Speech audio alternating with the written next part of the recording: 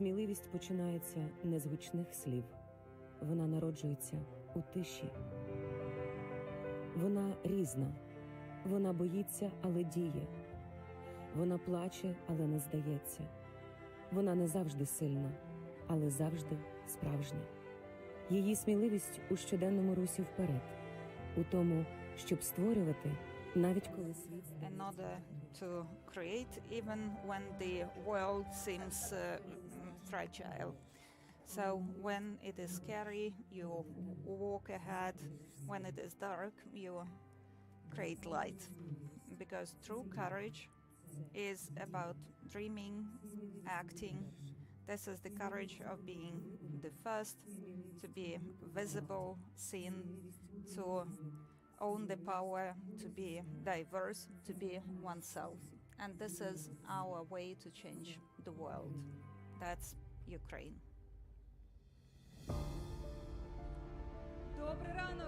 Good morning, ladies and gentlemen. We are happy to welcome you at the 9th Ukrainian Women's Congress. Hello to everyone in the audience, to those who follow on the screens. And as you understood, the theme of today's forum is the courage to put on the uniform and defend the country despite the hazards, the courage to stay in the community and to rebuild it from ruins, the courage to represent Ukraine abroad, to make decisions, to undertake responsibility, to be oneself, despite criticism and huge load, and frankly speaking, despite lack of gratitude for what each of us is doing. Courage has no gender, but it has a lot of names. Look on your pages, and let's give a round of applause to everyone who is in the country and who is living here for the benefits of the country. And for the official opening address, I invite the co-founder of Ukrainian Women's Congress, Vice Speaker of the Verkhovna Rada of Ukraine, Ms. Olena Kondratyuk. Let's give it another round. Good morning, everyone. Ladies and gentlemen, Yulia. The ambassadors. Неймовірно, що ми вже в 9-й. It is incredible that this is the 9th time that I have this honor of opening Ukrainian Women's Congress, and with other co-founders, Svetlana Vaitsukovska, Maria Ionova, we are so agitated, but we overcome our fear and we move on. And now let's applaud. This year, we hold the Congress with the slogan, courage of being oneself, to be oneself.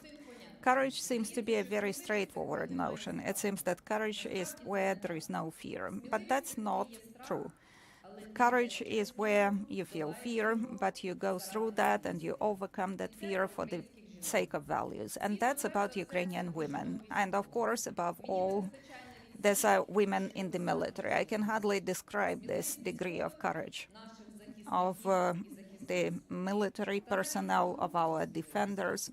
It's hard even to comprehend this courage. 68,000 women in the Ukrainian armed forces, more than 5,000 in the front line, 11,000 officers, 15,000 surgeons, thousands of veterans, female veterans, more than 2,000 female students of the National University of Defense, more than 40%.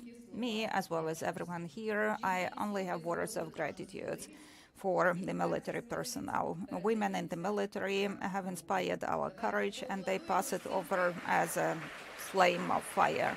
Let's give a round of applause to all those people in the military, due to whom we can be here today and we can hold the Ukrainian Women's Congress. But courage is not always loud. Courage of a modern woman is both about heroic deeds in the front line and about everyday deeds that may look as routine, but actually it is something extraordinary. And by the way, it took us a long time to say, I have the right to say no to bullying, to violence, to sexism, to inequality, and we've developed this skill, and we should keep saying no to any discrimination. But now we are practicing the courage of saying yes to changing our profession, to helping others, to adult training, training for grown-ups, to managerial positions, to a third baby, to life despite the war. And every yes is about courage. Everyone who says yes is courageous. So I believe that we can now applaud to each of you who dared to come to Kyiv despite the alerts and attacks. Each of you is courageous, brave being here. At our Congress today, we have a lot of young people, and we will start with young people, because young people have this unique courage. They are not afraid to try and fail. They act and think at a wide scale, even globally. They have the courage to change, transform the country, to create the future of this country. And we need to support these young people. We need to help them step into the active, ongoing processes, those processes that are now so important for Ukraine. Because youth show us the courage of how to be in the lead, to be the first one. And they are great. I see in the audience a lot of women who are representatives of communities, those who didn't flee in February 2022, who continue developing, teaching, planning, launching, dreaming. What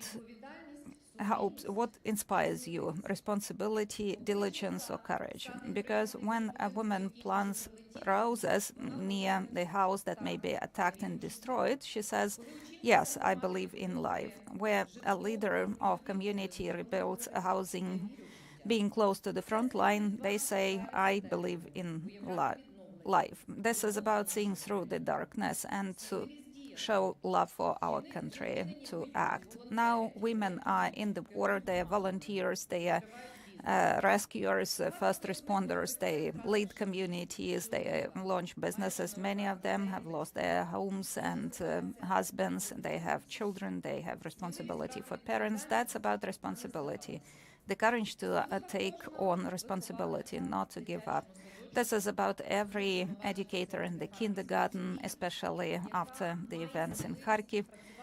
Those who have the courage to work with young children. Every teacher who continues teaching because she believes in her cause. She loves children. She has this calling, her value. Because loving one's profession is about acting. Local councillor is brave. They continue working with the community because she loves people. Or the governmental official who undertakes this position where she will not sleep at night, live far away from her family, and face a lot of problems. And often this is there is no gratitude for this kind of job, but someone has to take this responsibility. I travel a lot in Ukraine and I meet a lot of women who I admire without any exaggeration. I try to visit rehabilitation centers, and you know who I most often see there? Of course, our heroes, wounded heroes, and the medics, doctors who rescue them, but also women, wives, or mothers, sisters, daughters of our heroes. They are with them because they cannot do otherwise. They have undertaken this role of caretakers. They postponed, fenced off all of their individual interests, work or career, and that's about a specific sort of courage. That is quiet, the courage to stay aside, to put off one's own interests for the benefit of the other. And not all manifestations of courage look the same. We are all different. So when we speak about the courage of being oneself, that's about being in harmony with one's desires and consciousness.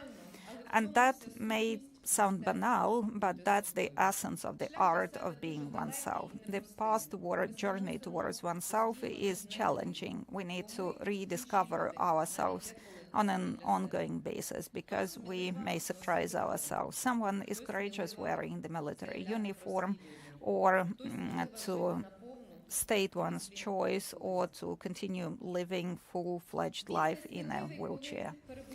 And businesses, they are brave when they rebuild, adapt to new realities, and leave behind old practices, hire women for the so-called masculine professions, trust them. Today, we are going to speak about courage as diversity.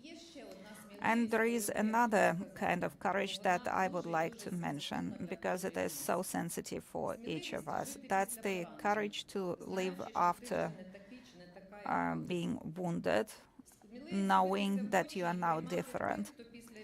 The courage to look into one's eyes, into the eyes of someone who after the war behaves in a different way. The courage to stop the processes in the city for the minute of silence, to stop and to recall due to whom, or to commemorate those to whom, due to whom we live on. I would like to express gratitude to Irina Tsibu, who we focused on her case last year, and she did so much. So let's now stand up and recall our personal experience and individuals. So the minute of silence for those who were killed by Russian aggression.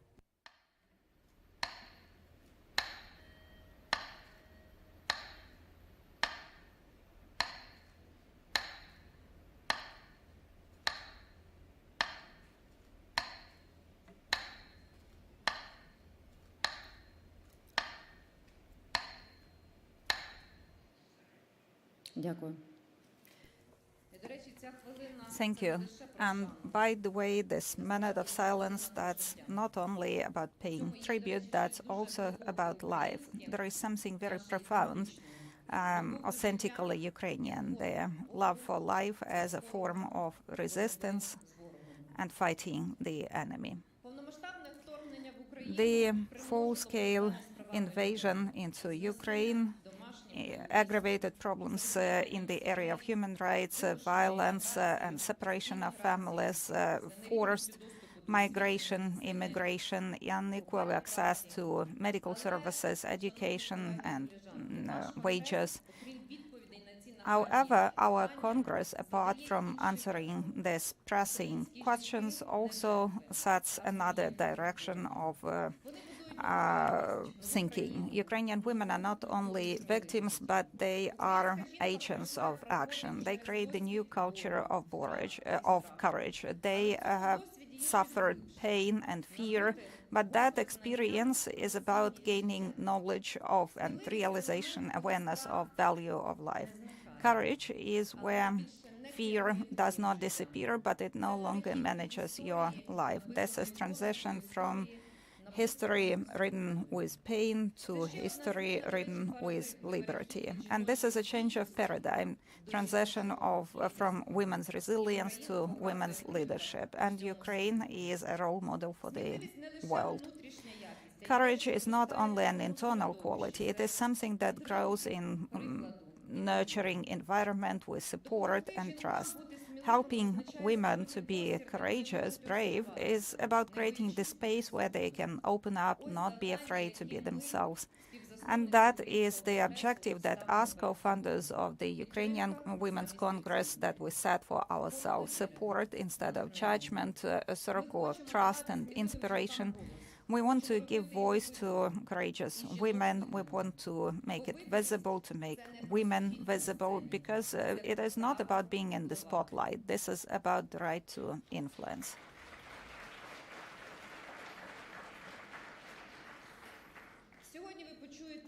Today you will hear dozens of stories of courage, those that are creating the current Ukraine. Ukraine, by the way, is now authentic, brave and authentic. Let's be brave as well. And now we start, and let God help us, and glory to Ukraine.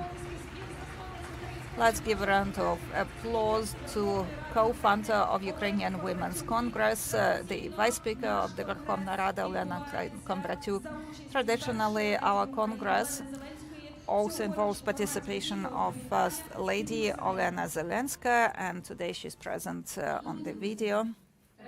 Dear friends, I'm so happy to join you, though this time via video conference. Today's topic of Women's Congress inspires interesting ideas and reflections, because recently the courage to be oneself means more and something different than before. Several years ago, there was this popular slogan, becoming a better version of oneself, and they suggested different ways to do that. This is about physical, psychological, intellectual development, but it seems that it was in different reality. The war highlighted a lot of things, showed us different perspectives, and we learned that even just remaining oneself and defending oneself, that's often a challenging achievement. So the person who is living has the right to live, to feel safe, to be free and happy. And this is what the state of Ukraine is fighting for the right to be oneself, to stay oneself, remain oneself, to preserve one's identity. And of course, for all of us, this struggle, fight for self-preservation has given a lot of duties. And sometimes this overshadows our own desires. Women know that. When we read on the news that this year there are even more women entrepreneurs, 1 out of 3 in IT, in construction and agriculture. Women change professions, they install solar stations or solar panels, or they manage drones or drive trucks. Is that about being oneself or about sacrificing one's dreams because of the circumstances? Everyone answers this question in their own way. I want to hope that when a person does consciously and aware step, they open themselves up, and being yourself is not static. It's always about development. We become ourselves every day when we are fighting bias, fears. We realize our plans. We act with trust to ourselves and our powers. In 2025, according to statistics, the world acquired the best statistics of equality based on compared to COVID. Ukraine raised one step and is on place number 62 in this rate, and with 73% of covering the gap that we have been able to cover as a country. But at the same time, the number of women in top offices is increasing according to the world statistics. We in our country know our own challenges, and in Ukraine, women are still a minority in government offices. There's still a payment gap between men and women. And the most families with single mothers and with both mothers and fathers, the mothers do most of the work. So we have a lot of stereotypes to fight. A lot of women don't work because of the work they have to do at home. And caring about children is hard, unpaid work. There are many definitions of inequality. And inequality, according to one of these definitions, is something that holds us back.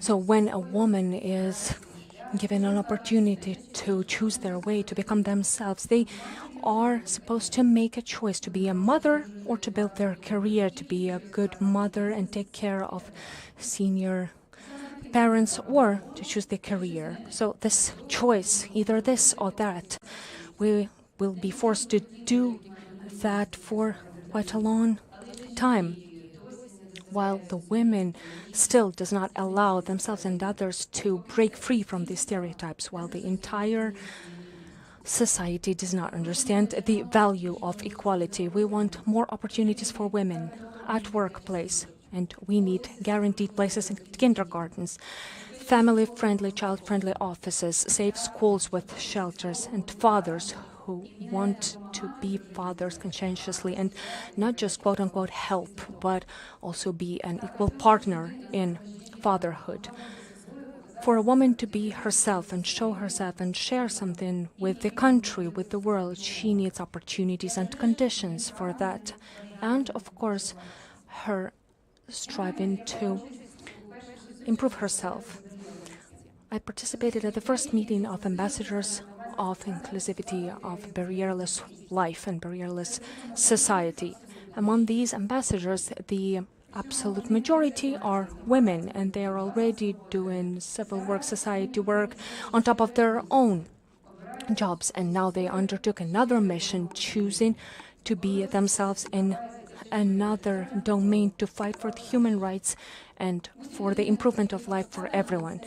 To say human in any conditions is another way of being yourselves, and we should remember that, not forget that, both men and women. But we Ukrainians, after what we have to go through, there's no chance we forget that, and we will stay ourselves in any situation, powerful, humane, and fully realized. Thank you very much. First Lady of Ukraine, Olena Zelenska.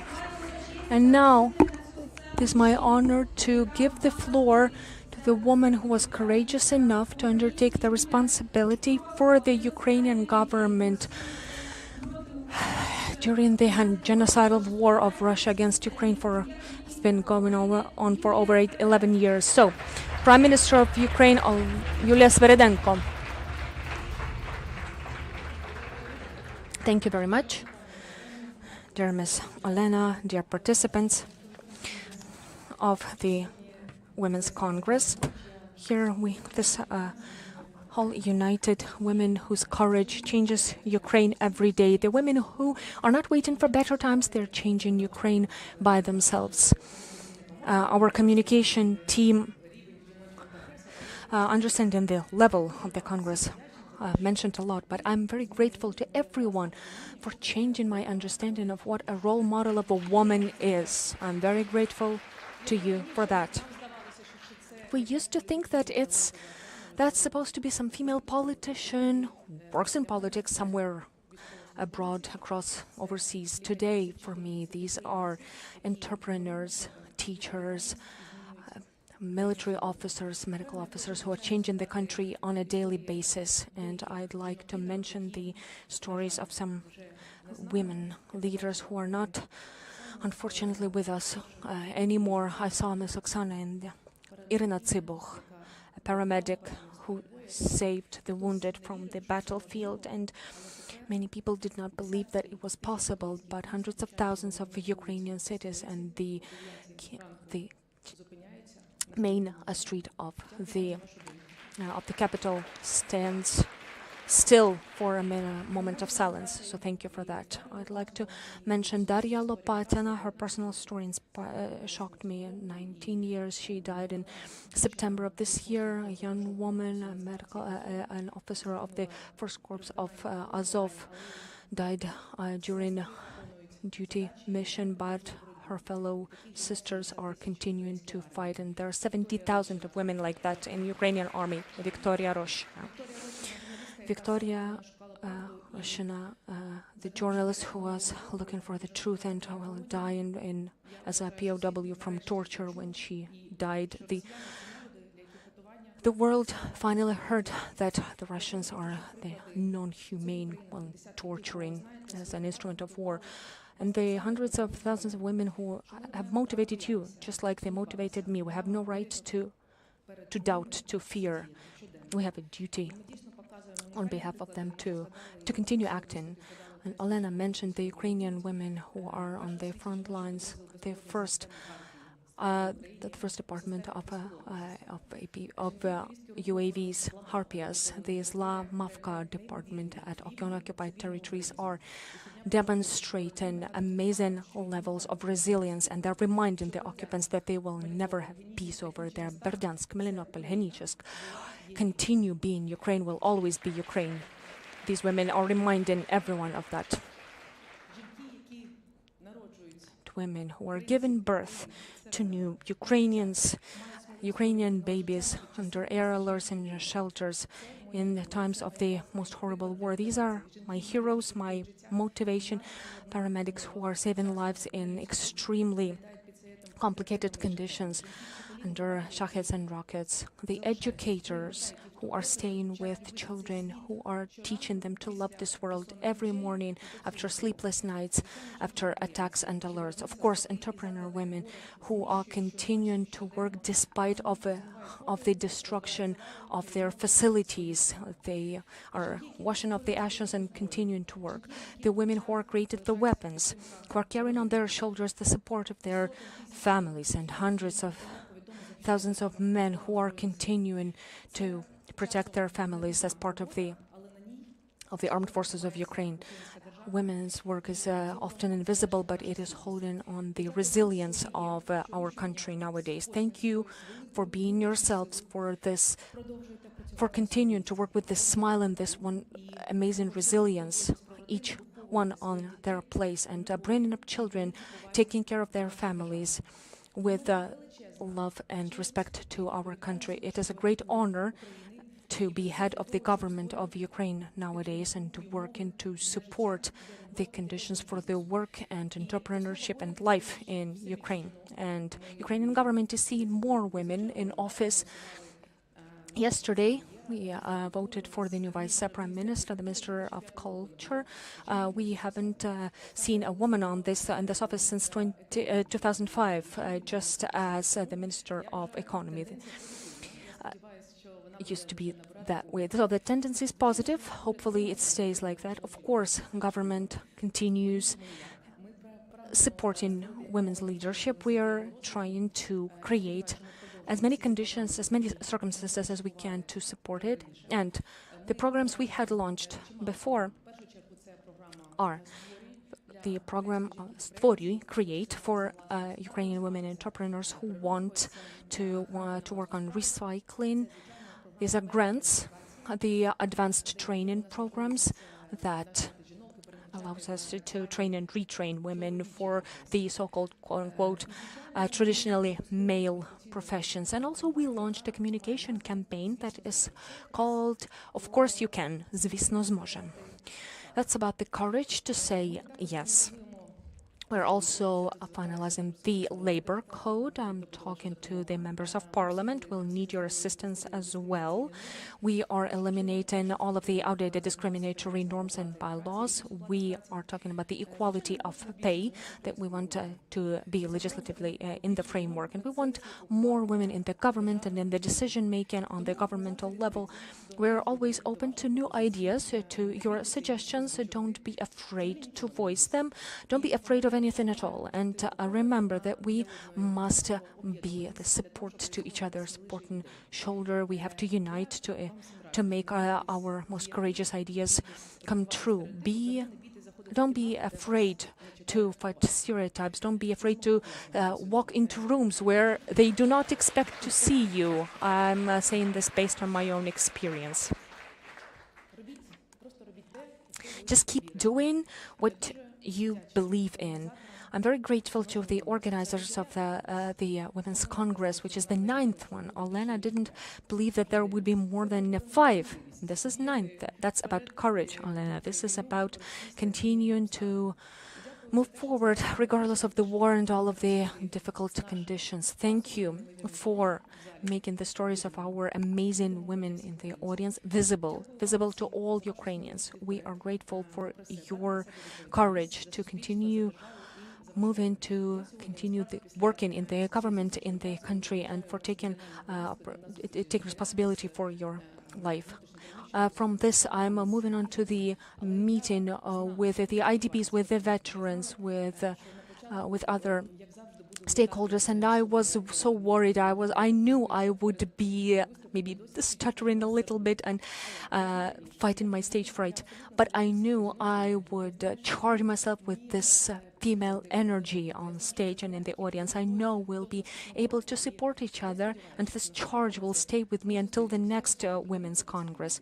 And next year, I'll be glad to say that we will have approved the labor code. And Prime Minister of Ukraine, and not being in fear is easier when there's a shoulder of your fellow sister, fellow brother, somebody who is standing next to you. And it's symbolic that during our work we've heard the signal of the air alert, but we are already in the shelter, in the safe place, in the safe space, because life will win.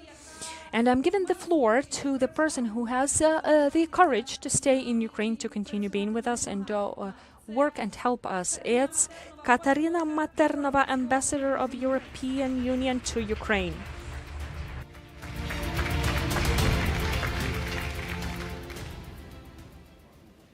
Veľmi šanovná pani premiér-ministra. Estimated Ms. Prime Minister, Ms. Deputy Head of Verkhovna Rada of Ukraine, ladies and gentlemen, I am happy to be here with you. Good morning, and allow me to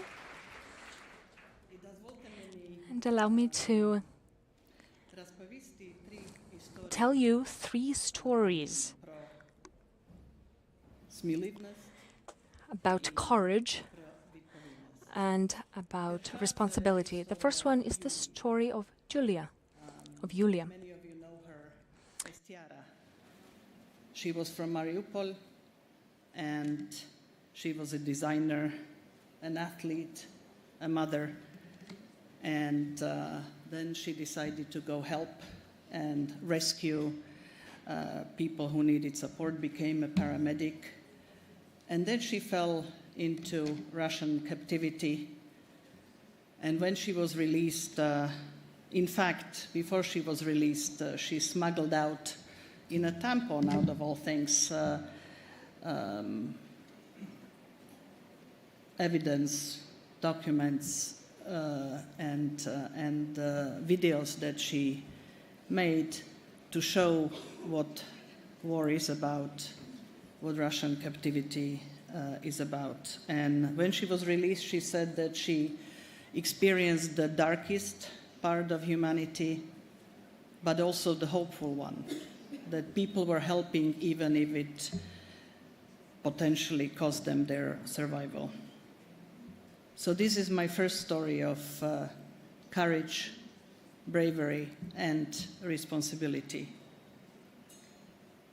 The other one is the story of Yarina, a poet and a translator who was supposed to spend her time among books and words, but she chose the army. And during the day, she rescues the wounded, and in the evening, she writes poems. And one of the poems says, "Even in the trenches, beauty exists. It's the heartbeat that refuses to fall silent." Again, someone who melds bravery and responsibility. And the third story is Katerina from Volyn, who was an accountant. And when the men left for the front line, she climbed up, afraid, she climbed up into a tractor and started to plow. And now she's together with 12 other women, plowing the fields, growing grain, making bread for the soldiers. And she said, "Yes, I was afraid, but when you realize that your work feeds people, then the fear disappears." I think these 3 stories are a great example of today's theme of the Congress. Smelivost I відповідність. Courage and responsibility. I'm talking about these 3 women not because they're brave, that they live in war. They're remarkable because they chose to help and to create and to be part of the community, even despite the war and despite the circumstances. We heard very eloquent 3 speeches. I'm not going to be able to even try to compete with that, just to say that we from the West, and especially we who live here with you and go to the same, hear the same sirens and go to the same ukrytia. I can't even say ukrytia, in shelters, who go to the same shelters, are really in awe and really admire your determination, your bravery, your innovative spirit, your resoluteness, and the European Union is here with you, and we are trying to help. We've had programs all along, but I must admit, a little bit episodic, and so we decided last year to really step up our support to various programs for women, for the strong one as well as the vulnerable one. We work with partners such as the Ukraine's Women's Congress, Ukraine's Women's Fund, UN Women, and we are rolling out our close to 10 million euro program that will also be on granting to women's organizations support. Because women are not only symbols of courage, but also the agents of change. And Ukraine has done remarkable progress, remarkable set of reforms during wartime. I said the other day that Ukraine is, in fact, writing a playbook on how to reform during the war. Not easy. And it actually has been women that have been the backbone a lot of these changes. I think that Prime Minister and many of you encapsulate that. And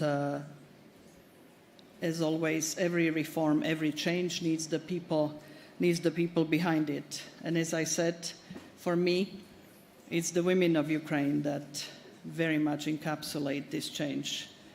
And I believe that майбутнє українських жінок – це майбутнє. And I believe that the future of Ukrainian women is the future of Europe.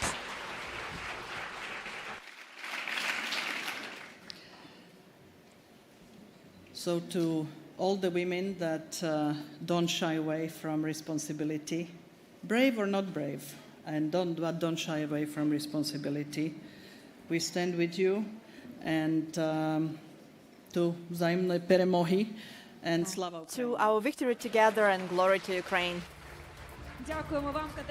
Thank you very much, Katerina Maternova, Ambassador of the EU to Ukraine. And we also expected to be joined by Taras Kachka, Vice Prime Minister on European Euro-Atlantic integration, but because of some urgent meeting in Brussels, he could not join us, but he's going to join us online.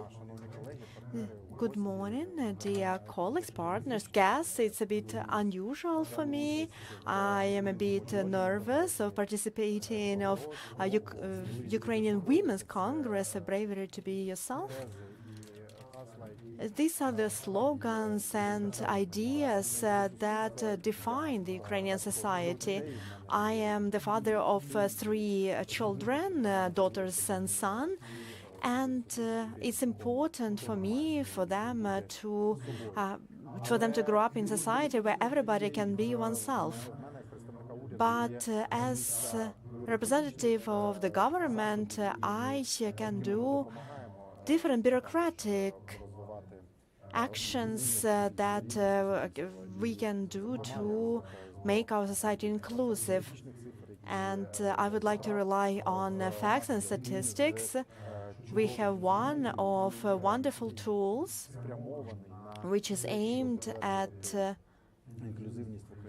supporting inclusion in Ukrainian society as a part of a negotiation process with the EU. This is the index of gender equality. And there are many factors, and according to the methodology of the EU, Ukrainian index, we are on the 20th position out of 27 members of the EU. This is our starting point. It doesn't mean that we are in the bad place. It shows that we are somewhere in the parameters of the EU, but we have room for improvement. We have really good results in the areas of healthcare, education, and of course, one of the hardest area where we can find balance, that's in government and time. Time is a special category because it is connected to gender roles inside families, and these roles really influence the time that the members of the family can spend on themselves and their personal development, but we are doing our best. There is another tool that I would like to mention, and this is gender audit. So 24 ministries, they have already done this audit. This is an interesting exercise, and we discussed this with the institutions that already done it, for example, the Ministry of Foreign Affairs. And we understand that it is a useful initiative that allows to look at the work of the institution from a different angle and to be more engaged and to meet the needs of the employees in a better way, and which will allow not only personal development but better quality of the work of the institution overall. And of course, the most important story that I would like to share, this is inclusion and equality. And we have really good base. We have the state strategy of equality of men and women, Istanbul Convention. Despite its controversiality, it's a very useful tool on supporting equality in Ukraine.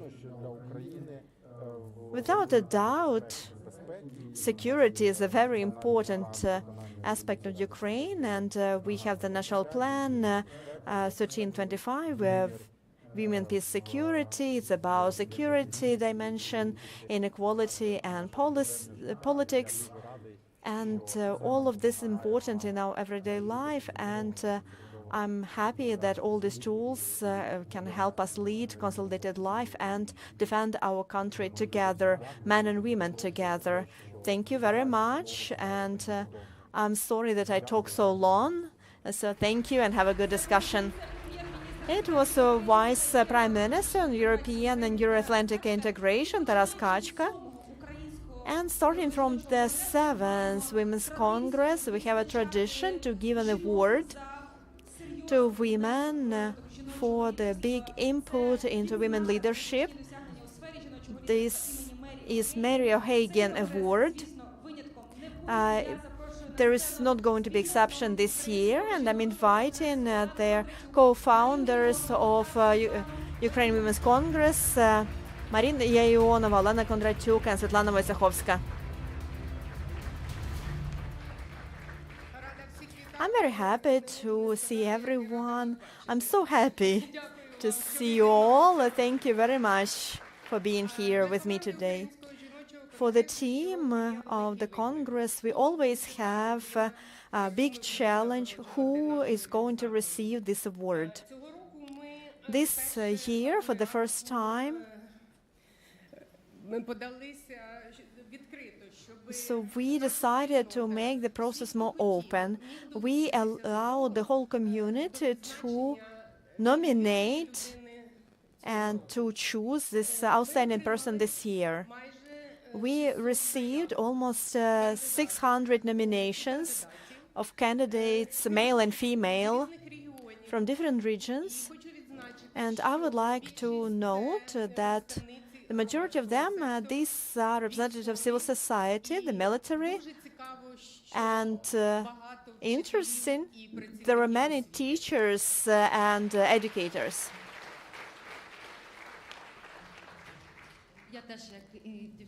And like my colleagues, I'm very happy to see you all. And it's wonderful that we have the 9th Women's Congress. Every year it's getting harder and harder. It's harder to choose best of the best. But once again, as we are on the same wavelengths, we selected one woman who is the example of bravery, strong spirit, mentoring. And you know all of you, and if you don't, then you should. Let's look at the screen.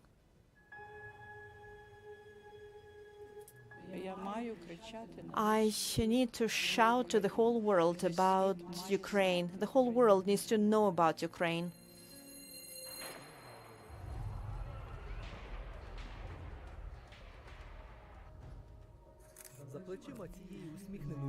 So, this woman has been working for 50 years in medical area and 2 wars. When Tatiana Tepluk was 28, she volunteered to go to Afghanistan, and she was a military nurse. And then almost 30 years of peaceful life. But Maidan changed it all. I understood then at Maidan that that's the beginning of the big fight. I wanted to be there. I was not young, I was 62, but I knew that my experience, my hands could play a big role at the rear. So she was in the Ilovaisk, in the Balsava, and she was impressed with the courage of our defenders. She fell in love then with Mariupol, and she wanted to become a part of its life. And so the following year, her godson called, who served in Azov, and invited her to join medical service of Azov. And she received a call sign Godmother, and she became the godmother of Azov. Yeah, so every time when I was on vacation, and every time I received calls, where is our ibuprofen or paracetamol? So Godmother, she is the soul of Azov. She is a generous, wonderful person. I remember the moment how we met at Azovstal, and I saw that she cared about us a lot more than she cared about themselves. She's like our mother who cares about her own kids. In 2022, after the second occupation of Mariupol by the Russian troops, she was with all the fighters. There were some explosions far away, then closer and closer, then explosions in the streets nearby. 8 months of captivity, 8 months of degrading and torture, 8 months of strength. What gave me strength? Faith. I believed in my country. We lived in free Ukraine, and we knew that it would not leave us behind. On the 31st of December 2022, Godmother came back from captivity. It was happiness. I couldn't feel the weight of my body. She came back, and she keeps serving her own country. I am a brave person because I survived. I always knew I needed to survive. I needed to go through all of it.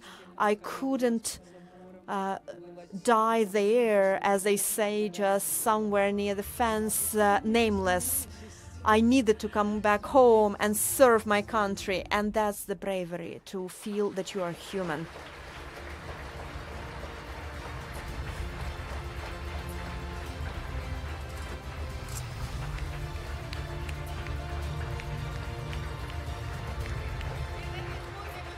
The bravery to be a human.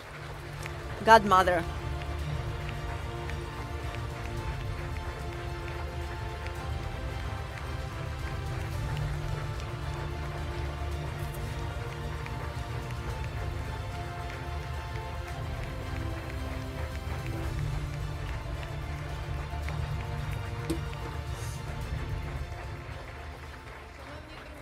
Dear friends, today we couldn't cry.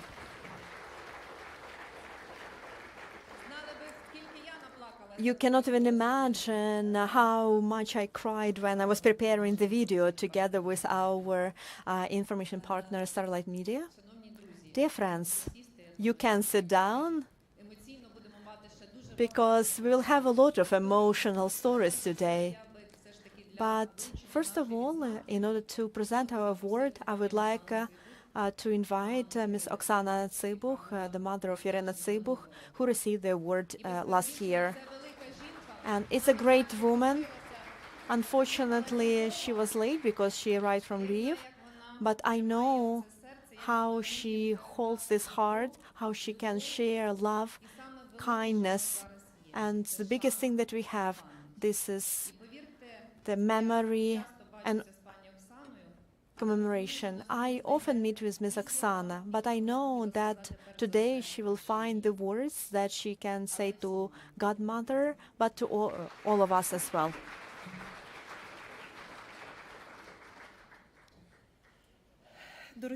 Dear friends, dear women, dear Ms. Olena, Svetlana, Maria, today I'm standing here as the mother of Irina Tsibuch. Irina is the best daughter in the world. She is my universe. The light that she carried still lights up the road to many people, including myself. Because in her 25 years of her life on this earth, she did so much that many people never manage if they live longer. Irina always went there where it was scary, where it was hard, where somebody needed her help. Her strength is in strong ideas that she implemented, being honest with herself. She was able to be open where others closed their hearts, to love so hard, to live the life that she wanted. What Irina said about choice, the only choice about freedom, the only choice is the freedom in the country where there is war. The only choice is to fight for this freedom. If every person had at least a bit of that will to life that Irina had, she said, love. That's why we have strength to fight. Because of love. Love, fight, resist, kill evil. And Irina's values were always unchangeable. That's responsibility, love, and memory, because memory is the form of strength. What she said about memory, the culture of memory depends on the good attitude of society to its people. And memory is not about death, it's about life. It's not about past, it's about present and future. Because when we remember where we were, we understand why we are here and where we are going. And now her efforts are given results, and the memory inspires. Irina always could feel the context and to bring light to the topics that needed to be discussed. She was always alongside those who had no voice, and she was their voice.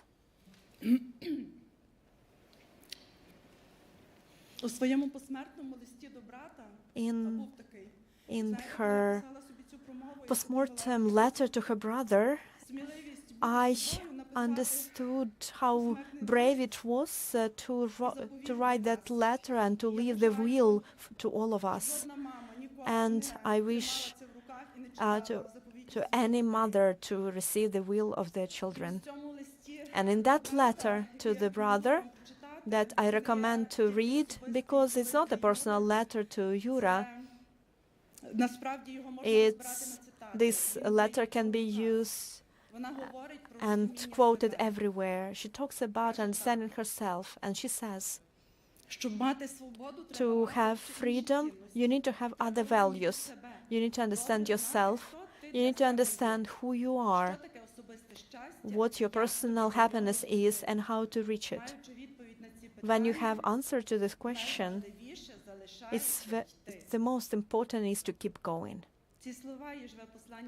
These words is a message to all of us, because the bravery, courage to be yourself, it starts with this deep understanding of who you are. Last year, when Irina received this award, because she was a woman who could be herself, she could combine heart and mind, tenderness and strength. Today, I will give the award to a different woman. I see the same fire in this woman. You're the military, you're a defender, you had gone through the difficulties that not every person can survive. You proved that the bravery of a woman is not in the bulletproof vest, but in the heart. Thank you so much for your courage, for your openness, honesty, and thank you for continuing this road of humanity, happiness, love, and the courage to be yourself. I'm giving you this award not just as an award, but this is a beacon of light that comes from one brave woman, sister, to the other. Let's invite Tatiana Tepluk, godmother, to the stage to receive the award. So the incredible achievements in women leadership of Mario Hagen Award.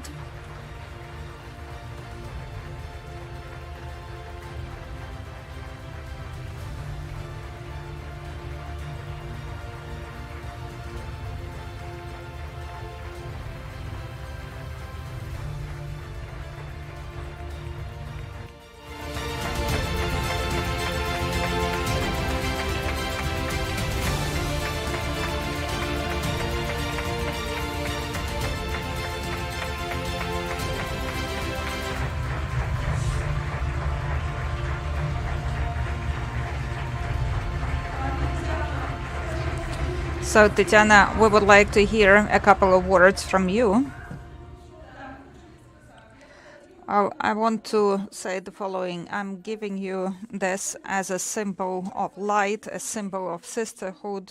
This is what one brave woman passes over to the next one. And Irina, she sees us and she's smiling now. And maybe she's happy that we have the courage of being here, that I have the courage to come here to be with you. And she's with us, because this is how our strength is generated. This is about love, memory, and the daring, the courage to be oneself. Tatiana, could you say a couple of words, please? We are looking forward to that.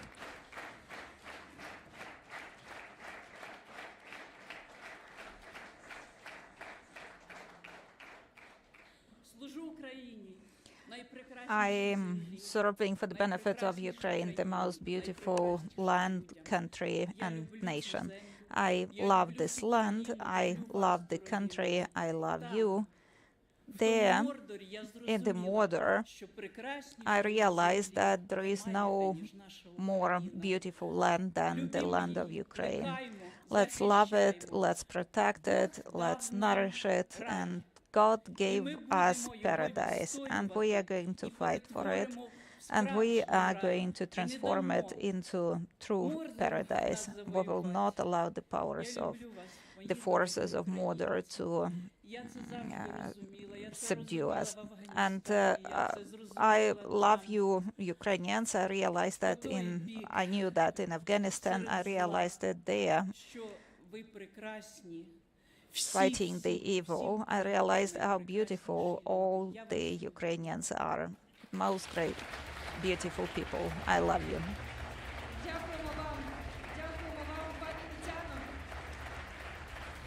Thank you, Tatiana.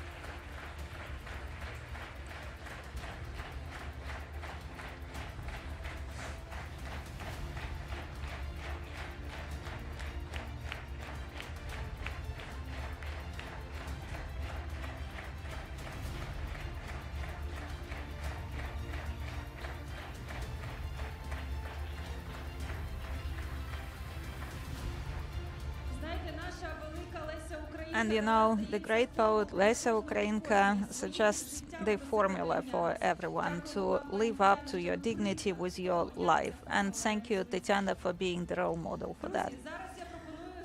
And now I suggest that we take the traditional family photo. You just stay where you are, but I ask you to stand up, and the photographer comes to the scene, and the family photo, please sit.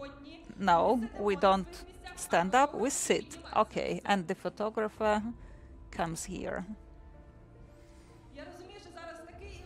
I understand that that's a very emotional moment, but definitely we need to smile, so let's smile for the photo.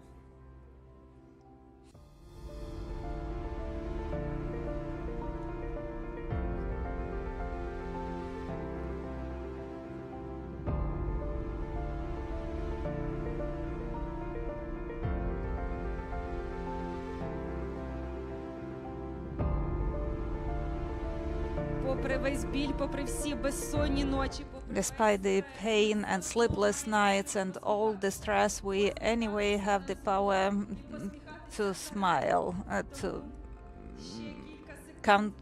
contrary to and for the sake of. So a couple of minutes, seconds more. And let's give a round of applause to ourselves, to everyone who is here, who is beyond, but who's working for the benefit of Ukraine.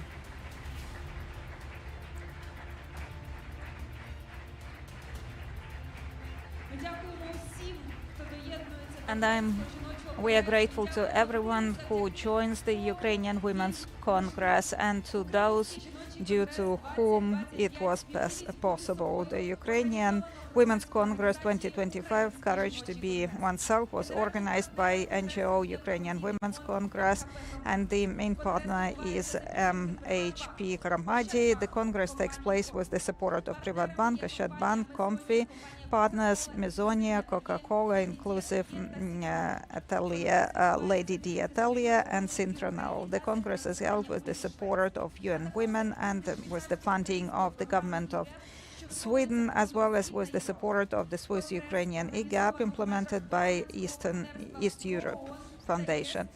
It is organized in the framework of UNDP and the EU for Recovery partnership, as well as with the financial support of the government of Japan in the framework of UNDP project supporting inclusive recovery to increase resilience.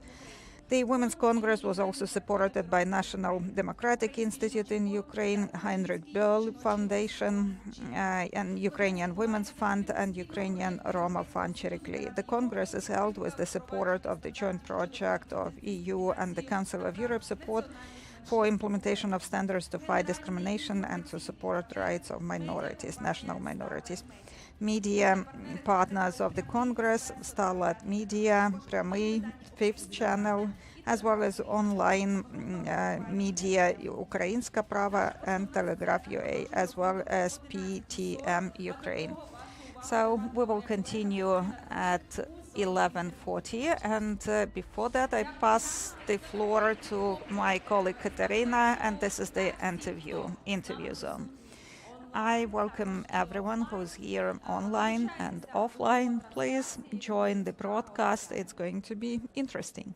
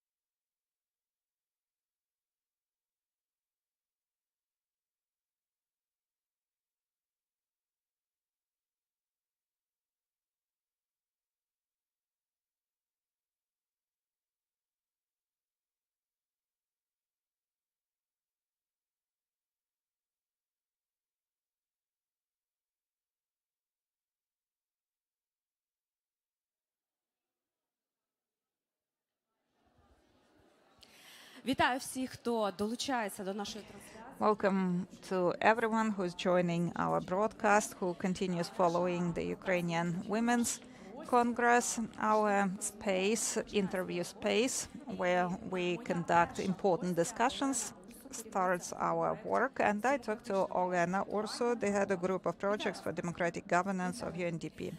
Hello, Olena. So the United Nations Development Program is implementing a lot of projects in Ukraine, and the transversal topic is gender-sensitive recovery. Could you please tell us how UNDP interprets that notion and what happens in that context? Thank you. UNDP truly is a leading UN agency in the field of recovery and development. Since 2022, we have already engaged more than 900 million of US dollars to implement various projects for recovery and development in Ukraine. And these are the projects that are in line with our three strategic priorities: democratic governance, economic growth, and energy and environment. I deal with the cluster of projects that are focused on democratic governance. We implement them with the support of our strategic partners, the EU, governments of Sweden, Denmark, Japan, Norway, and many others. And mostly we implement our projects at the community level. We have a flagship partnership, EU partnership. This is about expanding, enhancing opportunities for communities in Ukraine.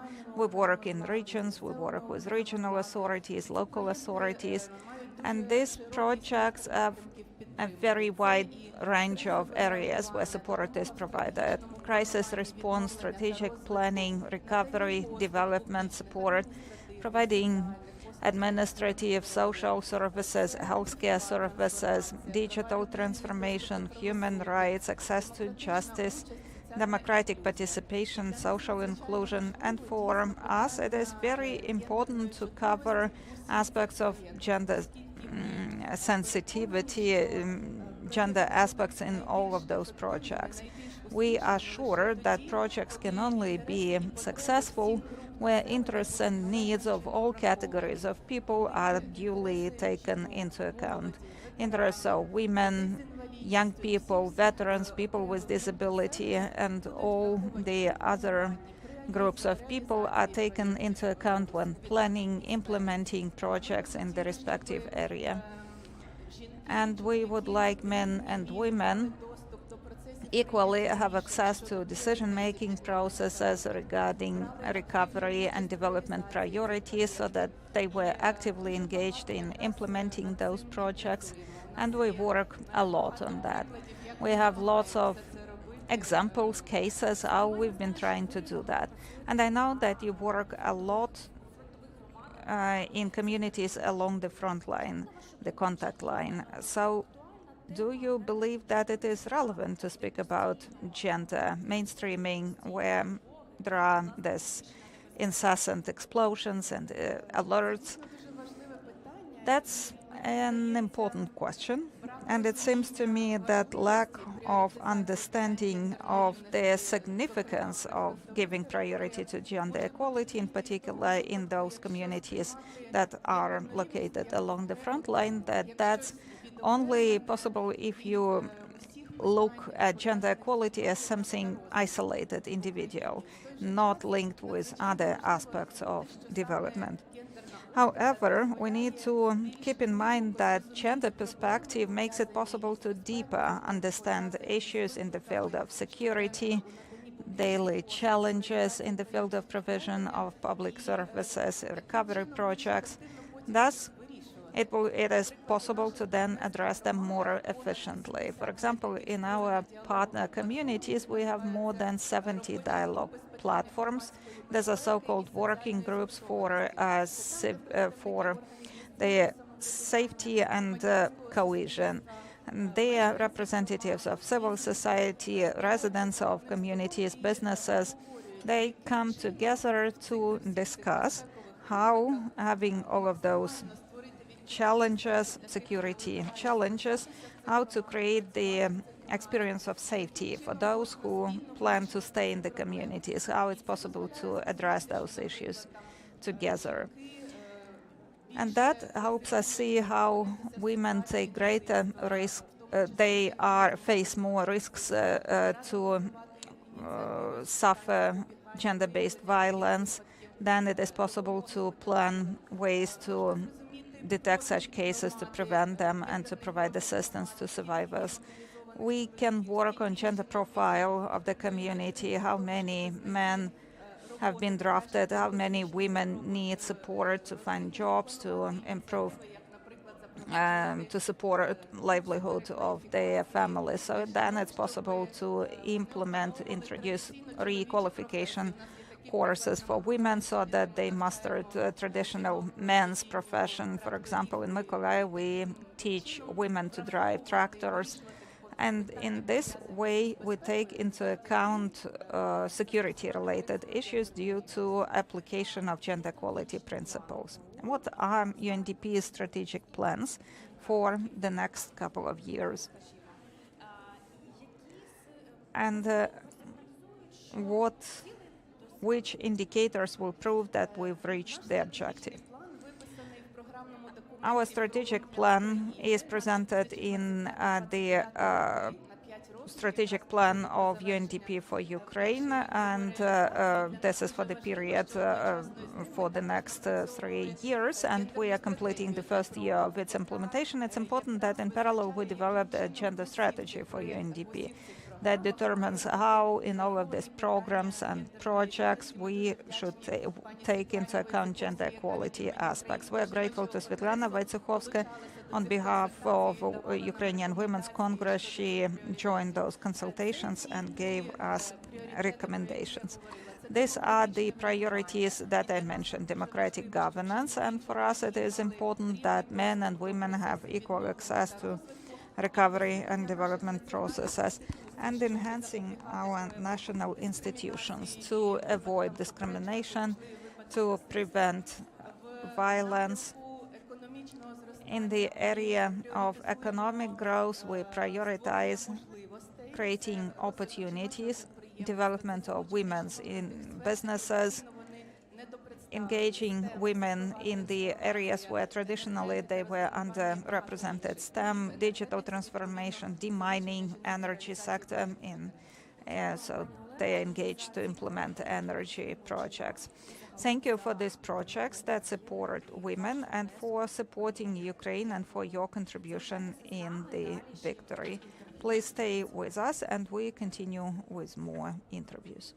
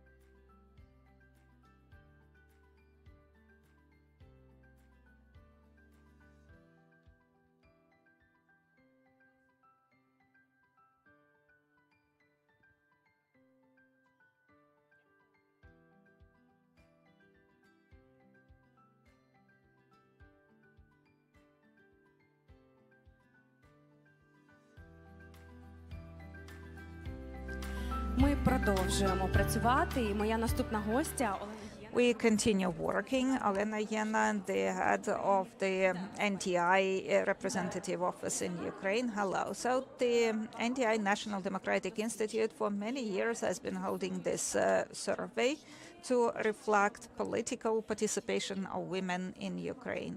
What are the recent results findings? Yeah, I'm ready to share those because this year we reached historical record. I mean, this is the record figures for those who in Ukraine support gender balance in politics and equal participation of men and women in politics and in life. That's more than 70%. And it's interesting that among responses of men or women, we saw virtually no difference. 70% of men, 75% of women. But there is still more space to improve. Of course, but it's interesting that during the period of the full-scale invasion, and we've been measuring these trends since before the war, but after the onset of the war, we could see significant increase in the number of people who believe that decision-making should be made in the country by both men and women. And this is the trend that we need to focus on, so that the reality were in line with this this expectations of the public. What are the other trends that you've been observing recently? Well, I started with a positive trend, with good news. We can be proud of that our society is progressing and we are moving towards liberal values. But unfortunately, there are some alarming negative trends. We see that militarization of the society as a result of the war results in masculinization. Visibility of women is unfortunately going down. We see ever fewer women that are presented in the media not as victims of the war, not as those refugees who are leaving the country to rescue their children, but about those who are working to contribute to the recovery, to the victory, who is engaged in the negotiation process, even though now it is quite a complicated process, convoluted process. I'm not sure if it is about negotiation, so it should change. Women are working not only in the government, in their communities, in the society, but also in the armed forces, next to men, hand in hand, shoulder by shoulder. And we need to celebrate their participation, because if women are not represented in the media and the information field compared to men, they are underrepresented, which creates a distorted image. Meanwhile, the society would like to see men and women equally in these important roles. The motto of today's conference is courage to be yourself. What does that mean for you personally? For me, the courage to be myself is to exist in the today and now in Ukraine, to undertake responsibility, to undertake new roles that might кожна з нас, про які не замислювалася. Сьогодні вимагає від нас цієї сміливості робити те, що today it нове, requires що to do new things, to go into the unknown, that which requires additional effort, courage, again, and I'm proud that on a daily basis I work with women who are undertaking this responsibility, open new spheres, launching business in a country at war, entering politics and taking on the responsibility for not only for their own lives, their families, their children, but also their communities. And the future is very undefined. The situation gets worse at times, but this trust, believing that the female power, energy, sharpness of mind will overcome it all. This is the courage to be yourself. Наступного року ми з вами будемо Ms. Arena, that next year we will be talking again, and you'll tell me about the results of that survey. And we won't have 100%, but at least 90% will be supportive of the equality of men and women. чекаємо наступного Thank гостя. you very much. And our next guest is ready to join us on stage.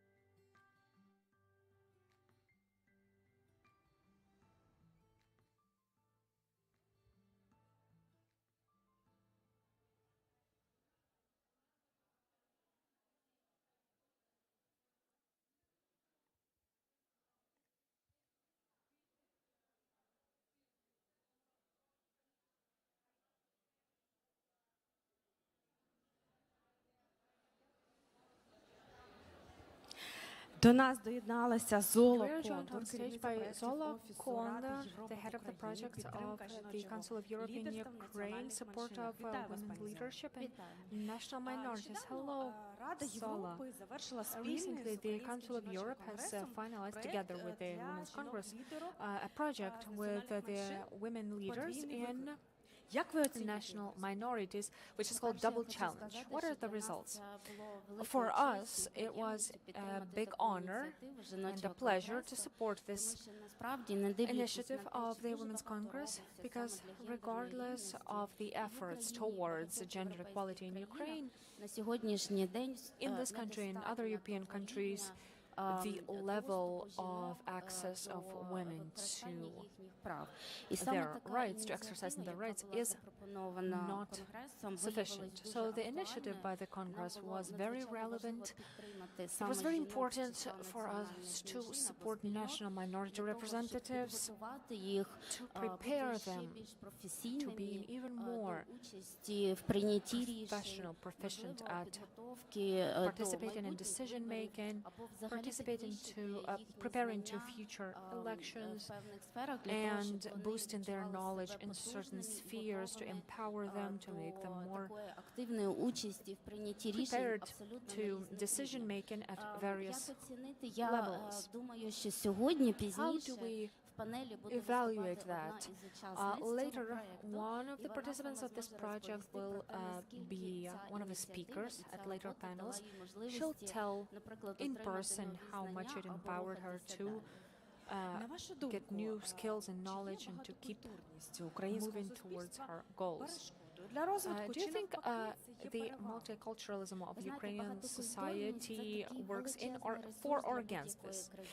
Multiculturality is a resource, a big, powerful resource for any country. In Ukraine, we have over 134 different communities, national communities represented, which is gives Ukraine a certain richness, diversity culturally, and we need to use this human resource and involve them into the recovery of Ukraine, into decision-making, into various events,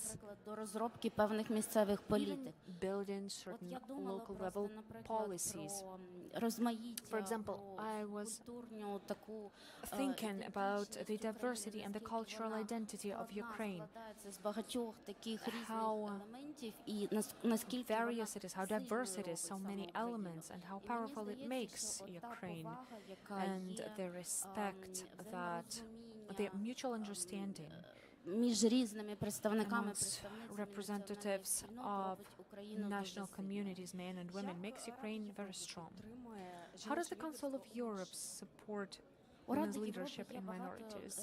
The Council of Europe has many instruments that support female leadership. Leaders who are men and women in national minorities, communities, various instruments. For example, the Framework Convention on Protection of National Minorities, which explicitly says that representatives of national minorities must be active participants of policy building on various levels. Representation of men and women is a very important element. Also, might be gender programs or a plan, the gender strategy of the Council of Europe that is being implemented in a very active, proactive manner, as well as the Istanbul Convention and its provisions. There are many instruments that Ukraine is implementing efficiently, and from a practical point of view, Ukraine recently designed and approved the plan for national minorities, which is an important part of the roadmap on the fundamental human rights. And this plan has laid the basis for the participation of men and women in national minorities in the bigger society.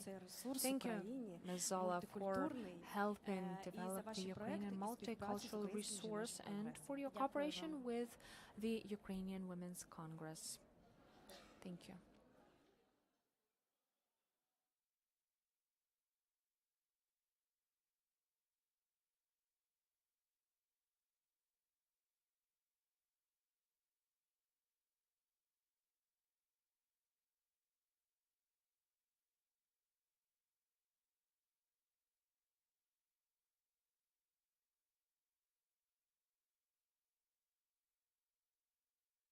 Шановні учасники та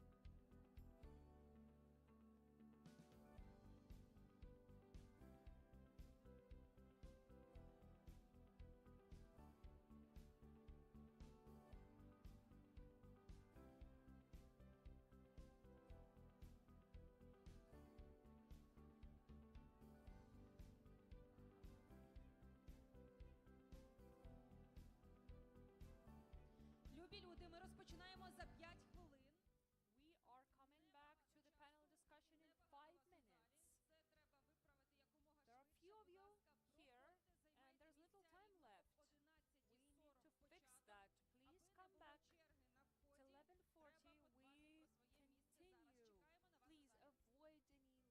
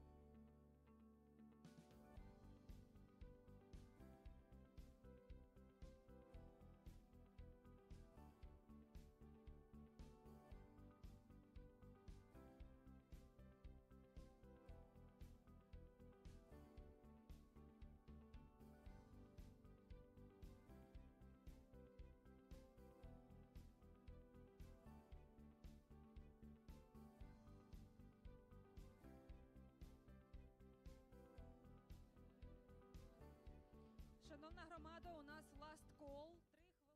Dear everyone, last call, 3 minutes to our next panel. You are filling up the audience by the room, but still not enough of you. There's still not enough people. So please, last sips of tea and coffee, and please come back, take your seats. We're starting at 11:40 sharp.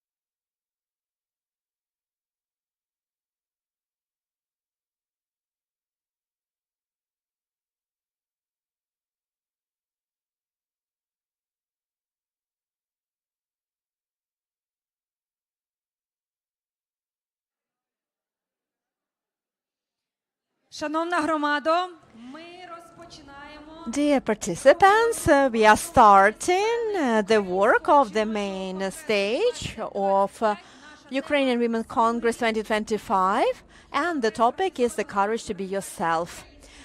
The Congress is organized by CSO, Ukrainian Women's Congress. So MHP is the sponsor. And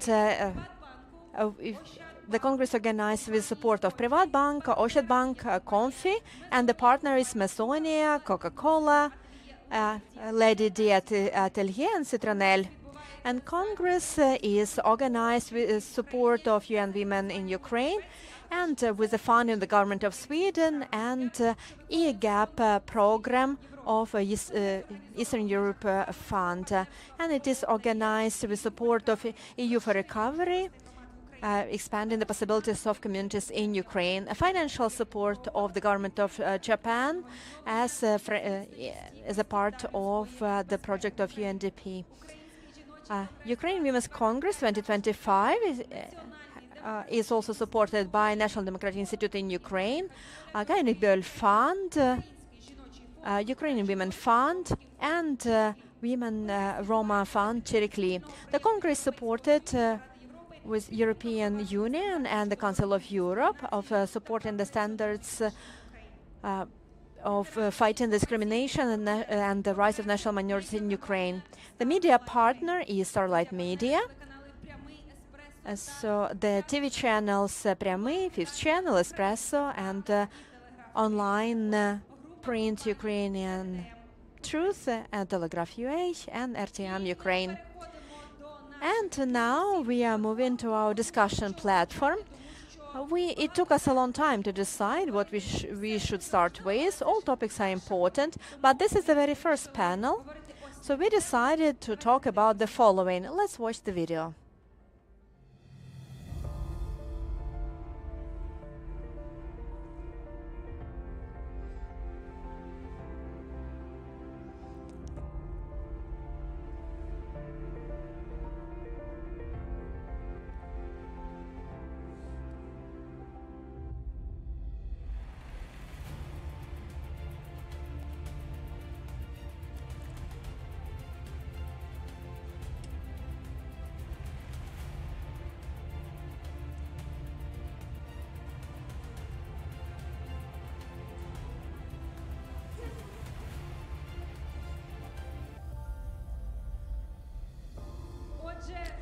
So, the courage to be first, conversation with those and about those who have the courage to spend their youth in Ukraine, for Ukraine. These are young boys and girls who defend Ukraine, who assemble drones, who are studying the galaxies, who are here with us and inspire others to act.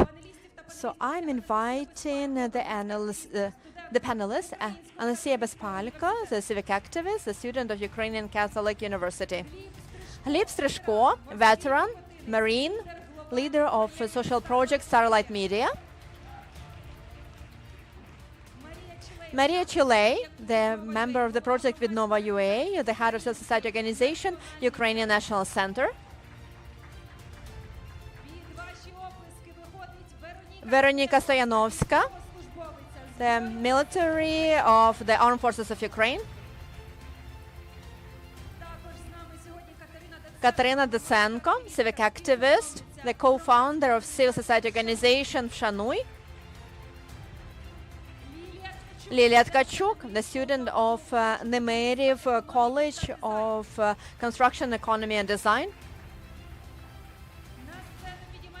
Olena Kompanies, astrophysicist of the main observatory of the National Academy of Science of Ukraine, the educational coordinator of the project Science Kids in Science, and Viola Dukalenko, the student of Ukrainian Academy of Leadership, TEDx speaker, and the moderator of this platform is Roman Hreshchuk, MP, the member of the Committee on Education, Science and Innovation. And over to you, Roman. Good morning. First panel of Ukrainian Women's Congress of 2025, the courage to be first, the courage to be yourself. And it's great that brave young people are starting our discussion. Young people who are not waiting for the future, they are creating the future. Young people who act and with their actions inspire others. When we talk about young people, many people say that young people had left and they changed their country. But we want to talk about young people who stayed and who are changing Ukraine. Let's give the round of applause to them.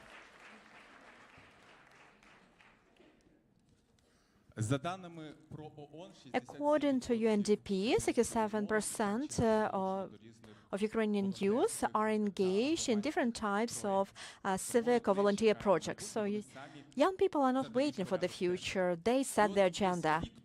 And about a year ago, there was one issue on the agenda of the parliament. So we wanted to rename the town in Lviv region from Chervonograd to Sheptytsky town. And there were many discussions whether it was necessary to do it, whether it was a part of decommunization. And finally we voted for that. And then I only recently realized that the driver of this change was Miss Anastasia. Good afternoon. You were born in Sheptytsky town. Well, actually, you were born in the town of Chervonograd, and then you decided that it was the town of Sheptytsky. you impacted your community and the members of the parliament for your voice to be heard. And I have a question. And when and how did you decide that it doesn't matter how old I am, I want to have impact? Where did it come from? Thank you. Thank you for this invitation. It's a great honor for me to talk about youth and on behalf of youth. And to answer this question, I remember how I was in 8th grade. I was 13, and I decided that I needed to do something. And I joined the students' government. The town is small, about 70,000 population. And it was one of the organizations that showed the example what young people can do, what projects they can be engaged in, how they can have impact. And I can say that I'm 23, but I have 10 years of experience being civic activist, because that's how it started, and it developed quite a lot. I joined many projects in my community. I initiated this new name, and I keep doing something. When we as young people, we take on responsibility, and when we see something has to be done, we do it. And that's what I want to talk about this feeling of responsibility, because recently in July, there were protests which were also called young protests for the independence of Nabu and Sap, and I was a part of it, and I was one of the coordinators of the movement that appeared after that, people with cardboard, because when I came for the first day, I saw many people, and then on second day I saw even more people. I was inspired by this number, but also I was scared. What if something happens? What about security? And I met some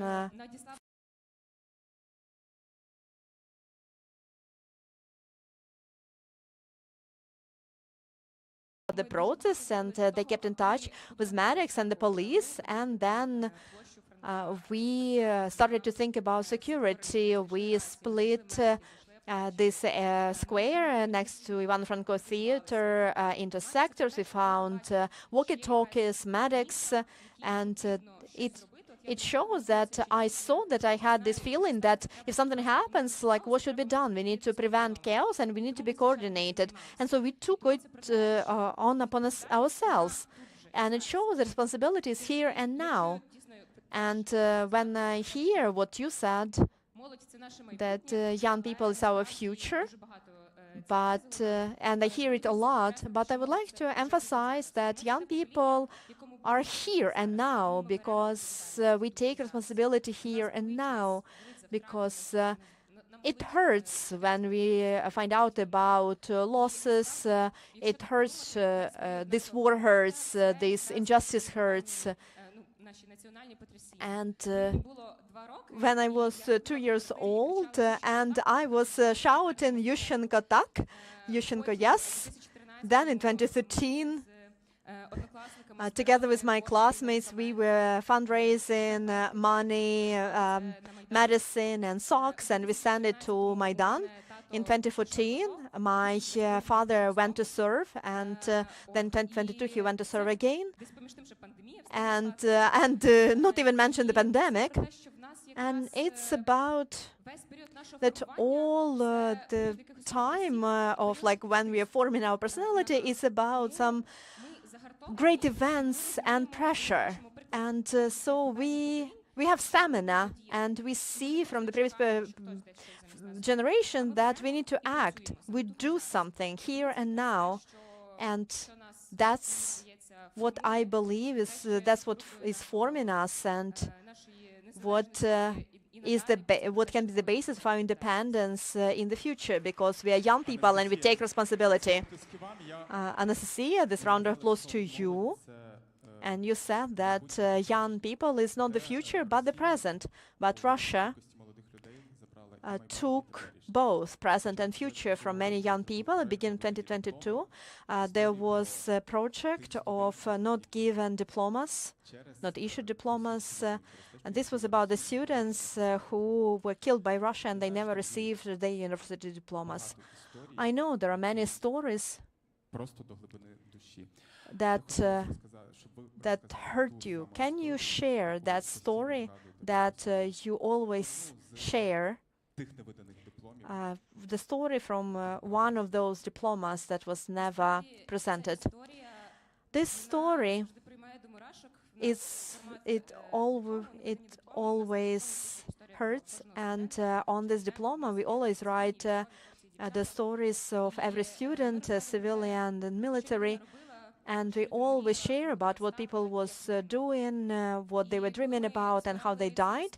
And when we were collecting the stories, we asked the relatives the question, and then we wrote the stories. And we received a story. No, we received a letter from a friend. She asked to write about Leah Krylova, who died in Mariupol. And when we started to find for her relatives to find out more about her personality, but everybody died with her. Her parents died with her. Her friends died with her. And then we didn't know how to include the story because we needed her story. And on this diploma, the story says that we cannot tell her story because all her family and all her friends were killed by Russia. And every time when we organize exhibits, that's the story I want people to hear, that it's because Russia erasing our identity, that Russia kills, and it doesn't even let someone else tell our story. So this project, Unissued Diplomas, is about telling the world about these crimes and about those young people who died. And we have all these stories collected on our website, but it's never easy to read them. Russia takes our memory. We cannot even remember about who these people were and what they were doing. And young people take on a new mission to collect and share the memory. If usually older generations, they were sharing some memories. But now young people took on this task. They are talking about memories, about losses, about heroes, and it is a part of a new identity. Ms. Katerina, in your Instagram you wrote, "The moment of silence is the simplest way to preserve names. Honor every day at 9 in the morning the National Minute of Silence." So why the simplest way for the majority is still so hard? Why in some cities it's easy to organize, but in some cities people still need some additional explanation? So can you tell us about your project Вшануй, Honor? So Ira Tsibuch created this initiative. You heard her mother today. Ira put a lot into memory, and she was working on memories. And honor, this is my response to the pain. So this is about memory, and this is my way of honoring. And if we talk in general, we are not promoting the moment of silence. I understood this just a few months ago. We are promoting the culture of honoring, a culture of memory. And this is long and difficult and gradual process. And for that reason, it's so hard. Because if we just needed people to stop and honor, we could have done it. We could go to Ms. Olena or anyone else and say, just issue a law, do it, because it has to be done. But we decided to do it differently. We chose advocacy, explanations, very careful communication. We are trying to choose very sensitive words. And what is the most important part, and what I understood when I worked as a journalist a few years ago, reforms do not start from Kyiv. You can, of course, talk in Kyiv how you do something, how we voted for something, but it's not. The change doesn't come from Kyiv. That's why it was important for us to go to the region. So we have about 28 coordinators, but all in all it is 35 people. So in some cities we have several coordinators. Coordinators, these are the people who go with this cardboard plates, who speak about memory. They actively promote this minute of silence. They created their regional network. And that's incredible, and I believe that we are the first ones who approach that institutionally and so comprehensively. And why that happens in some cities but in other it doesn't. What's important is communicating with public authorities, local authorities, with families. Lots of our coordinators are wives or friends or daughters of fallen people, soldiers. And memory could be this bridge that brings together those who are involved and those who are not. That could be a unifying factor or a destructive factor. I understand that in regions it's very important to build this community, and I believe that we do not basically organize just minute of silence, making people to stop. We advocate, we explain why stop, to commemorate the memory. That's symbolic because somebody's life and heart stopped. And what the most important thing that we are doing, we tell people that during that 1 minute you can experience unity. You can recall names of those people. You stop, and coffee shops around streets, cities around, they stop. And that means that the entire country lives in the same context. And maybe we have the capacity to memorize, we have memory, to understand that unpunished evil may come back even more violently. And maybe that's the most important work of memory, as Ira said, that this is not for us today, this is for the future us. So to me, this is about that, about how after 1, 5, 10 generations we will remember who's on the good side and who's on the evil side. I also thought that due to our regions, due to this incredible girls, mostly these are girls, due to everyone who participates in those rallies, who support, communicate, write posts, I'm sure that most of the people do not even recall this initiative, Shanui Honor. They don't even know what that is, but that doesn't matter for me. It's important for me that we have this minutes of silence and the culture of memory. And this dissemination, expansion without naming it, it works even better than insisting on that it is accompanied by mentioning my name or Ira's name or whatever. And I believe that this silence is our second official language now.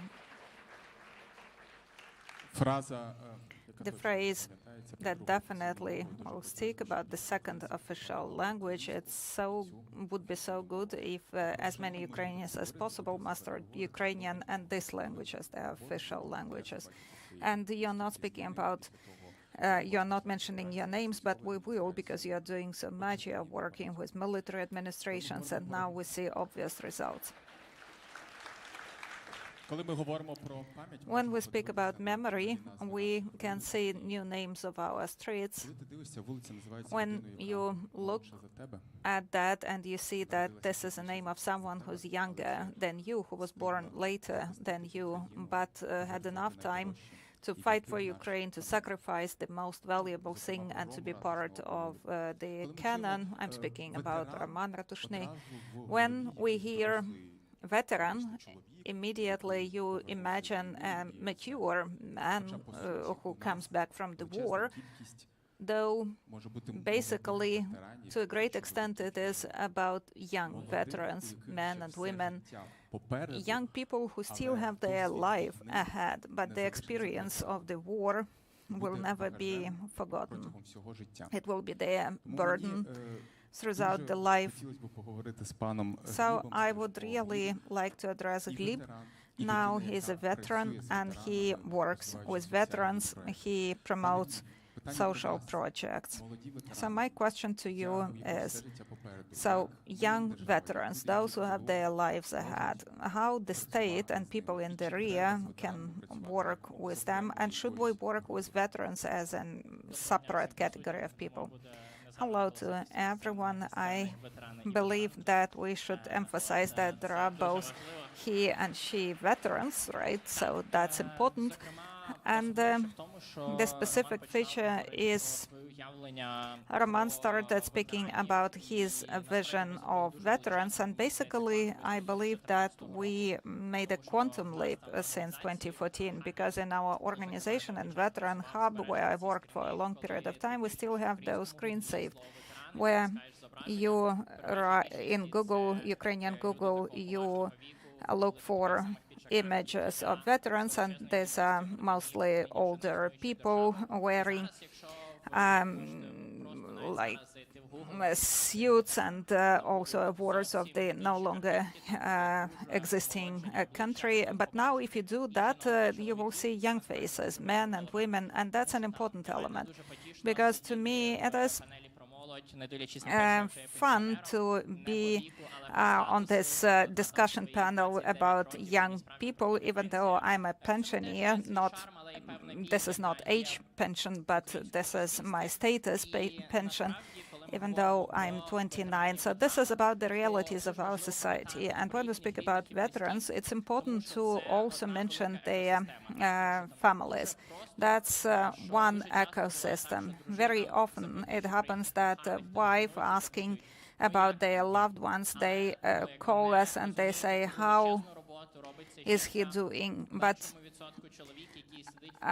it is also important to consider this huge amount of work that this woman is undertaking, is doing at home and taking care of everything. And I also have this impression that I'm replacing my wife here. I got married months ago, so now I'm a veteran, and my wife, she is in the military now, and even being in the military, she managed Victus Games. These are the competitions for wounded soldiers, military personnel. So when we speak about what should people do in the area, above all, that's about seeing and noticing those people, because when we speak about that veterans need dignity and respect, very often it is important that this is not a noun but a verb.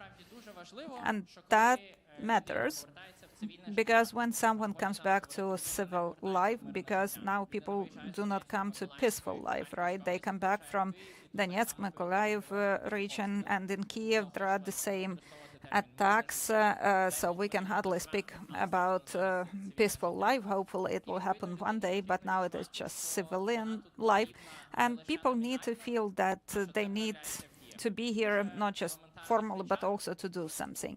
And that's something very straightforward. For example, somebody comes to a shop and there is the sticker that offers me the choice as a veteran. Like, if you're a veteran, you can get a discount. And that's about my dignity that I still stick to after I removed my uniform. They offer me the opportunity to either use it or not, because veterans, that's not about social policy. This is about people who have this core inside and they are ready to changes, to responsibility. And I inspire you not to see that as a social component, that they list some categories of people and we are somewhere at the end, in the bottom of that list. The age of veterans is now different. There are a lot of people younger than 30, younger than 25. They already have combat experience. They already have gained this valuable experience, and they have very different needs. Some have the need for recovery, and it's important for them to realize that what they did is so important, because me, after I was wounded, I was in captivity, and then I came back, I was prisoner of war and came back home. I understand that I need to keep this value. So for me, Ukraine is above all. So to fight for the country, I had to join the army. I did that, and the army expressed gratitude to that. The Navy expressed gratitude to that, and and then I was like, I'm 23, and it seems that I've already implemented my mission. And I was happy to have the support after having come back, because I had a lot of support, and not so much about help, but it was important to have this, to have something to lean back, to rely on. So I invite you to provide the support with dignity and respect, to ask people if they need that, because a great number of women wearing uniforms here in this audience will become veterans and will need that support as well. So please provide that with dignity and respect. Thank you, Gleb. What's very important is support, not so much help, but support. Katerina spoke about the importance of smaller communities and initiatives that are decentralized, as you described. Recently, the programs to support youth at the local level was implemented by a number of communities, and often that's focused on women. And it could start with training or volunteer work, and then that may develop as an NGO or youth councils or local centers. Maria's story is about that. So, Maria, how do young people from smaller settlements, from villages, how can they join various initiatives? Because we understand that in the capital there are more opportunities. So how young people from rural area can promote that? So I am Maria Chile. I am youth. I am from Rivne village in Odessa region, where we have fewer than 200 people. And the courage to be the first one, that's my story, and I would like to share this story with you. My journey in the field of recovery started in 2023, where by chance, though I don't believe it was by chance, I saw the Facebook advertising of Vidnova UA project. I did not yet know that it is implemented by UNDP and the Ministry of Youth and Sports, and I registered very quickly because I was motivated by this idea that the war is ongoing in my country. I want to be helpful. And then when we had those exchange programs, we worked, we laughed, we dreamt, and on the last day I realized that I can do the same thing in my community. I will be able to implement changes not only here, but also at home in Odessa region. So in the same year, I created the team. We created NGO, Ukrainian National Center, and by the way, it continues developing youth policy and promoting it in Odessa region. And now I recall that it was frightening to start that, to launch that initiative. So in 2024, we won the first UNDP grant and we implemented youth exchange program. Young people could engage in recovery of youth center in the city of Odessa. And a bit later, having more experience in 2024, we got another UNDP grant to recover a youth center in Starizhevly, in Dobroslavska community. And that started with our self-trust, self-confidence. And we did not have some abstract donors. We had partners who kept supporting and teaching us, mentoring us. And what's important was that they were always with us. And I could see how young people who never did any construction work, they learned the skills of leveling the walls and mixing the paint and recover the space. And the most important, the brightest moment for me was when I saw ahead of the Department of Culture of Dobroslavska community how she was doing that work, plastering work together with us. We taught her. So I thought that we were not just recovering some promises. We created this awareness of that everyone contributes to recovery of the country. And when I was becoming an organizer of that activity, I was 20 back then, so I was a bit intimidated, but I was thinking about how to pass over this value of Vidnova that I was inspired with once. How to explain that change starts not with orders, but with realization that I need to do something. So for me, leadership is not about power. It's about creating a space where everyone can manifest themselves and grow up, as I did.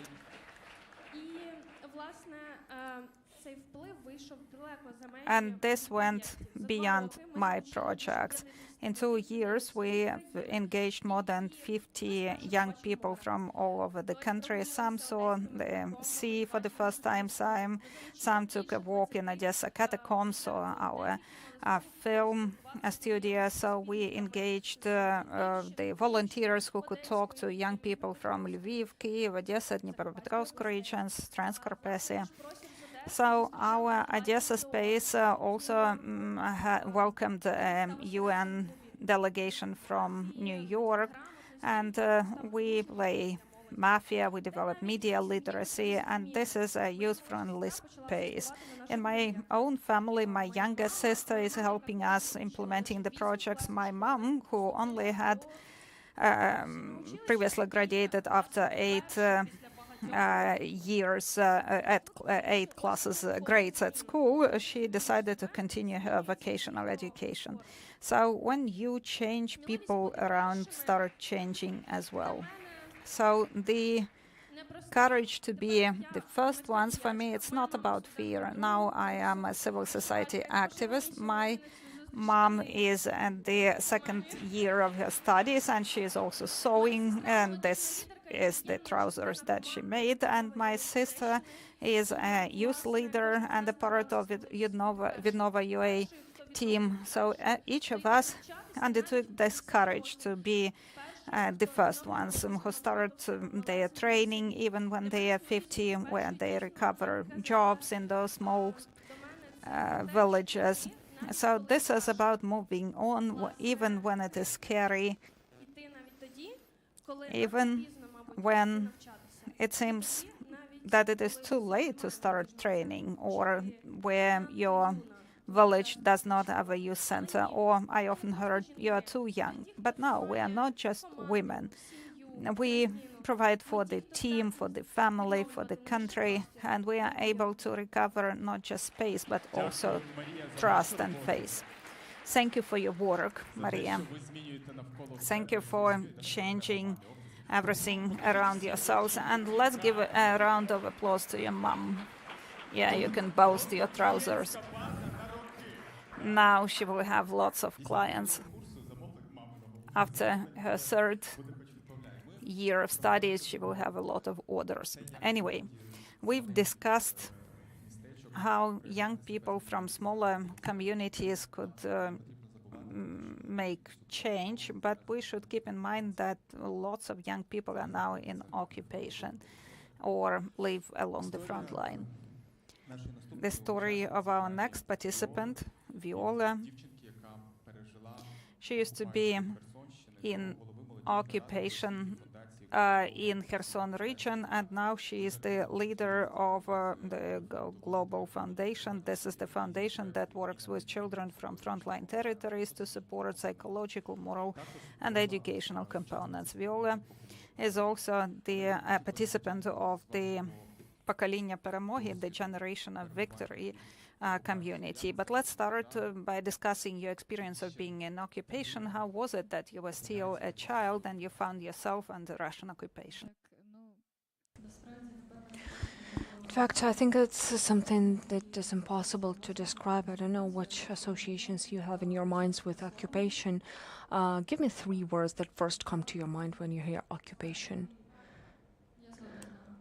I agree with you. People were speaking out about fear from the audience, and fear starts from taking away the freedom. When freedom was taken from me and my family, I had a choice. I loved my country. I went to Ukrainian school. I spoke Ukrainian language. My mom would sing bedtime songs in Ukrainian, and I didn't feel a common cultural ground with those who invaded us. And I thought it would be easier to speak about this because it was 3 years ago, and on November 11th we'll have the 3rd anniversary of liberating my city of Kherson. Every time it's a celebration for me. Let's start with how it went. It was difficult, as you said. It was about the fear, total darkness, where you can feel this fear even with your hands, with not having any electricity, light, any power, and no way to cook food. And when there was an explosion nearby, I remember when the fields were burning, we were closing the windows, and I felt the fear of not being able to breathe in, to breathe. We couldn't control it. There was panic and anxiety, and occupation for me is something that I couldn't control, just like I can't control the way I'm talking about this right now. And it's horror, as you said, and this horror is different for various people. And for me, this was the time when my family became a huge support for me. We spent 9 months together, living together. And I knew they were near, and they're supporting me. There was nothing like, I never heard, why would we need Ukraine? Let's maybe accept the invaders. No, I never heard anything like that. I'm happy too that my family origin is like that. And occupation is not my story at all, because the food, everything, the environment, it was so hostile. I felt not at home in my own home. And it was tough. And I don't know what would have been if I hadn't been taught by if I hadn't been a student at the Ukrainian school.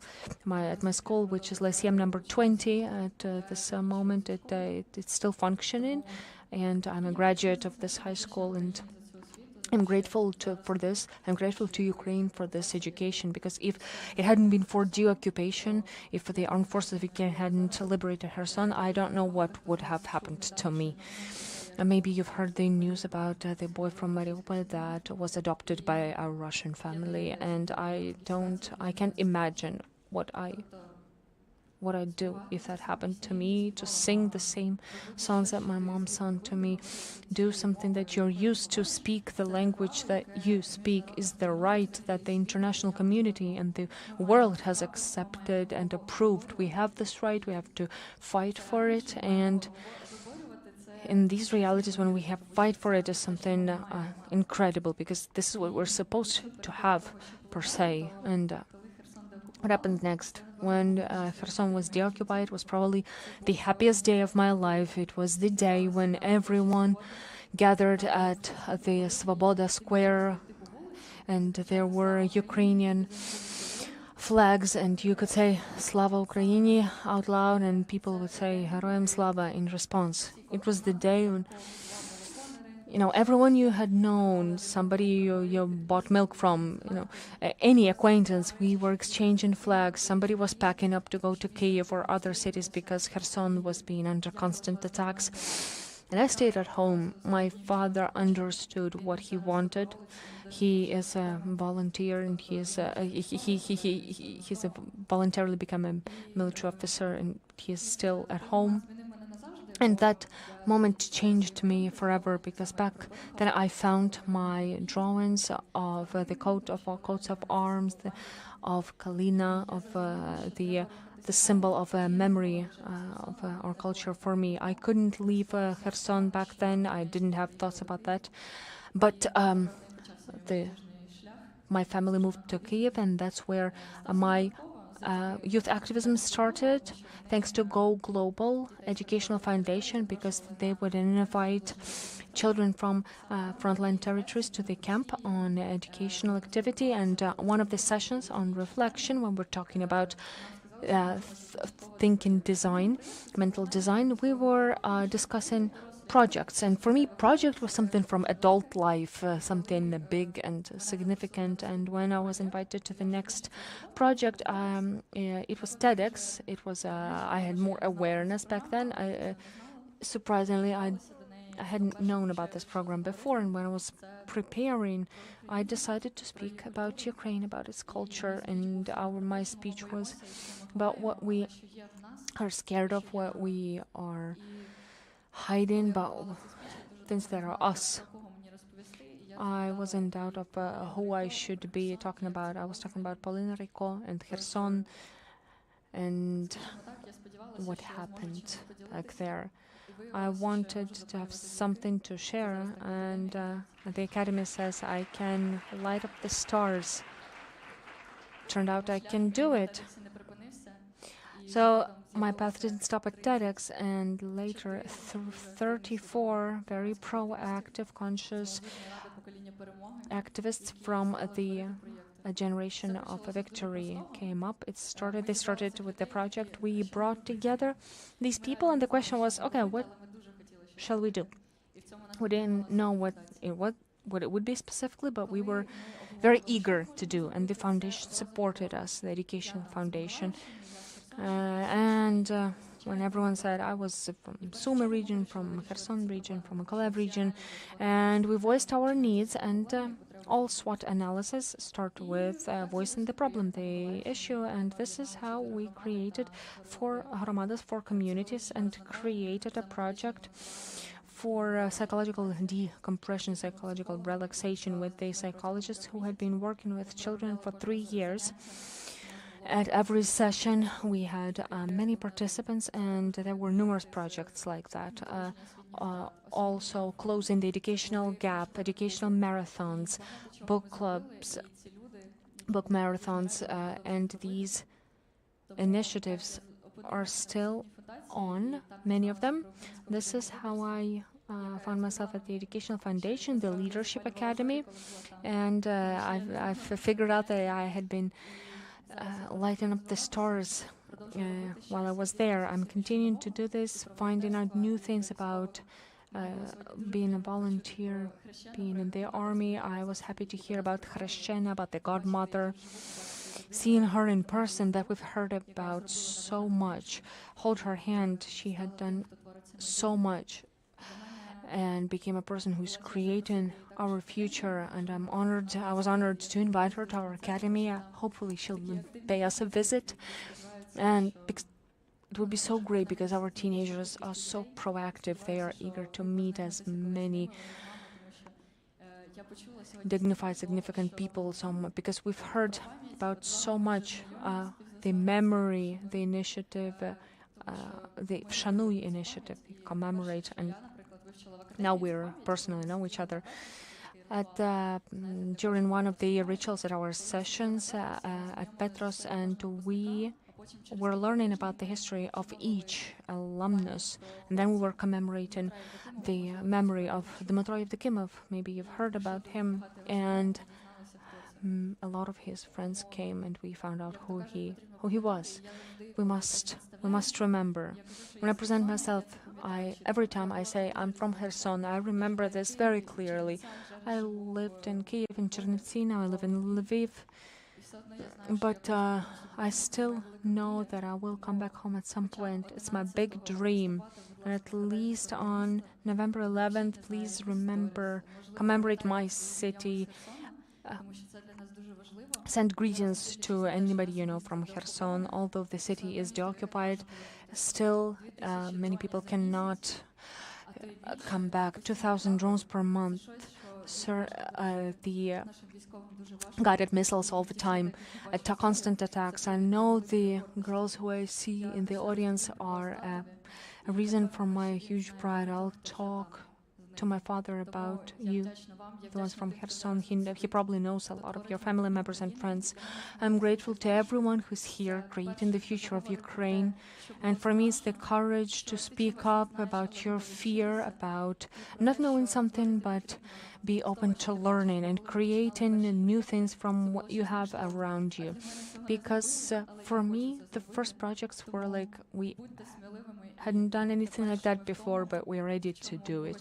Be the first on the path where others did not focus on, and remember that change starts with you. Thank you, Viola. I think you definitely see the eyes of our audience members. Almost everyone has tears welling up their eyes, and you can see the eyes of Miss Olena next to you when you mentioned Kherson, about lighting up the stars. She is remembering her childhood in Kherson with her father, looking up at the stars and dreaming. Now Olena is the astrophysicist of the main observatory of the National Academy of Sciences of Ukraine. So how the stars of Kherson, the time with the father, influenced your choice of profession? I was thinking about, for a long time, like, where do I start? I thought, let me start that our story started in 13.8 billion years ago. Back then, the first hydrogen that constitutes water that we drink nowadays appeared. The first atom of hydrogen appeared, and no new atoms have been created since then. Then the first, in millions and billions of years, the first stars appeared and then collided, and then heavier elements, heavier than hydrogen and helium, appeared. And then in 13.8 billion years later, we appeared. Our solar system is 5 billion years ago, but that's just details. And we are all stardust, because atoms of your right hand could have been created in another galaxy, and from the left hand in another star. And any iron is the core, the heart of a star, because iron can only be created in the core of stars. So this brings us all here talking about the youth. My story began about 30 years ago at a village in Kherson region, 220 kilometers away from Kherson, the city. This Kherson region. My village was unknown to everyone. My family does not have any prominent scientists. My mom gave birth to me at 16 after 9 years of high school. My dad also didn't go to university, and none of my family has a higher education, apart from my grandfathers, an agronomy scientist and a veterinary scientist. So I loved to spend evenings with my father at Osokorivka in Kherson region. Our village is now unfortunately known by its monument to the watermelon. Now my school, this village, is destroyed. I used to dream that when I'm a scientist, I could come back to my school and inspire the school children, just like my father used to inspire me. And I remember when I would look up to the sky in Kherson region, in 30 kilometers around, there was no source of light anywhere. And in Kyiv, during future blackouts, I recommend you to look up in the sky. That's one of the best positive things you can take away from the blackouts. And my father and I would share fantasies of what would it be, those stars? What would the aliens be? I remember how disappointed I was when I looked at the telescope. Well, okay, the first one was when I was 6 months old, but probably it left a memory. When I looked at the Saturn and its rings, and I realized that there were no little cars rolling around, and I remember my huge disappointment, because in cartoons I would see there were cars on those rings driving around. So Becoming an astrophysicist and studying space was my childhood dream. I would dream about this for as long as I remember myself, but I wasn't good at maths at school. I used to have a lot of F's in mathematics. Raise your hands if you experienced the same. You'll understand me. I went to a village school for 9 years, and a good memory was very helpful. I would just memorize how problems are solved. But after junior high, I understood if I wanted to become an astrophysicist, I need to go to the physics department of a university.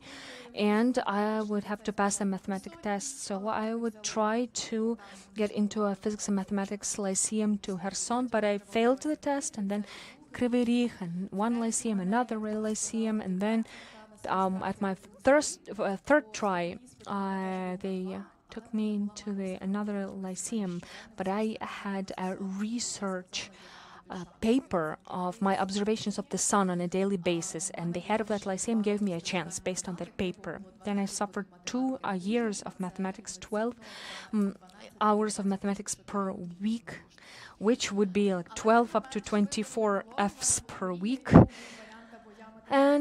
But that was my dream. The choice was either I win over mathematics or vice versa. So I came out victorious, as you see, over mathematics.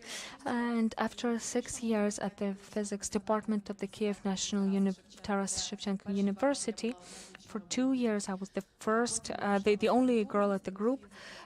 Then I went to PhD at the Institute of Physics, and now I work at an institution that is the heart of Ukrainian astronomy, the main observatory of the National Academy of Sciences of Ukraine. Went to abroad and was invited many times after the full-scale invasion.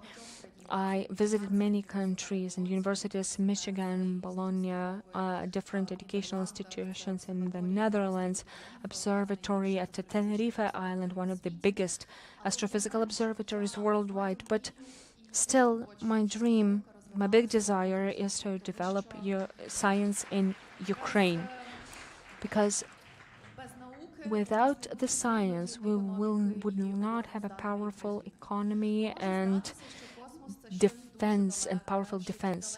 We might think that space is something very, very far away, non-influential. Okay, the retrograde Mercury does not influence your daily life. I couldn't just help but mention this. It was around.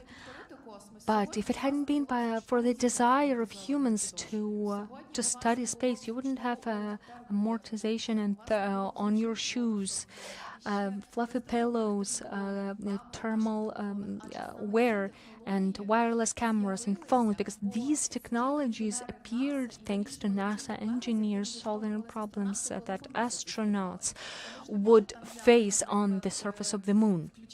They couldn't use wire-based technology. They had to think of something wireless.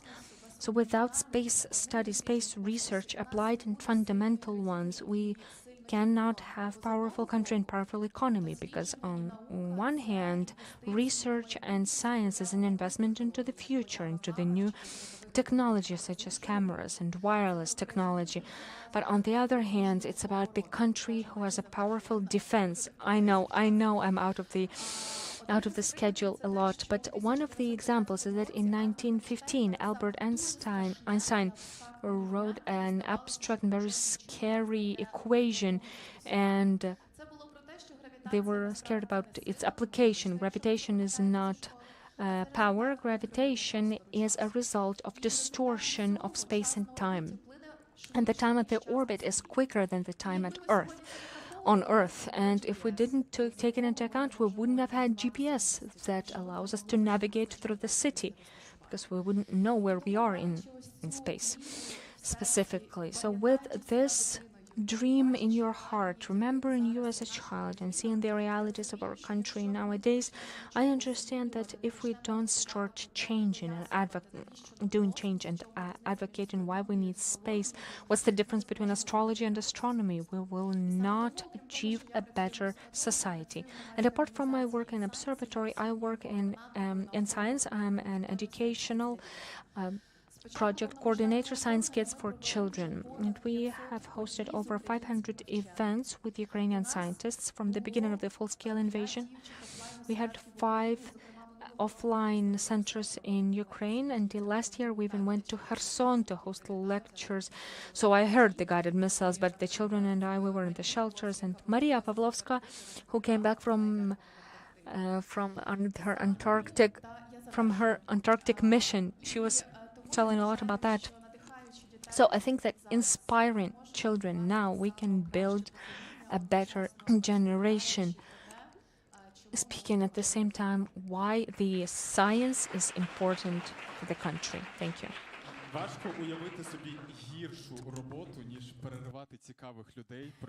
I have the worst job to interrupt very interesting people about interesting jobs. Olena is motivating kids to be interested in science, and we were like kids. We were so interested we could have been listening to you for hours. But the most important message is that Mercury in retrograde does not impact your life. I would like to introduce our youngest participant, who is 16, and she is a student of an Nemerev College of Construction, Economy and Design. And Lilia has been combining sports and science. She has multiple cups in Taekwondo, and she also was a part of setting the record in the record book of Ukraine. And when we are talking about the importance of science, we should not forget about innovation, because only innovative economy can be competitive. This year, the team of Lilia got the first place in Innovation Festival, in Agri-Food Festival in Sun Collector. Lilia, you're 16, dancing, taekwondo, and innovations. How can you combine all of this? And what motivates you, or who motivates you? Hello, everyone. I'm very happy to see everyone. My name is Lilia. I am 16. I am the youngest. And I'm quite surprised because you're surprised to see me here. Maybe I've always been doing like something creative and movement. I wanted to develop myself in everything I saw around. For that reason, I've been doing taekwondo and dancing for 10 years. Dancing is the way to express my emotions. And over the past years, I have lots of medals, awards. I became the member of the Record of Ukraine. We prepared 100 songs, one dance. Yes, it looks very interesting, and it was awesome. Also, taekwondo. Taekwondo is not just sport. This is your emotion that you can restrain, it's persistence, and how you can show yourself in different situations. Your achievements, yes, I do have a black belt, first dan. I can be a judge in competitions in taekwondo. I have more than 100 medals.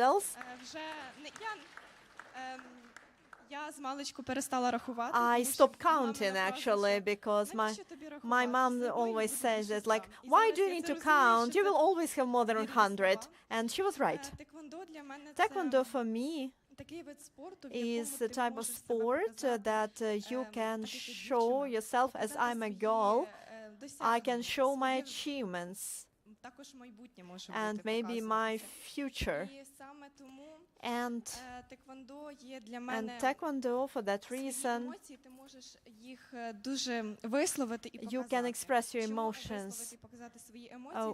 What I mean by that, because when you compete, you understand that there is a lot of stress over you. You want to be the first in everything. Of course, I wanted to be the best.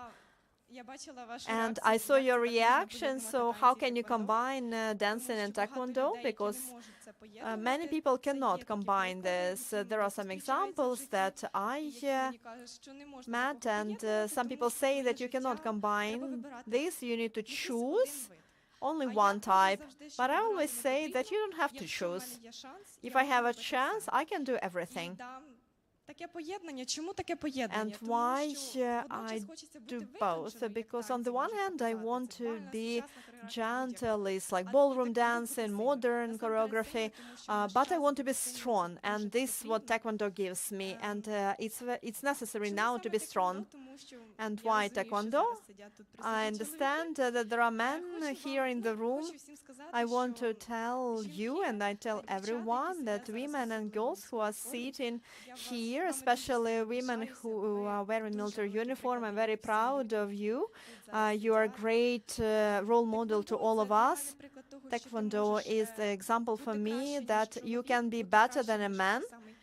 You can be better than a guy who is opposite me. I can have the same result. My sex doesn't matter. And yes, I study in Nemiriv Professional College of Construction Economy and Design, and I'm good at that. I also participate in different competitions, different academic competitions with lots of medals and awards, and I have an award as the best student of my college from Vinnytsia Agrarian University. And all these results are great because I understand that I'm 16, but I want more. I don't want to stop here. And if some people say that, like, maybe I need to slow down, no, I'm not planning to slow down. I want to work. I will open something new for me all the time, because now young people can open something new that nobody has done before. And I want to thank my mom and my family, because these are the people who've always supported me, who always push me towards the right road and to make the right steps, and I would never be here without the support, because I have achieved a lot. And if you look at a different girl or a boy, and somebody says it like, but you will not need that in future life. No, I believe that's not true. So for me, it is a big input into my life, and I would like to introduce you to innovations. Do I have a few minutes? No, we do not have extra minutes, but yeah, I will read now because I have limited time. So there is Lyudmila in this room here. This is my startup project manager. She is also a professor in my college. And together with Lyudmila, we developed two startup projects. Startup Bruko, this is ecological tiles, which can be used as a constructor, and it is environmentally friendly. And we also developed startup Sunvent, which is a solar convector that can increase the temperature inside the building, can decrease the efficiency of heating by 60%. I was responsible for presenting our projects in Ukrainian English, and we have some awards in Ukraine and international level, and we were also put into the Book of Records of Ukraine. With our startup Bruko, we won international competition, and we received a grant of $5,000. We also won in all Ukrainian competition Innovation 2024. We also won in the exhibition in Luxembourg. So we also were in the final of Jumpster, and in our project is on the list of the best and received a grant of 2,000 euros for further development.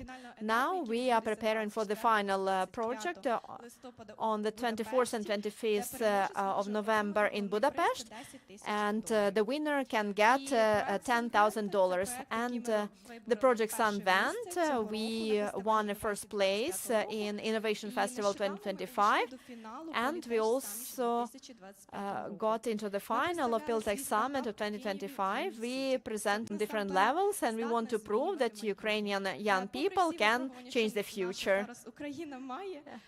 Despite all the challenges that Ukraine faces now, young people, this is the driver, then create something new and achieve great results, and not to be afraid to dream. And I will do my best to implement my ideas, and I will make my input into development of Ukraine and recovery of Ukraine.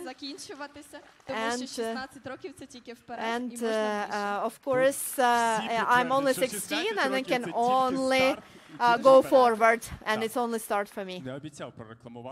I promise to advertise the project. You can go to the webpage of the startups, and I believe that they are really successful projects that businesses need to invest in.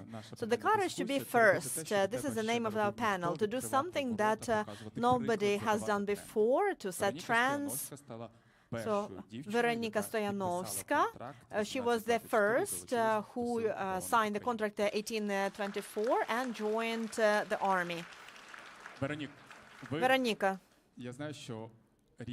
I know that you told your family just a few days before you decided to do it, and you just made them face the fact. How did you explain your choice to them? Yes, first in Ukraine, 1824. When I signed the contract, I didn't know I would be the first. I knew I would be the only one who would study on this contract in my brigade. My parents found out 24 hours before that. I already came with my bags packed, and I said that I was going to sign a contract. My family had negative attitude because they were hoping that the war would not touch our family. I'm a girl. My brother is a small boy, but I decided to join the army, and I tried to do it since 2022. I was not taken. No brigade wanted to do it. No military unit wanted. I'm a woman. I'm a young woman. I was told that I came there just to find a husband, to make money, to become famous, to get pregnant, and even the fact that I had medical education, it was not motivating for them enough. I joined through Reserve Plus, Army Plus. I'm grateful for these apps, but this contract, there were 5 brigades, and out of 5 brigades, I got 3 refusals because I am a woman. The infantry brigades, and they refused. If they agree, so they keep you at the rear. I never wanted to be at the rear. It's not interesting to me. Working with papers, negotiations, that's not my thing. I'm a medic on the front line. I'm the only one covering 3 companies.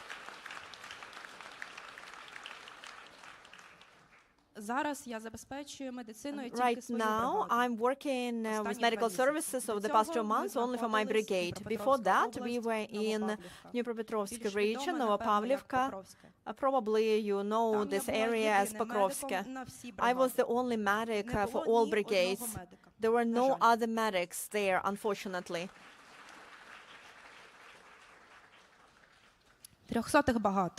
many injured soldiers. Перше, про що я So попрошу, the це first that I медицина. would like to ask Медицини for не this вистачає. medicine.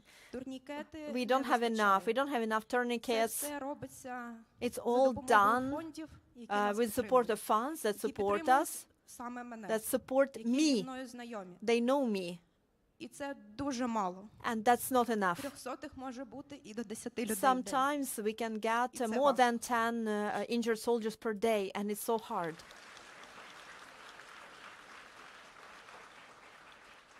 Дуже вибачаюсь. I'm sorry. Перший мій бойовий вихід був My саме first біля меж combat Донецької task області. was near the Єдиним borders of медиком, Donetsk про це region. я I was не the only знала. medic. I didn't know that would be the Суміжні бригади, коли case. дізналися, що я Other медик, brigades, when they found out I was a носили medic, 300-х they одразу were на рік. bringing the injured right Тобто to вони не me. шукали They were допомоги, not вони looking for по assistance. позивному. Тобто, якщо They я чула just- десь ляля, So if they heard my call sign Lala, I was running there with my medical bag. незважаючи на те, що відбувалося в небі. Regardless what was happening in the sky, mortar attacks, the aerial bombs attacks. Так звані ждуни. Це Uh, дрони, які ждуть Also, машин. these drones are in the air waiting for І від cars. них тікала. I stepped on them, I ran from them. Але в мене всі хлопці, But all my guys жодного are alive. I didn't lose even one life.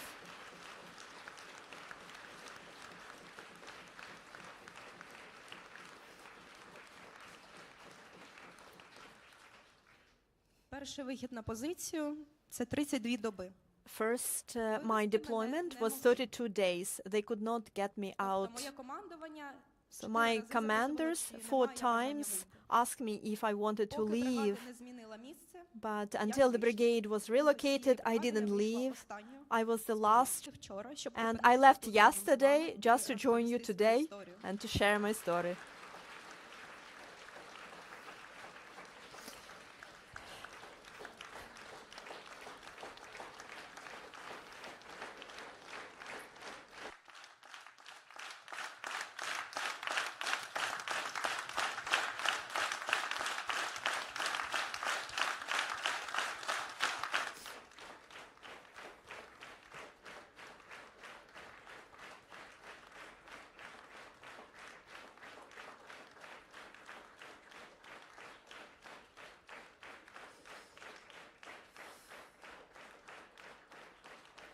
Дякую вам. Thank Якщо you. можна, ще одну хвилинку If I may, I would like 1 minute про Yes, зміни you у you війську have a для minute. жінок. about the changes in the army Якщо for ми women. вважаємо, що If у we війську think ми рівноправні, That то ні. we have equality in the army, Рівноправ'я we майже don't. немає. There is no equality. Це почалося з 22-го року, It коли я started намагалася 2022 вступити. when I Це tried to продовжилось, join. коли вже It бригада continued відправила мені when рекомендаційний brigade лист, але не sent давали підписати контракт з метою подумати, the що like the потрібно це referral робити. letter, and будеш then єдина дівчина, they це буде took their time to дискримінація, sign це буде важко. the contract. буде Like they перша told me лінія. to think that you will be discriminated. You're a КЗВП girl. базовій You підготовці want to be була to єдиною the дівчиною серед хлопців. at the front Серед line. контракту 18-24. During the training, I was the Хлопці, які only ще не girl бачили війни. among the Дискримінація була boys. страшна. And during this training, Знущалися морально, there was a lot of знущалися discrimination фізично. with moral and Тобто physical смикнути десь в discrimination, строю за волосся, just смикнути to за pull my форму, це hair, було pull my нормально. uniform. That was a normal Тому thing. я вважаю, що в ТЦК та So I believe that in рекрутингових recruiting центрах має бути більш прозора centers система відбору. and Якщо collecting хтось centers, there звертається, should це be more десь має бути transparent якийсь папір, selection якого process. написано, що ця When людина somebody звернулась. comes, І there should чому be a відмовили? paper that В мене the всі person відмови needs to тільки на receive словах. some Навіть ті paper that бригади, які why мене they are запрошували, я refused. приїжджала до них, Because також відмовили. everyone send the like Далі just я не знаю, як в I інших just бригадах, orally they refuse але that моя all бригада brigades. це найкраща, My напевно, для brigade мене is the бригада. best brigade Я дуже for рада, що me. я потрапила I'm very саме happy до них, і я that рада, I що в мене joined були them. відмови. I'm glad that Мені other моя brigades бригада refused. дуже добре відноситься. I'm treated really well in my Просто brigade. люди, які не Yes, розуміють, there are жінка у people війську, who don't understand a woman багато being хто думав, що in я the залишусь в military. тилу. Many Багато expected хто that I думав, would що stay мене at the будуть rear. берегти. Many thought that I would need some protection as the only girl who signed the contract in my brigade. And I'm still the only one, according to this contract. No other girls were taken. In other brigades, there are very few girls who managed to sign the contract 1824. They got refusal. I needed to go through psychological check 10 times. I had to go through physical testing 4 times, and they didn't know how to refuse.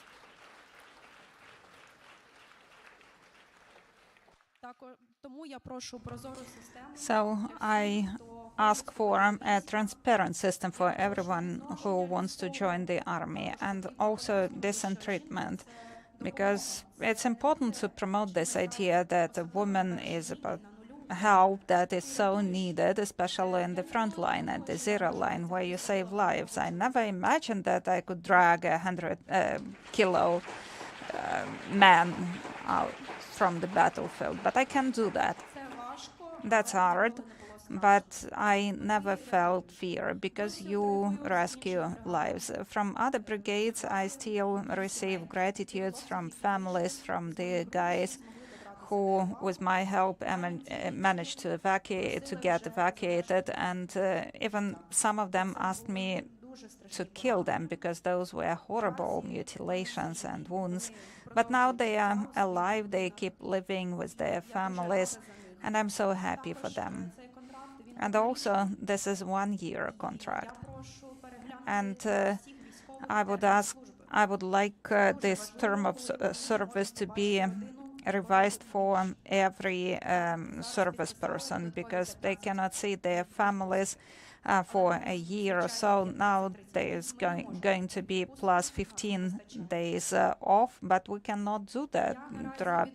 There is lack of people.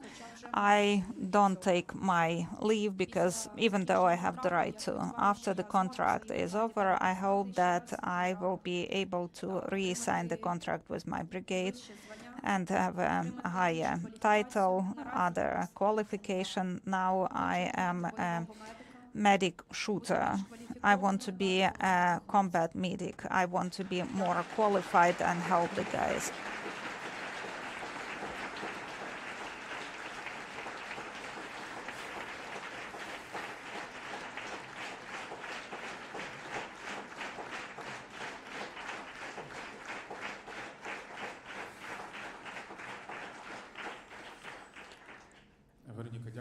Thank you, Veronica, for the defense, for the courage to be first, and for the courage to speak up.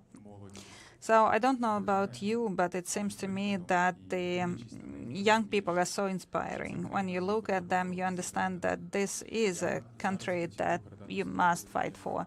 Now I pass the floor to someone who supports youth policy for development of communities and youth initiatives. This is the president of East Europe Fund, Mr. Lach, Victor Lach. Incredible and very moving stories.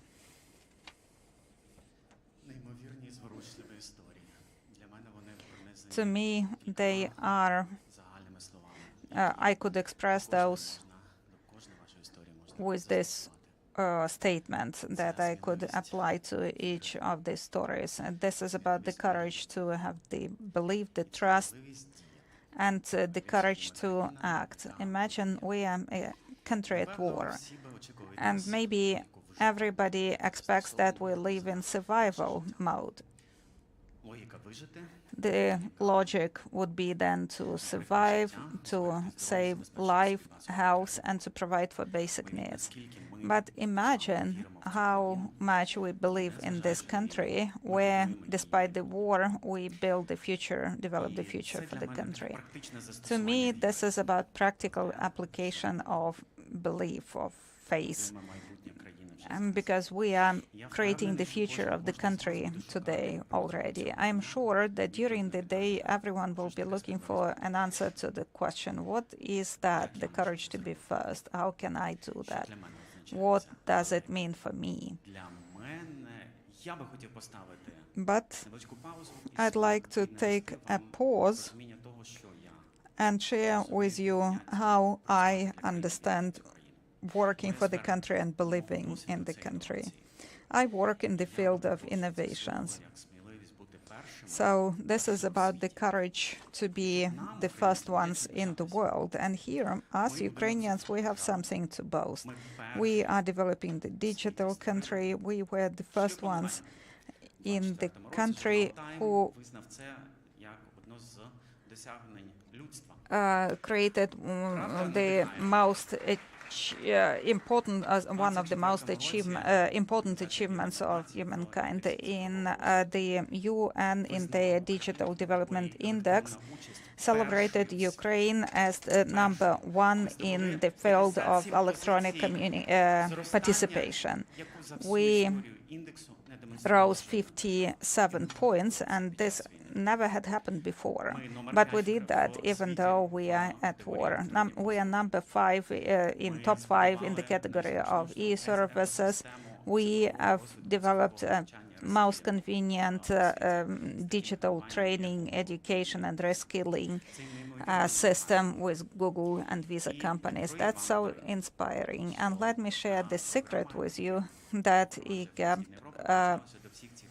program that our foundation is implementing contributed to all of those initiatives. 90% of employees of the staff are women. They drive innovation, and they make it possible for us to be proud of our country. Let me mention several examples. Olga Ribucha, she joined the team of the foundation. She came to us from the civil society sector, and she has contributed to projects for registration of NGOs online, on the contests for NGOs that we conducted with the Ministry of Justice as well. And now she's Deputy Minister for Digital Transformation of the Ministry of Justice. So she's the Deputy Minister for Digital Transformation. We mentioned Army Plus and Reserve Plus applications that were developed due to contribution of Katerina Chernogorenko, who used to be Deputy Minister for Digital Transformation in the Ministry of Defense, and she actively worked in that area. In our foundation, she implemented e-Malyatko, e-baby service. Halina Pustova, now she is implementing CDTO Campus. This is a program for training digital leaders, digital transformation leaders. And next year, we're ambitious. We are planning to admit the first group of international students here in Ukraine. This is incredible. That's inspiring. Globally, we have shown positive dynamic in the index of gender gap index. And I like the phrase that we are on the threshold of the quantum leap. With our energy, with our opportunities, with our self-confidence at the 10th, at the anniversary Congress, hopefully we will speak about significant dynamic overcoming gender gap. We have the power, the capacity to do that, and I believe in us. Victor, thank you. And just my last statement. Remember that being the first one is not about competition. That's not about competition. That's about life choice. I believe in us, and I believe that we can do that. We are brave. We can be number one. Thank you so much to all the participants, to the moderator. Please stay where you are. We are going to make a family photo. And before we continue without a break. We continue working. And we are asking the photographers to the stage. It's very emotional, this discussion. It's about pride and perception of unity, resilience, and pain. I don't know if that's the pain that makes us stronger, but definitely it is something that shows us what the valuable things are, what we must fight for. Thank you all for those who have joined the discussion. And let's applaud and take a photo. And let me remind you who participated in this discussion. Anastasia Bispalka, civil society activist and student of Ukrainian Catholic Institute, Gleb Strishko, veteran and Starlight Media, Maria Chiley, Vidnova UA, Ukrainian National Center, Veronika Stoyanovska, military officer of the Armed Forces of Ukraine, Katerina Datsenka, civil society activist Shanui, Lilia Tkachuk, student of Nemiriv Vocational School, Olena Kompaniets, astrophysic, and Viola Dudavenka, student of Academy of Leadership, and the moderator, Mr. Hrishuk. Thank you so much. And now you will have the opportunity to communicate there downstairs, because we are going to continue our work. We will continue expressing gratitude to those due to whom the Ukrainian Women's Congress is taking place. The Congress is organized by the Ukrainian Women's Congress organization. The general partner is Charitable Foundation MHP Hромadi. The Congress is being held with the support of Privatbank, Ощадbank, and company Comfy. Partners include Mizonia, Coca-Cola, the Inclusive Lady D Atelier, and Citronet.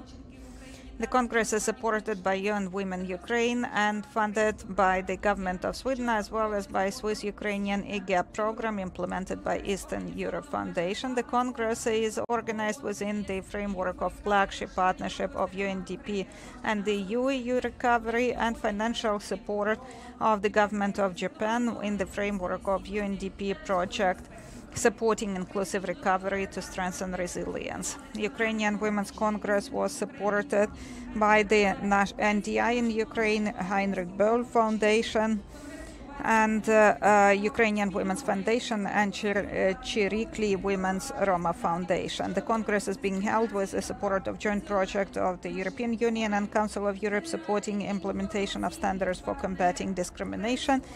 And the media partner of the Congress is media company Starlight Media. The media partners are Prямий, Fifth Channel, Espresso, online publication Ukrainska Pravda, and Telegraph UA, and RTM Ukraine group of companies. Now it is the second discussion platform, so please come back, because now we are going to speak about women who are seen.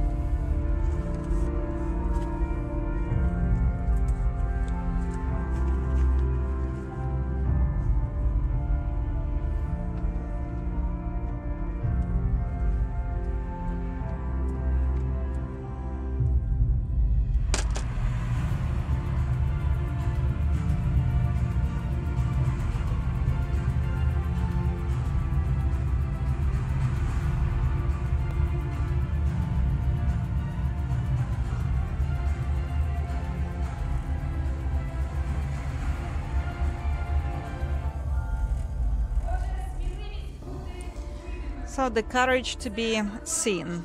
This is a platform about women who have taken responsibility for their communities, for their businesses, who are role models for many. And now, if you want to be inspired even more, that's what we are going to offer in huge scale. But before I invite participants of the panel discussion, I pass the floor for special address to the partner of Ukrainian Women's Congress, and this is the head of supervisory board of MHP Hромadi Charitable Foundation, Deputy Chief Executive Officer of MHP for Sustainable Development, Yuri Melnik.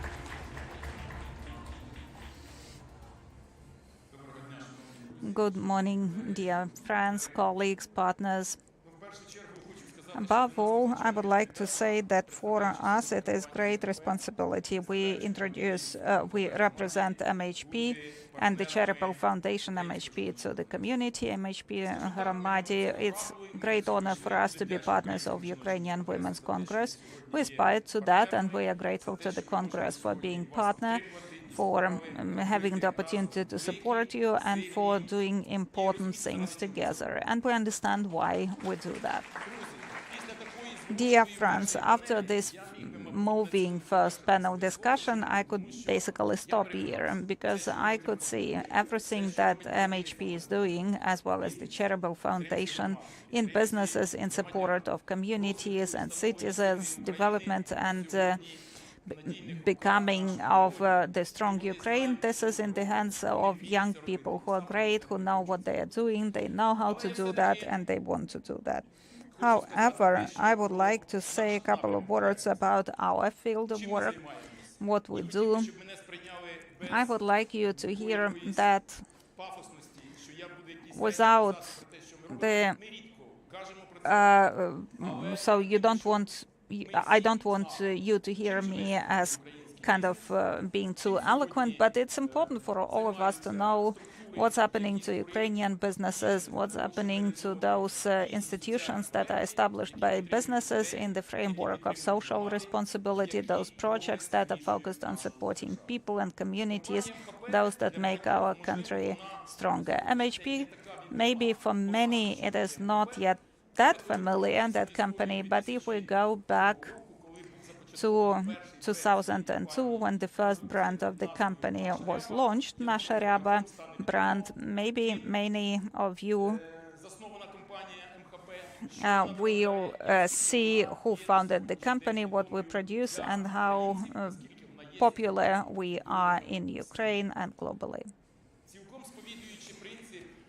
So complying to the principle of being courageous, being brave, we also have something to boast there. We are a courageous company from the very establishment. So MHP is also a product of Ukraine. That's a company that does not have this kind of ancestry from the Soviet Union. This is the company that has been in the market for 27 years, but this is the company that was the first one to be listed on London Stock Exchange. And since then, we are a public company. We were the first ones. Others followed, but we were the first ones. We are now #1 in Europe producing poultry meat. And we believe that we can be proud in Ukraine having this company in Ukraine. And this is about what our partner Viktor Lach mentioned. We are the first ones, but we aspire to be even better, and we want to contribute into development of a strong state. We did not give up when the war started. The other way around, we became kind of angrier and ready to undertake more responsibility to increase efficiency of our business. We understood why that's needed.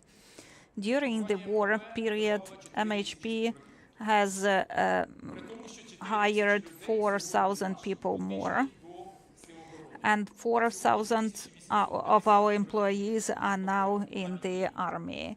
So this is the number of people who are in the war, 760 veterans. We created 250 new jobs for veterans. Unfortunately, now looking into the eyes of women in the military, I can say that we unfortunately also experienced losses. About 200 of our employees will never come back, and that's our pain. About 140 people went missing. We don't know what happened to them. We still believe that they will come back.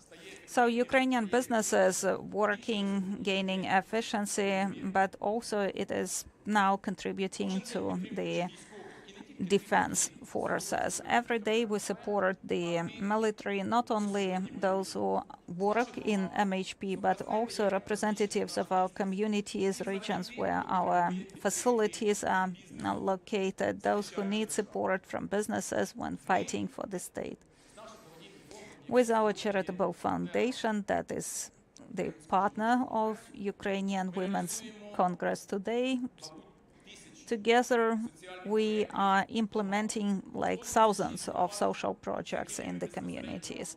136 communities that are our direct partners. That's huge. And usually, mostly these are the communities, as mentioned by participants of the panel discussion. These are smaller villages or towns where support of by businesses is so important. So we implement our important role paying taxes. And again, it's important to understand that when you have a goal, when you have the wish where you understand why you do that. So MHP in 2022 paid 4.6 billion in taxes. This year is going to be 10 billion, and we've created a number of new jobs.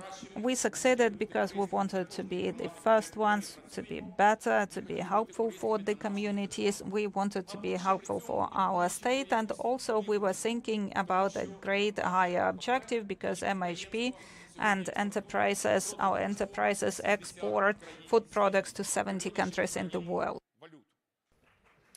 Bringing in the influx of money to the country. Not everyone, of course, understands us or likes us as an agrarian business because we are fighting with the competitors at markets where we want to export and bring funds to our country. We have discussions with the European Commission. We have already signed a new trade agreement that I'm not completely happy about, but thanks for that as well. The agreement will be effective for the next 3 years and will define our trade policy with the EU countries. 136 communities and their protection and their support. The people in these communities are our priority, supporting veterans, their families, active military officers, supporting them in supporting the science, education, and healthcare.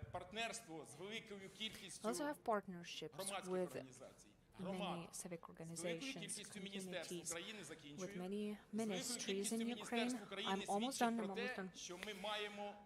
which proves that we think alike with our partners. So we're proud to be here today. Many of those who are working with MHP are partners of this Congress and participants. We're grateful for that because we're doing one big job to the one big cause, having the courage to create a strong person, strong family, strong communities, strong country. Slava Ukraini! Героям слава! We are grateful to MHP for constant support of UWC and women's leadership. And let's continue with a courage to be visible. The Minister of Social Policy, Family, and Unity of Ukraine, Denis Ulutin, member of the Council of Ощадбанk on SME, Natalia Budkova-Vitvitska, Tatiana Volchai, Head of Council of Community Development of HMP to the communities, Olena Nikitenko, Deputy Head of Tairov Village, Odessa region, Albina Wojtowicz, Deputy Head HR in Comfy, Oksana Rodya, Head of School at Kodrivka Village in Chernihiv region, the headmaster, Sofia Duiko, entrepreneur, founder of Mesonia brand, Elena Precision blogger, founder of Ahromotanka project. The moderator will be the TV personality, blogger and journalist Yana Brenzei, aka me. Right, we're talking about the courage to be visible, and this is not always about lights and spotlight and festivities. That's about the visibility of results of your work. So the focus of our conversation, our attention, are women who are undertaking responsibility for their business, their communities, for the shared things. But when we want so much from women, when we are so demanding to ourselves as women, the question is, who'd want to help us? Probably because, statistically speaking, a lion's share of Household work is on women's shoulders, caring about children. That's our realities. It takes time to change that. Dennis, Mr. Dennis, what does the government do for women to enable them to develop themselves, open up their potential, and also look into the reality of today, senior relatives, children, school, household, everything that's on the women's shoulders? Thank you very much. I'm happy to begin this part of the panel discussion. First of all, I'm grateful to the organizers for the invitation. It's a big honor for me. It's very exciting and very inspiring. I'd like to say that immediately to respond to your question. The social policy that we are trying to implement right now is to step away from simple payments, government payments that happen once a month, and move over to the policy of solving the issue, solving the tasks. We do understand that the current demographic situation requires certain actions. These actions means that we are grateful to the women, but women undertake part of the tasks, part of the shifts. And we, as the country, as the government, must create conditions for the women to do this and not be worried about not taking care of the household. So we have to support the families with children. The second edition of the bill is in Verkhovna Rada to support families with children to participate more proactively in economic activities. Economic activity meaning not just the job, but also being socially proactive in your entire life, generally. And the government support of payments to support families with children are continuing after the first year of family life. The family will continue receiving payments, government payments that will enable easier childcare and also we need to create and shape the market of nannies that would help such families. Second part is the social services that enable families with children with disabilities to better take care of these children, while the families need a break. During regular everyday activities, going shopping, doing chores, taking a rest. Also, the government is implementing the Life Resilience Centers services under the aegis of the First Lady and her program called Tiyak, How Are You?, where women families can receive respective social and psychological services when needed, where the families with children can also feel the balance, reciprocity, understanding certain group activities. So all of this is aimed at making the government engaged and helping the people to stay economically and socially active. What about women who, apart from all of these dangers around them, they have it even more in a more difficult way? Women who had to leave their households to flee, women that have financial difficulties. The category women is too wide to abstract. It's over half of the Ukrainian population. They're very diverse. They're very different. But bureaucratically speaking, the vulnerable women, what solutions does government have to help them open their potential that the government is also interested in? Yes, our focus of attention as a state, as a government generally, are the IDPs, the vulnerable groups. And nowadays, the registered IDPs, the state registry is over 4.6 million, and over half of them, 2.7 million, are women. And for us, as the government, the most important thing is to not just make a payment and forget about them for another month, but give them opportunities for education, employment, housing, accommodation. Those are the first priority needs: job, employment, accommodation, and this has to be part of a unified multi-aspect policy. We're not piloting the mechanics of the full circle services from evacuation to reintegration, a digital module that has now been fine-tuned by the Ministry of Social Policy, and soon we will present it as well. Mr. Denes, thank you very much. We see serious change in how the women are presenting themselves and how they're achieving their goals.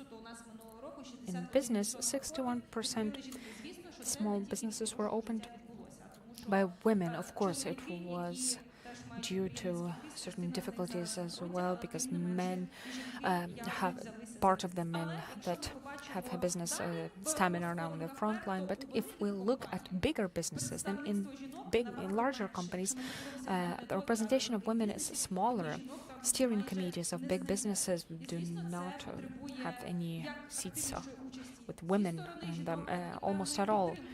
So participation and support of women. Ms. Natalia, can you tell us, the woman, the person who works with finance as an employee of the Oshad Bank, when you were studying the financial literacy of women and studying the opportunities, what you can do, what you can't, where you should look for help, what's your insights from this survey? How do you implement it in your work?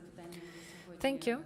It's a great question, and thank you for inviting me to this Congress. It's important to share our achievements and what the next steps after the survey should be. And together with the UWC, we did a large survey on financial literacy of our population. And it showed that only 39% of Ukrainian citizens can calculate monthly percentage rates to annual. And if we look at the gender aspect, the women show even worse results than men in this criterion. It's normal because societal expectation is that men should make more money, be more financially literate. But another reason why women are on average less financially literate, because the access to finances is smaller compared to men. Based on the internal survey of our bank, assets are usually owned by men, and in order to receive funding, to receive access to the funds, you need to prove owning assets. Geographically speaking, on financial literacy, logically in Kyiv and the cities in the west of Ukraine, financial literacy is higher, in villages a bit lower. How do we face this challenge as a bank? What do we plan to implement? What have we already done? For 6 months, we've been building a program of women's leadership. In 2026, we'll present a new project for Ukraine that will include several instruments for training and support, for simplified access to funding, to receiving bank loans based on assets, because many of them are owned by men, it's supposed to facilitate women receiving bank loans to develop their businesses. Our bank also has a program to support communities, energy projects, power heating projects, which are planned to have 20 years of funding for our communities with a grace period of 5 years, and facilitated requirements to asset loans that is guaranteed partly by the international partner. So we already have one proposal to the bank, and starting from 2026, we will offer business owners or startup owners or women a new simplified financial instrument, which is a result of our joint survey. Okay, that's the offer. What's the demand? What financial instruments are in most demand for women today? What do they choose? What do they gravitate towards? About 40% spend their funds on education deposits and then their own business. When it comes to creating their own entrepreneurship, less women are choosing this than desire, so we should try to support that. Well, it's a very courageous thing to launch a business right now and keep it afloat. That's something heroic economically. What can the bank offer here? Right, a bit about our bank then. I didn't want to make it an advertisement, but as you asked, let me tell you that I am responsible for micro, small, and medium businesses, and since 2022, we have tripled or maybe quadrupled our credit portfolio. And the essence of our work was to create a financial hub with the largest number of international government partner-based programs that would enable each entrepreneur to grow or study or receive access to grants, etc. Supporting women today is by several programs launched by our bank, through our bank, to boost growth or to help launch a personal business. Grants called Vlastna Sprava, my own business, that can be received to fund a startup, a small cafe, a hair salon, something like that, which is a usual a model of behavior for our women. Grants for veterans and their family members up to 1 million hryvnias can be received by a wife of a veteran to launch her own business. She needs to present her business plan for that, and we as a bank can also give funding for their startup business. And if she decides that she wants to go into agricultural business, that might be up to 10 million hryvnias. Startups are a niche where no bank in Ukraine wants to go into because it's about not having experience. The only exclusion is veterans and members of their family, but here it's franchise-based. You take a loan, you buy a franchise, and you build a business. The loss levels are closer to zero because you're copying somebody's business model, and you're wired for success, and we will support it in our bank, every striving, every ambitious clients, including with studies instruments. There's another tool for women that is implemented by our bank from the Ukrainian American Entrepreneurship Foundation. Grants up to $15,000 for every woman based on her presented business plan. And by the way, last call to send your applications to this program. It is initiated by the Ministry of Economy, this program. So we do have opportunities. Yes, we do. Thank you, Ms. Natalia. You mentioned many times the word support. Support is a very popular word at this panel. It's not just help or assistance. No, we have shifted the narrative. Sometimes women need just support. They're strong enough. Natalia, you know this word resilience of the communities, self-sufficiency of resilience is about 13 from when we mentioned MHP. What is self-sufficiency for you? How do you define this, and how do you support the Haramadas on their way to self-sufficiency? It's a big honor to be at UWC and represent our general partner, the civic organizations. Our foundation, MHP, to communities, has been working for 10 years now. It's a full-range approach, and the key to self-sufficiency is in partnership. I think that based on help from our foundation, we've changed the attitude in communities to cost efficiency, to awareness-raising campaigns, micro-grants, competitions. We taught our communities, leaders, men and women, teaching them to multiply the funds given by the investor, made by them, to involve and engage volunteers, to discuss the relevance of projects inside the community. So thanks to our instruments, these tools, these projects have become truly foundational to the communities. Now, during the war, we are raising money for the army. We are creating veterans hubs, rehabilitation centers, public centers, youth centers, medical and educational programs, and we are boosting partnership in communities for this.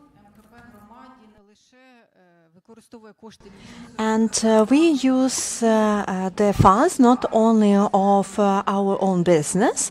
One of our KPIs is to engage in partners and partners funds. And among our partners, we have a lot of CSOs and international organizations, for example, UNDP, CSR, and also we have we cooperate with Ngenda, Kernel, we organize projects for veterans. We also cooperate with the ministries. For example, in our program supporting veterans, MHP Poruch, we organized the Ministry of Veterans.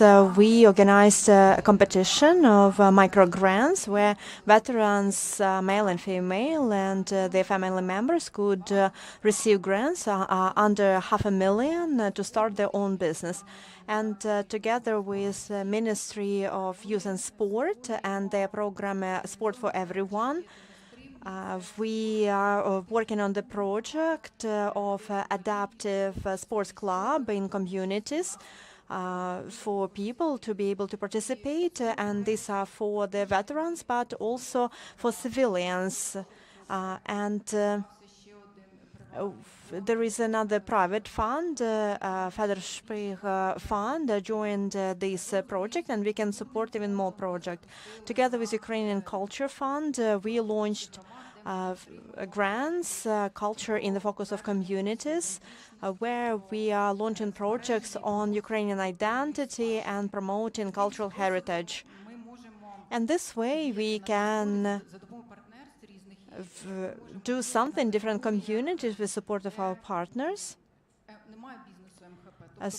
And we can work in the communities where MHP business is not present as well. And which projects would you select that have the biggest impact on women's lives?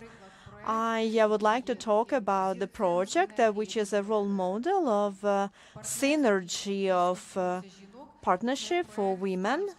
This is the project in Kyiv community of resilience. So it was launched by the Ministry of improving services for the community, and these services can be provided not only by communal services but CSOs as well. And as a part of this project, MHP supported the space and equipment, and Kyiv City Council supported with the premises and idea, and it was initiated by the local organization, Women of Kyiv region, and many of these women, these are young, beautiful widows who needed to support themselves, but now they want to support others. They are among us in this room. There are many women from our communities that we support. They are here. And we see that if we provide support, if we support this change of balance of roles, women, this is the driver that can create more projects and make them more effective. And do you see a higher demand for partnership between business, communities, and women who live there? It's a trend, and it's been mentioned a few times because as a part of our competition, we also collect statistical data. And if we talk about entrepreneurial grants, before the invasion, only 35% of grantees were women, the rest were men. In this year, 2025, women are 60%. If we talk about social projects, educational, healthcare, scientific, about 80% of grantees are women. And what I see every year, we've been doing this project for 10 years, but every year there is a woman who believes in herself for the first time. She creates the documents and she receives grants and she learns how to implement it and then spreads that in her network. Thank you very much. That's what you say. There's always a new woman who prepares a grant. That's because other women are visible. They show that it's possible, and you have the courage to say yes. There is a woman from a community, Olena Nikitenko, Odessa region, Tairovska community. We talked about business community power and government, and so about this triangle. What can you say about this? You know this from the inside. Good afternoon, everyone. I'm very grateful that I can be here at this Congress about cooperation of business community. Our community is located between Odessa and Chernomorsk, and we have all the advantages and disadvantages when we are between a big city and a city with a port, including challenges of security. So we started to face these challenges from the first days of the war, and we decided to repair the basements of apartment blocks, and big businesses started this. They arranged these basements and they organized internet access in the basements. So cooperation with business started there. And now I would like to say that our community, over the years of the war, 130 million of funds we sent to support the armed forces of Ukraine. And as you understand, that this money comes from business, a business that pays taxes. And every time I thank our big and small business people who pay these taxes, regardless the security situation and all the attacks. We have around 31,000 population, and about 8,000 of them, these are internally displaced people, people who came to our community since the beginning of the invasion. In 2014, we also had some IDPs, but not as many. And as you understand, that the majority of these people are women and children, and they need certain conditions. And for that reason, we organize a gender and age analysis of the community. And based on this, we can build our budget of our community. In 2023, in December, we opened a new Center of Administrative Services together with DIA Business and together with Odessa Unemployment Center, we created a permanent workplace to integrate these IDPs, mostly women, into our community. Since the invasion, not only we had people who came to our community, but many professionals left the community. So the first thing we did, we offered, as we had information about women who came to our community, we had information about them, and we offered them jobs in our communal enterprises, in local government, local authorities. People who came, they came with good education, good experience, knowledge, and it only enriched our community. We received doctors, nurses, people who work in and can provide different communal services. So we really appreciate our IDPs. And we organize a survey. 70% of these people, they would like to stay in the community after the invasion is over,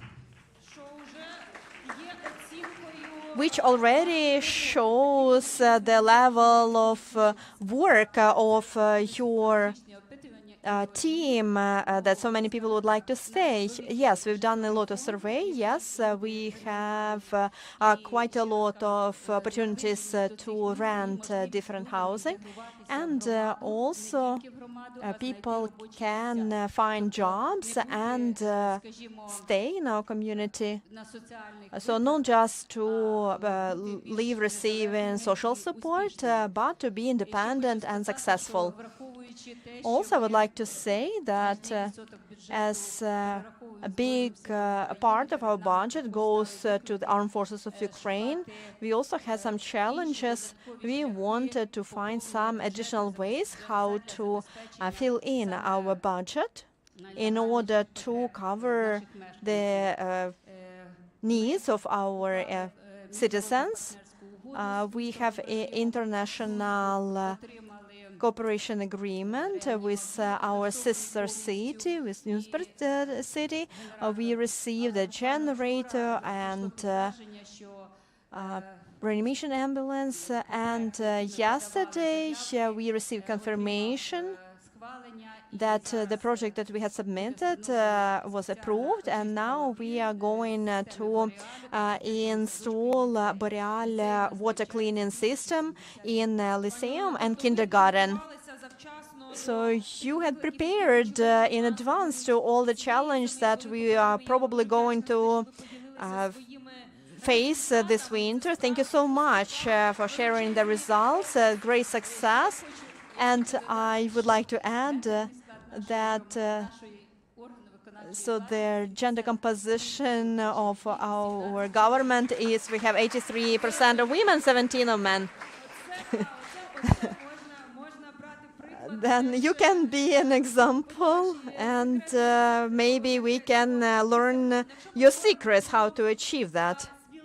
And if we talk about courage of being visible, but if we talk about, when we talk about visible, we mean responsible. Of course, we need to talk about social responsibility of business. We already discussed this, but now we will talk to Albina Wojtowicz from Comfy Company. Albina, I lost you. I was looking for you in different side of the panel. And if we talk about social responsibility, I have two directions of questions to you. First is inside the business itself. What is the situation of gender equality? What can you say about salaries, engagement, men and women in different positions? And other social responsibility. Comfy works not only in big cities. You are represented in smaller towns when there is like one food shop, Comfy, and a local administration. So what practices do you bring there, particularly about visibility and engagement of women? Thank you very much. I would like to thank everyone, and I would like to thank those who organize this event. Today, I represent Comfy as an active player of business in selling domestic devices and electronics.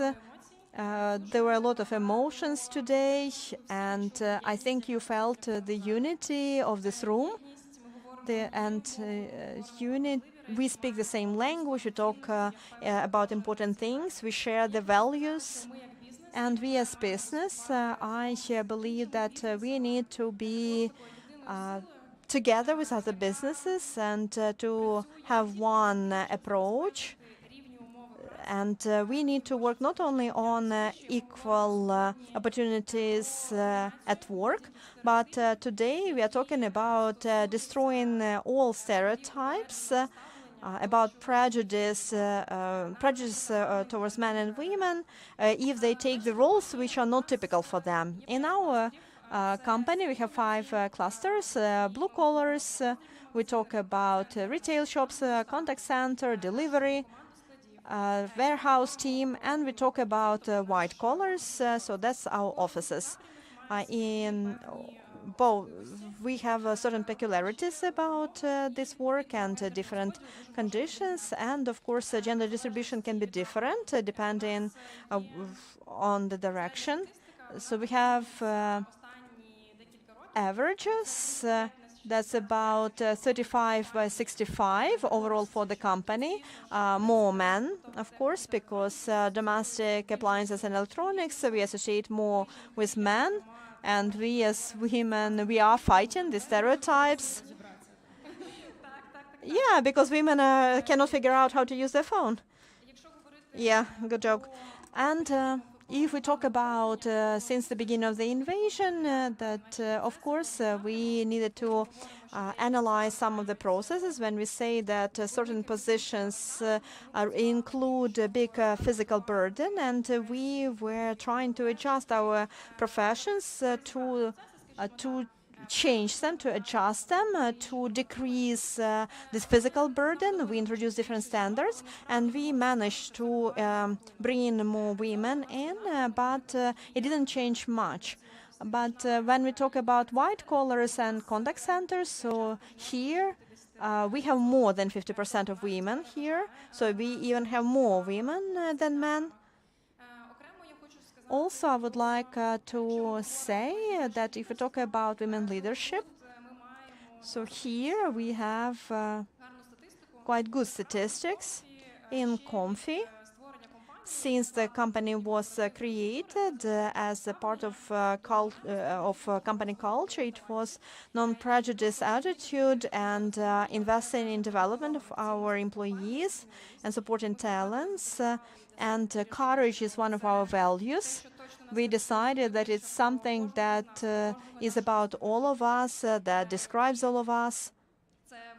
And I believe that it's a very important aspect. And I think that shows that that's one of the reasons why we're here. When we talk about women leadership, so 45 by 55, if we talk about overall in the company, and shifting to your second question about social input in developing communities, we are proud to say that our biggest cluster of retail stores, we are present in all regional level cities, not in all towns, but that's where we are going to. And we show the best dynamic if we talk about the increased number of women who have top managerial positions. We have plus 10% in comparison to the previous year. And if we talk about openings, so since 2023, we've been scaling up our business. We opened 39 our stores. Half of them are in small towns, in cities which are smaller than 1 million of population. And why it is important, why it is about social impact? Because we discussed with Ms. Svetlana that since the invasion, this gray field, so we have more women in this gray field because there are more jobs in small towns. Because in small towns in general, there are not many jobs. And when we open stores in new places, we create this wide field. We create wonderful opportunities to be employed and to develop your career. We have internal inside jokes that if you open a store in a small town, so the head of the shop is basically has as much of the impact as a mayor, or like second after a mayor. And if it's a woman, yeah, so definitely it shows the engagement of women into the local government. Thank you very much for sharing your experience, how you shared what you do inside your company and the level of communities. We need to move forward, because in order to open something in the community, we need communities to still exist.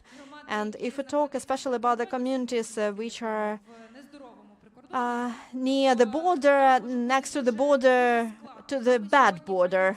So today we are talking to Ms. Oksana Rudia, the school principal in Chernihiv region. And of course, for the community, for develop, it's logical to have families and children. And of course, it's very important. It makes sense when schools are closed. And I know that you are fighting for your school, and you keep fighting for it. Could you share, please? Hello to everyone, and I'm so grateful for your invitation.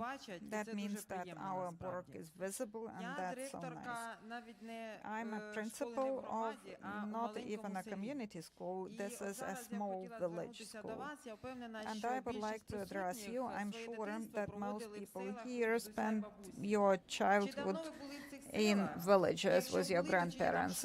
Did you visit, those villages long time ago? And if there are schools, somehow I'm sure that most of them no longer have schools. So what's the future for those communities then? Currently, small village schools face significant challenges. That's insufficient financial support, blackouts, and inadequate shelters, because they believe that these schools are not promising. Obviously, that the cost per capita at a school where there are 100 students is much higher than where there are thousands. That is why, well, they unfortunately apply this financial approach, but if it is adequate, who knows? Kudrivka is a smaller village. Maybe you like soccer, football. Maybe you know that in Ukrainian Premier League there is now Kudrivka Football Club. So it was launched 3 years ago in our village. It started as a district team, and after 3 years you see that this is a soccer club that plays in Premier League.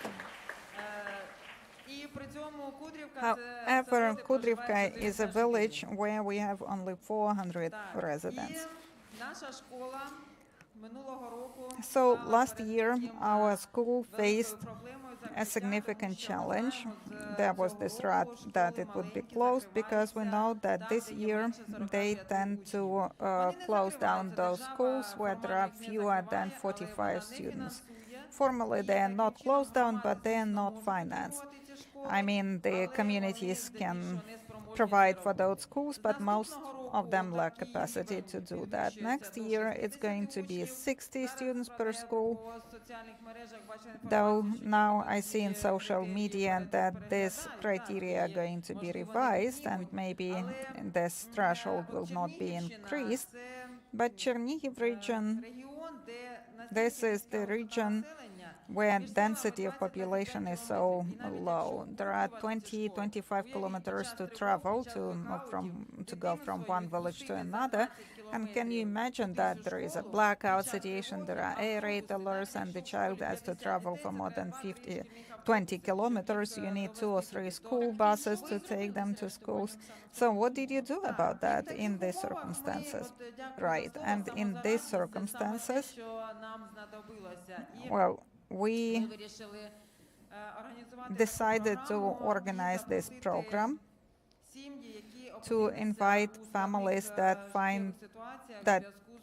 are in difficult situations because of the war. Me and the leader of our village and other women, we organized a program inviting IDPs from those regions that are affected by the hostilities. Now we have 11 families who have joined us, 25 children. 2 years ago, we had 45 kids in the school. Now it is 75 plus 30%. Well, for Kyiv, it may look modest, but for a village school, that's plus 30%. And the village leader and the principal, well, we never wear high heels, we wear jeans, going from one abandoned house to another. And happily, we have this president of Kudrivka football club in the village, and he paid money to pay 2 owners of those abandoned houses, and he did that, and now these families can live free of charge. They come from Donetsk, Dnipropetrovsk, Kherson region, from occupation, and of course it was a challenge. Thousands of people called, and they would come and see if that works for them. It didn't work for everyone. That's a very agile process. We are very grateful to our team, to our community, to charitable foundations. Local residents supported those people, helping them to adapt, to create jobs. That's a huge problem for smaller villages. So to support livelihood, a craft cheese making factory was established, and IDPs are hired there. And I mean, this is a small scale. Kudrivka is a small village, but this is mostly what you see on the map of Ukraine. And the history of Ukraine is also comprised of these small stories and histories. And only all of us together, by joining efforts, we can achieve our objectives. I wish us all the peaceful skies, good health. Let all of your dreams come true, and hopefully we will prevail as soon as possible. Glory to Ukraine and glory to heroes. Thank you for that. Well, you shouldn't speak about a very small village, right? Because, you know, there are these may be issues for larger settlements that have much more resources, and you are able to address these issues so creatively. And of course, we must also speak about entrepreneurs, the women who look for a way out in challenging conditions. Sofia Duyko is the founder and the manager of premium Ukrainian cosmetic Messonia brand, and I know that you basically developed your business already in the course of the full-scale war, and you also have 5 kids. Tell us how you do that, how you work miracles. Well, I cannot but bow now to all the women who I see here, especially women who are in the military, and I am so grateful to you. And you know, I wanted to start with something, and you deprived me of that opportunity. Okay, so I do have 5 children, and my husband is in the audience now. He has been very supportive from the very morning, and we are a business that is very grateful to the defenders, because when the invasion started, our factory was occupied. So we are basically a plant. We are a production facility not far from Kyiv in Makariv, and we were in occupation. Some of our employees were in the factory when the invasion started. They were kept hostage for 14 days. Happily, they survived and continue working for us. So without you, I guess we would not be able to do our job, to create stuff, to move on. So what we are doing that due to you. We create jobs, we pay taxes,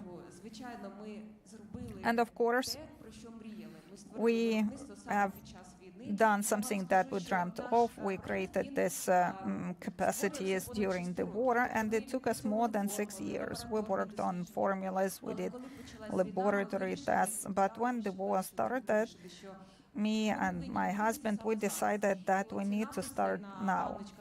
And these inscriptions on the made in Ukraine, so on these products made in Ukraine, now they can be found all over the world. We export our products abroad. In 2022, we were recognized as the best Ukrainian brand. 2025, so they write about us. But most importantly, this inscription, it is spread in the world, and now we are opening an office in New York. But frankly speaking, I'm doing that for you to know that we have an office there. So yes, I have 5 kids. That's another factor where I need to combine family, business, team, and if a woman has a lot of children, it does not need to necessarily prevent her from acting, from achieving her goals. And by the way, I wanted to invite my mom for this event, and she said, I have nothing to put on, so I'm here with my best friend. So let me stop here first. We are grateful, and again, we are working, we are helping others. I will take note of the contact of all the women in the military who are with us now, and if you allow me, I will send you presents. And we try to contribute, not just speak, and that's our slogan. Sophia, thank you so much. What you are doing, that is truly a role model for Ukrainian women. That's about social responsibility, because emotions are very sincere, and I can see that you really, that's your life. And the last speaker in this panel, this is Olena Prisezhnuk. She works in a village, and this is a trend due to her, and I believe it's quite symbolic because you rebuild an old traditional hut, because you did not just destroy it and build something new instead, but you are recovering, rebuilding, so that's a symbol of Ukraine. Hello, and I'm very grateful for this invitation. I'm so happy to be among very strong women. Thank you for this opportunity. And yes, I started trying to restore my great-grandmother's house, and now I've restored 6. Some of them are used as cultural projects. For others, these are kind of entrepreneurial premises, because of course you can have a lot of enthusiasm, but you also need to provide for income. So once I decided to participate in the grant program, and I got that grant, and I built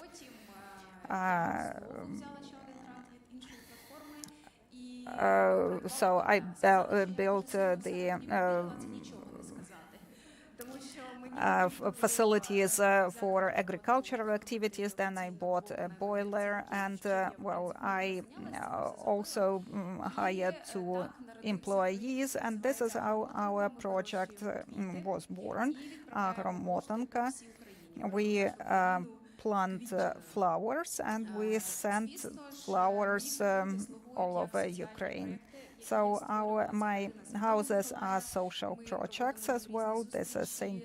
Nicholas Santa Claus house, where we organize retreats and charitable festivals, and we help our warriors. And of course, all the social projects are focused on providing assistance. And the recent grant we received from MHP to the community, and we bought the smoking facility, so we will produce craft smoked meat,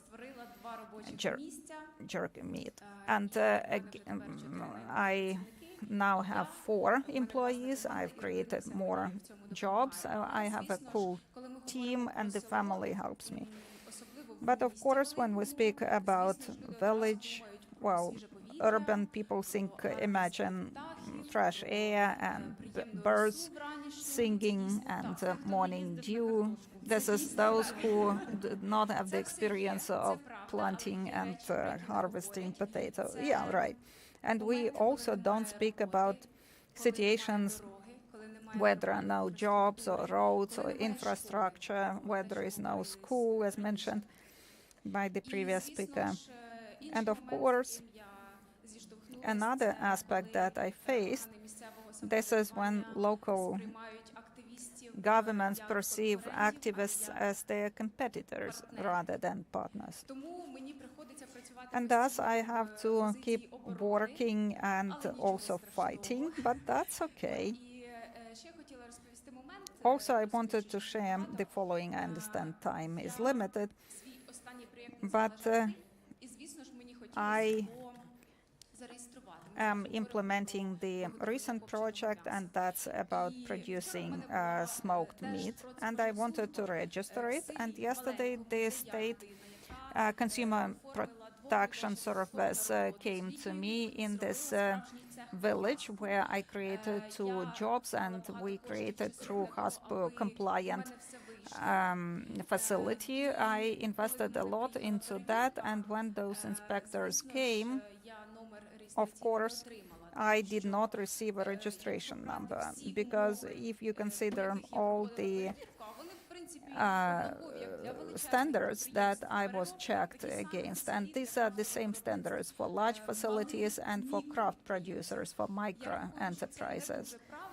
I believe that's not right, because yesterday I did not receive a registration number, but I will still have it one day. But other women could give up and not dare implement that idea. And of course, that creates a more favorable condition for development of shadow informal business instead of having everything registered and official. So I believe it is important to revise those requirements for those people who work in villages, who want to stay in rural areas, because not all these people see perspective coming back home to their villages. They go to study in the city, and they stay in the city, or they go abroad. So with my blog, Motanka blog, I have the opportunity to promote the Ukrainian village, to show that businesses can exist and work in villages. It can be official according to HASP standards. So I invite all people not to be apprehensive of rural areas, but to come and work and create something beautiful. That's not a doom, not a sentence. That's something that offers opportunities, and follow me. Of course, I'm sure that you will get all the permissions and everything, permits, and everything will work out. And being ambitious and heroic, it's cool. But obviously, this is what we see where other mechanisms fail. So hopefully that the old heart that will be rebuilt will be visible, and it will be a role model for other countries. Thank you for having this discussion with me, and we take a break until 3 p.m. and I pass the floor to Katerina Trushak, and they continue with the interviews. Yeah, I'm happy to continue. Our location continues working, and this, you can see my first guest here, and now we are speaking about important things.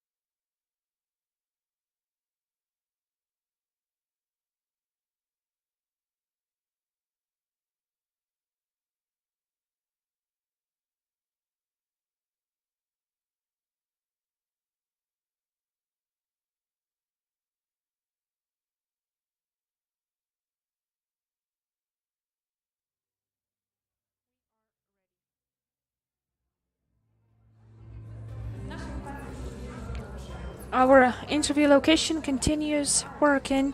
We're talking about stories of inspiring women. One of these women is next to me, Lilia Zinchenko, head of Department for Regional Incassation in Kharkiv in Privat Bank. Ms. Lilia, my greetings.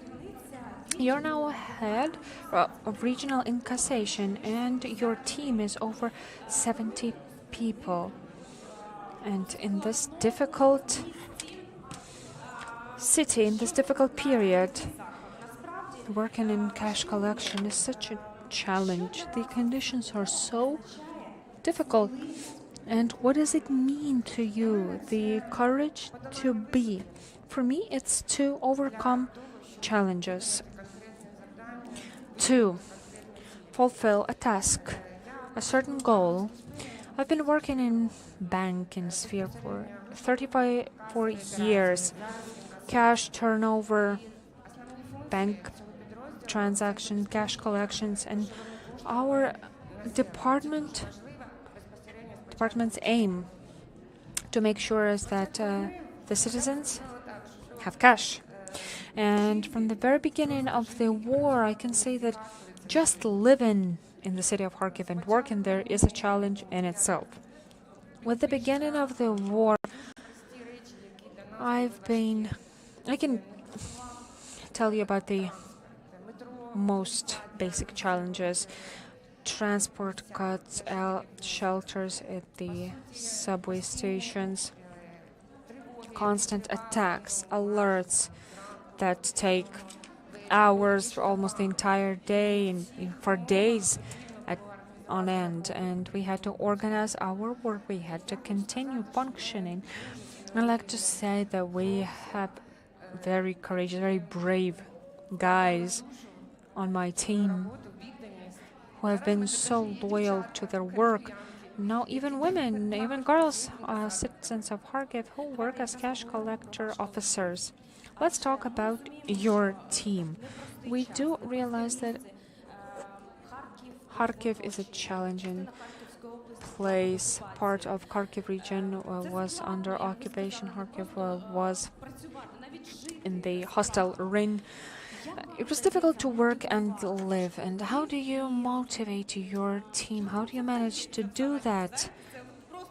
In general, it's just so inspiring. I'm so proud of the fact that in these challenging times, I managed to keep almost the entire team.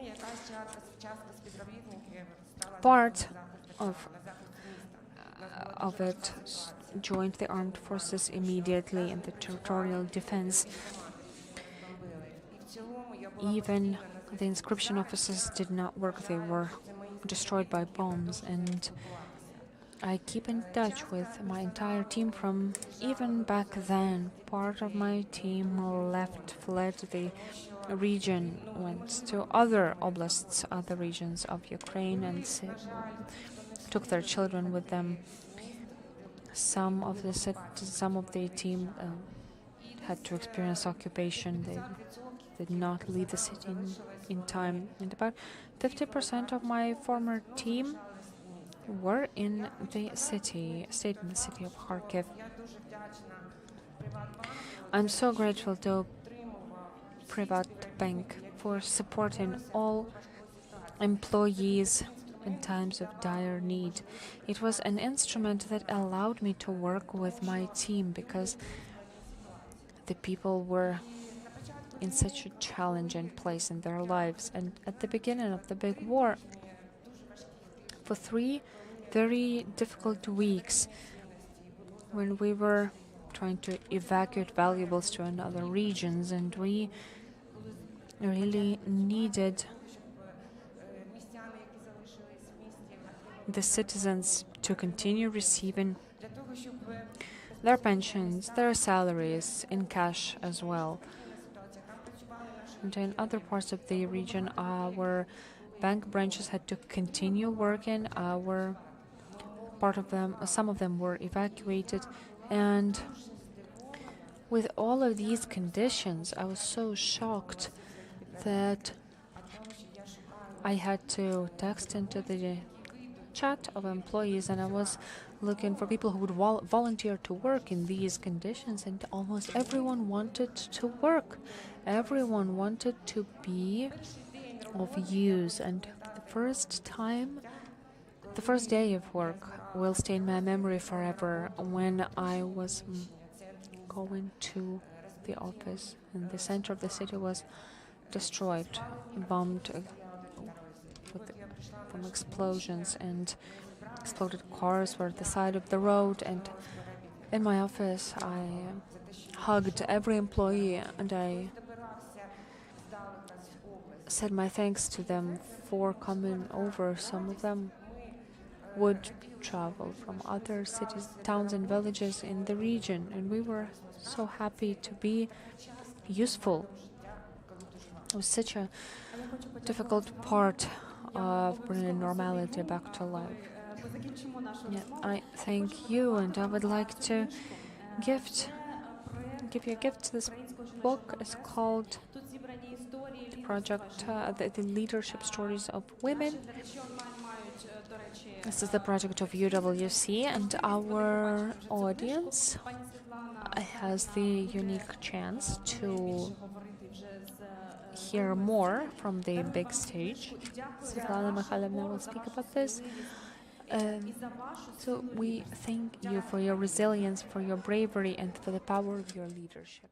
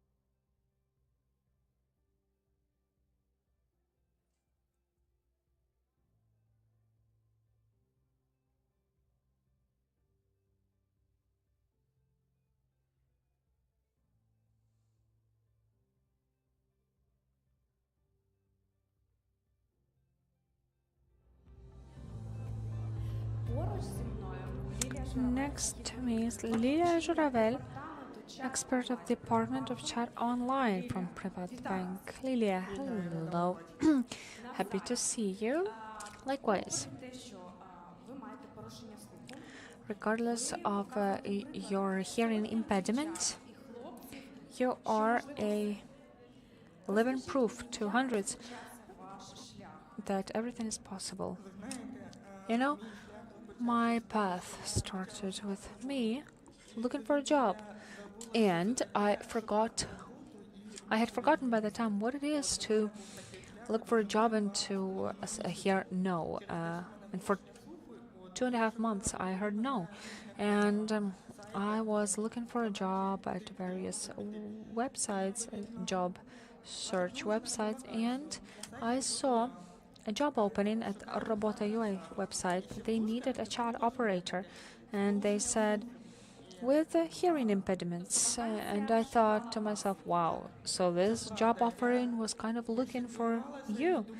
And I was surprised. I was thinking, is it possible? Are they really looking for a person like me?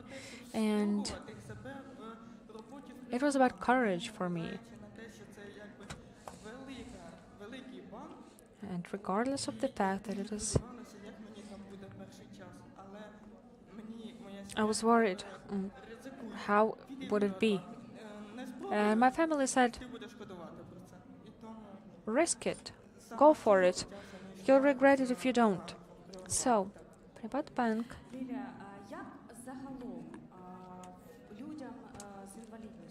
for people with various impairments, how with various limitations. How difficult do they find to get a job, to be part of the group at work, to part of a team? I would say that we were the Privat Bank was one of the first ones to include people like me. I feel completely welcome. There are subtitles, there is sign language interpretation and text. Not everyone can read lips, and not everyone can understand what's going on, decipher. The Privat Bank team did their best to make us feel completely included and fully part of the team. And when I was when I started the job, the trainers, the supervisors helped me so much. I was completely shocked that it's possible. They were so calm, they were so welcoming, so that we could feel completely at ease, free as birds. And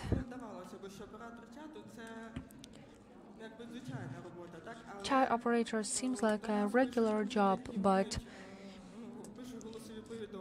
sometimes people who are sending voice messages, they have to go through a voice transition so that we can work with our inquiries. So the adaptation was easy.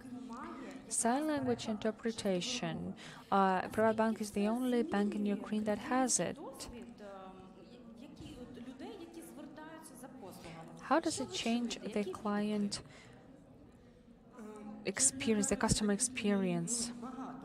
There are many people like that. Such a numerous group of people. We taught our workers, our employees at branches, to the basics of sign language, and we read lips, we speak slowly. It is very convenient for us as well as for the client. Sometimes clients come to us to ask for advice. Sometimes a client would ask us, I want an expert who speaks sign language, and I want them to explain to me how to cut a tree properly. Oh, so this is the additional service from Privat Bank, as far as I see. Yes, and the clients know that Privat Bank has a case like this, and our experts do know sign language, sign interpretation, and they are able to provide qualified assistance or not so qualified assistance when it comes to something other than banking. I'm so grateful to you for sharing your experience and for taking that job eventually. I'd like to give you a book as a gift, Ukraine Leadership Stories in Ukraine. Yeah. Women's Leadership Stories in Ukraine. This is a project of UWC.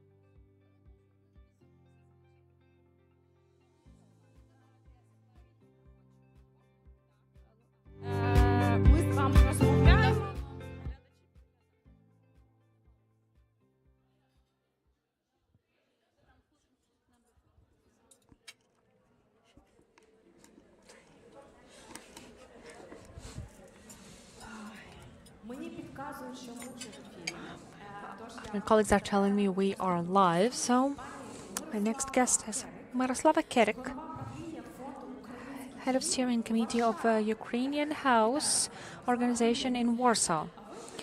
You are Ukrainian. You are a Ukrainian woman who has been living for many years in Poland and helping other Ukrainian women. Your Ukrainian House became a very influential organization, and with the full-scale invasion, we could feel the extent of it, the scale of it. What are the challenges for Ukrainian women in Poland? What have they overcome so far, and which are yet to be overcome? Thank you for the invitation to the interview and to the Congress. The challenges Ukrainian women face. In 2022-23, the most of the Ukrainian refugees, women with children, had found a job, an accommodation, a school for their children, so basic household issues have been resolved. And but well, what it took is a different conversation. For example, regardless of the data by Deloitte of the National Bank, 70 to 80% of adult Ukrainian refugees are employed and they're providing for their families, which is a good thing. But the other thing, the question is where they work. Mostly the works are heavily, strictly scheduled, rigid in their schedule. So if you are responsible for children, that's a problem. And sometimes it makes you a single mother. Well, their husbands are mostly here in Ukraine, so for women, it's difficult to find time and opportunity for retraining, to learn the language, to find another job, a better job. So they do work, they provide for their family, but the problem is the feeling of all of it being temporary. They're outside their motherland, they have to be legalized, to have access to education, to healthcare. If we're talking about Poland, in September, before the expiration of temporary protection of refugees, they have signed 5 days prior to the expiration an agreement to extend it. So it was a very negative, it had a very negative influence on us. So we received so many calls from the refugees who were afraid they were losing their jobs, their housing, and of course they are members of Ukrainian life with their families here. They know where air alerts happen. They all know that because their relatives are in Ukraine, but that deteriorates the mental health a lot. And the temporary legal status is extended until March, but we don't know how shall we legalize these almost 1 million individuals in 4 months. That's a big question, how that can be done. So, and the challenge for women here, we mentioned that a lot, that taking care of family members is traditionally a woman's work. The older relatives, senior relatives, the disabled family members, children, a woman is supposed to take care of everyone. And outside of the country, women have even less support, even less of this network, and they don't share these caring duties with other family members, and that impedes them from getting a better job. Recently, Ukraine was recognized the Ukrainian language was recognized in Polish schools as a second foreign language to be studied. Now, that's kind of a victory, because for millions of Ukrainians in Poland, that's a big step in their direction towards them. But the attitude of Polish citizens towards Ukrainians allegedly is getting worse. So is the truth somewhere in between? Well, the right to education is still existing, and the right to study in your own language was effective yet before, and the the graduation tests were available to Ukrainians in their language, and the program, the curriculum was prepared starting from the junior school. And the Pavlo Vovchuk, a Ukrainian researcher, translated this and prepared this curriculum and the test. But for the 8th graders, it's still not available. So sometimes parents have to choose in favor of these tests being passed in Russian, which is not the best option. And But now we have the call to Ukrainian families because we know that there are many Ukrainian kids, but then parents need to demand Ukrainian, ask to add the Ukrainian language to their children. You communicate with many Ukrainians who are in Poland now. What moods can you observe? Are people ready to come back to Ukraine? Because we are thinking about this here. What do they think? I think basically this is the question about anti-Ukrainian moods. Unfortunately, that was the politics during the election campaign, and there was a negative campaign against Ukrainian. And if women are blamed in public transport, that, for example, they speak Ukrainian, and they are accused of something, blamed something in public places, and women speak up about this. Maybe women have more courage to talk about this because they have this mixed feeling that on the one hand they are in a safe space, but it's not safe anymore. And if the moods change completely, if nationalistic bloc wins in the next election, it can be kind of like push factor for many to come back to Ukraine, but it's very individual. There are some families that have kids at school and they will try to adjust. There are those who already came back or they want to come back, but they are afraid coming back. And some come back, so it's always movement both sides. But I think in winter we will not have many people coming back because people are afraid of power outages that happened yesterday, and then women are afraid for the kids. Thank you very much, Ms. Miroslava, for sharing your thoughts and for supporting Ukrainians, especially Ukrainian women in Poland. Thank you. And this is the present that I give to all our experts here. This is a project of Ukrainian Women Congress, the story of women leadership in Ukraine. Thank you very much.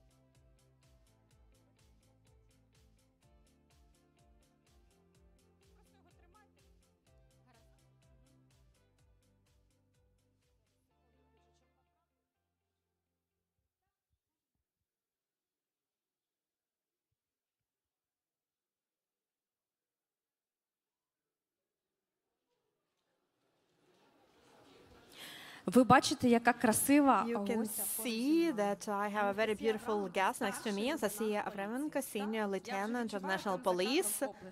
I feel that we have a round of applause. Anastasia, police, it's traditionally business for men. But now we have more and more beautiful, smart women in the police. Can you share your road? What inspired you to be a police officer? I think it was my dream from my young age. It was a dream to help people, and I made this dream come true. I believe that I do something very important. I'm registering all the families with missing persons, deceased persons, and we are helping our guys to rehabilitate. Do you have many women serving with you? Overall, I think about 500, 600 women in Ivano-Frankivsk region. That, I would say, about 25% among the police in the region. When you told your parents, I want to be a police officer, what did they say? They said that I would be alone because they couldn't help me with this work because we had no law enforcement in our family, so they couldn't give me any advice or support. But they told me that if I decided to choose this difficult road, we wish you all the best, and I'm grateful for this support, and I can say that now I can state that I am a police officer. And are you proud of this? Of course. When the invasion started, in your free time, I heard you learned how to operate FPV drone. Can you share this experience, and do you have any achievements? When the war started, we started to watch videos, talk to the military, and the first what motivated me, we were deciding what to do for St. Nicholas Day. And we decided to buy copters and hexacopters, FPV drones, and send them to the front line to our guys, so to make this St. Nicholas present. I really like this idea. I went to my first piloting course. Then I continued doing this. We were training, flying drones. Then we found out that there are competitions on piloting drones, and recently my team won the first place in the defense, and now I am the head of the branch of the sport branch in my region. Congratulations. We wish you all the victories in your professional, personal life, and of course the main victory for all of us. Thank you for your service. And I give you this book. I give it to all our guests. This is the story about women leadership, and I'm sure that it will include your story one day as well. Thank you.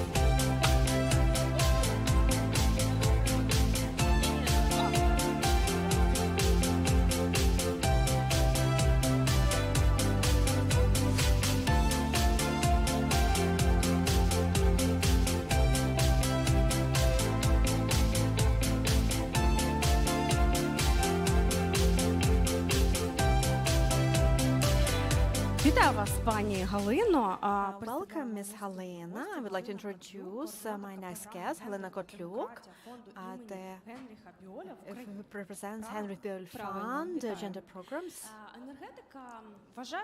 Energy is believed to be traditionally male business. So what motivates you as a fund to work with this topic, and what meets the woman on the first days, like when they only start there? Thank you for your question. For our office in Ukraine, engagement of women into energy sector. That is the topic that we were working before it became mainstream. We've been present in Ukraine for more than 15 years, and women in energy sector, that's always been the mainstream idea inside our fund. We do research, we support women who already work in energy sector. We support Women's Energy Club that unites us women, provides them a platform to exchange experience, have a place to meet, and to be support for each other, to find strengths in each other and keep going, because as you said correctly, that traditionally this is a male-dominant area, but of course we always say that there is no work for men or women, but all jobs can be done by prepared professionals. And that's the thought that we want to promote. We try to deliver it to our audience, our stakeholder, and it was never easy for women in energy sector because they're surrounded by multiple stereotypes of what women can and cannot do, which job is considered to be physically difficult and automatically it's not for women. But through my years in the fund, I saw so many stories, women leadership, how women with their example prove that no, they can. We already do this work. So yes, this is a privilege for me to have a chance to talk about it and how much it inspires me, my colleagues and our partners. And I want to thank you on behalf of all Ukrainians, to Ukrainian energy workers who still gives light to us. Do you feel that now young women are promoting this equality culture, not through slogans, but through actions? I don't really agree with you, not only young women. Over the 3 years of full-scale invasion, we have seen how women of different age, background, professions, how they change their qualification, how they are building their life from scratch. For example, a woman who used to be a teacher and now they work as an electrician. So I cannot say this is only about women, all kinds of women. But I'm very happy to see a trend that now youth, young women, they are becoming more open to something new. And I think that it's not so commonly spread that math is only for boys, and more young women choose STEM professions. More young women are choosing engineering jobs, energy jobs, and so on. But I can say for sure that this is our all-national trend that has no age limits. Ms. Helena, in your opinion, what should be done for a girl from a small town or village dream to work in energy sector or to become the Minister of Energy? It's a good question. Let's think together. Let's dream together. I believe that it all starts from kindergarten, first grade, school, family. We need to be conscious as what and how we teach our kids. We need to encourage girls to study STEM, study math. We had a wonderful example of a female astrophysicist who was fighting against math and won against math. And it's a wonderful story, and we need to encourage our young people, young women, not to be afraid and to create conditions so that they could develop their potential. So it all starts with education. I'm sure that we'll hear many stories, inspiring stories of women from energy sector. But for now, I would like to present you this book, Women's Leadership Stories. Today, Svetlana will talk more about this book, but for now, I can give you as a present. Thank you very much.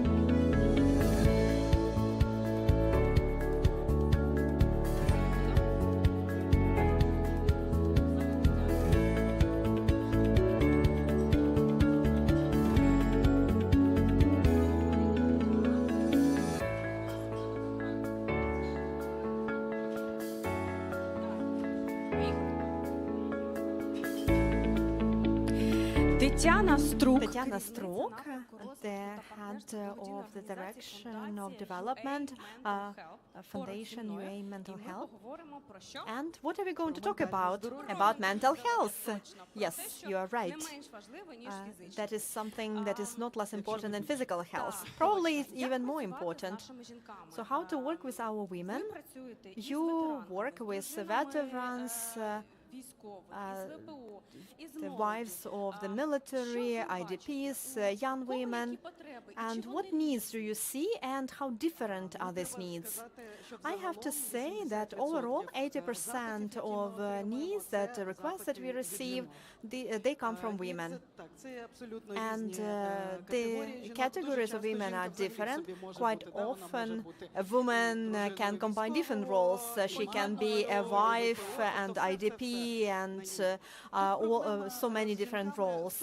The problem with women is that they, until the very end, they think that they can manage. We all say that I'm strong, I can do it myself, and then they wait until the last moment and only then come to us with chronic stress, with burnout, with anxiety and everything that we all have, but we think we can manage. But just a few sessions with a professional can resolve all of this. And we can hear that I can keep going. Finally, I had good sleep. I can do a lot more. So, Ms. Tatiana, today we are discussing what it means courage to be yourself. Is it courage to come to a psychologist on time? Yes, it's great courage. Today in the room, I saw like the full room of very brave, strong women who are in this risk group because they don't allow themselves to be vulnerable. They don't allow themselves to ask for professional help, but on their shoulders they hold communities, homes, very important tasks. And together with Ukrainian Women Congress, we organize sessions of assistance and trainings for women, for leaders of communities. And for many of them, it was a turning point where they could think, and what about me? I need assistance as well. I also need attention. So yes, it is courage and it is maturity. We often say that mental health is a personal business. But what should communities, state do for people to pay more attention to their mental health? Yes, if you have some psychological problems, there are many opportunities, free, paid services. But in reality, we need to understand that this care about mental health should be ingrained into state strategies. The way how education is part of any strategy as healthcare, because quite often we work with teams. For example, we work with teams of doctors, volunteers, teachers, and we teach them this support culture, because this culture has to be mainstreamed in every direction. Because if we talk about reconstruction and recovery of Ukraine, and if we picture it as building, construction, and you can picture all these bricks that are necessary to build, so put the oxygen mask on yourself first. Right, yes, we need to take care of these people. Yes, we can talk about mental health forever, hours, but our time is limited. I want to give you this book. These are the stories of women leadership in Ukraine, the project of Ukrainian Women's Congress, the stories of outstanding women. Thank you very much for everything you are doing, and thank you for this conversation. Thank you.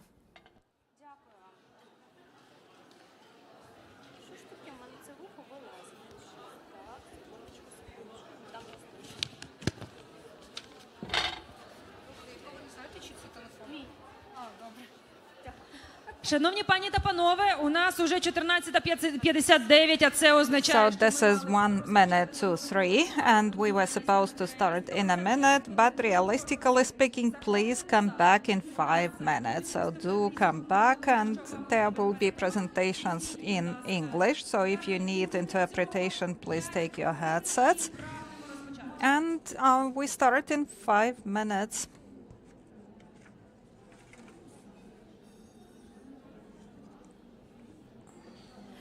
Зараз поговоримо про медицину. And now we are going to speak about healthcare. This is my favorite topic, and this is Natalia Haryova, the councillor of Kyiv District Council and the director of Kyiv Healthcare Central Hospital. And healthcare, this is one of the most important sectors now. So what does it mean for you to be brave? What's courage in this system where you always need to respond to fires, to pressing situations? During the war, during the pandemic, healthcare sector had to stretch, and we had to be brave and to adopt unpopular decisions and to act fast in order to survive. Being brave is being with your team, doing stuff for people and love people, because that's the greatest value. So you have to find a way where there are limits set by orders and legislative framework, but to be humane.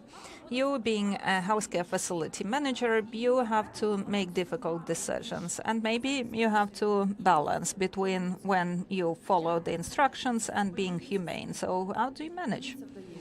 I do manage, because everything I do that with love for people. So humanism and humans, that's the greatest value. And there are orders, there are cabinet resolutions, bylaws, and so on and so forth. So, of course, in the situation of the war, you have to act to survive, sometimes to make unpopular decisions with the focus on people. Thank you for being so focused on people. And this is the book, Women's Leadership in the History of Ukraine. And thank you for this important conversation.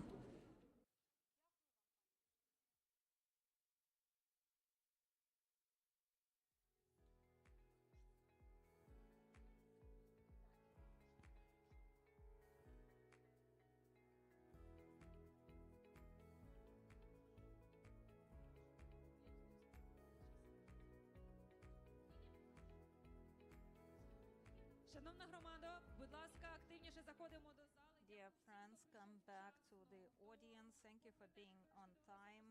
And even though you had to wait anyway, you are here on time. And we will start in 3 or 4 minutes. So there is still time and free seats. So please use this opportunity not to wait in the line then. So we start in 2 or 3 minutes. Now it's 2 minutes past. So let's start at 5 minutes.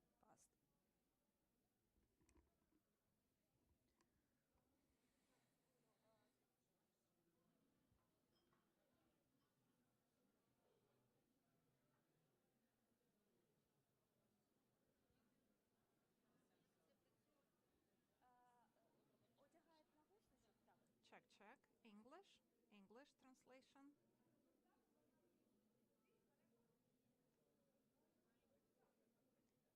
English.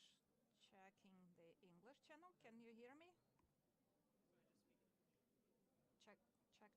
English. Check.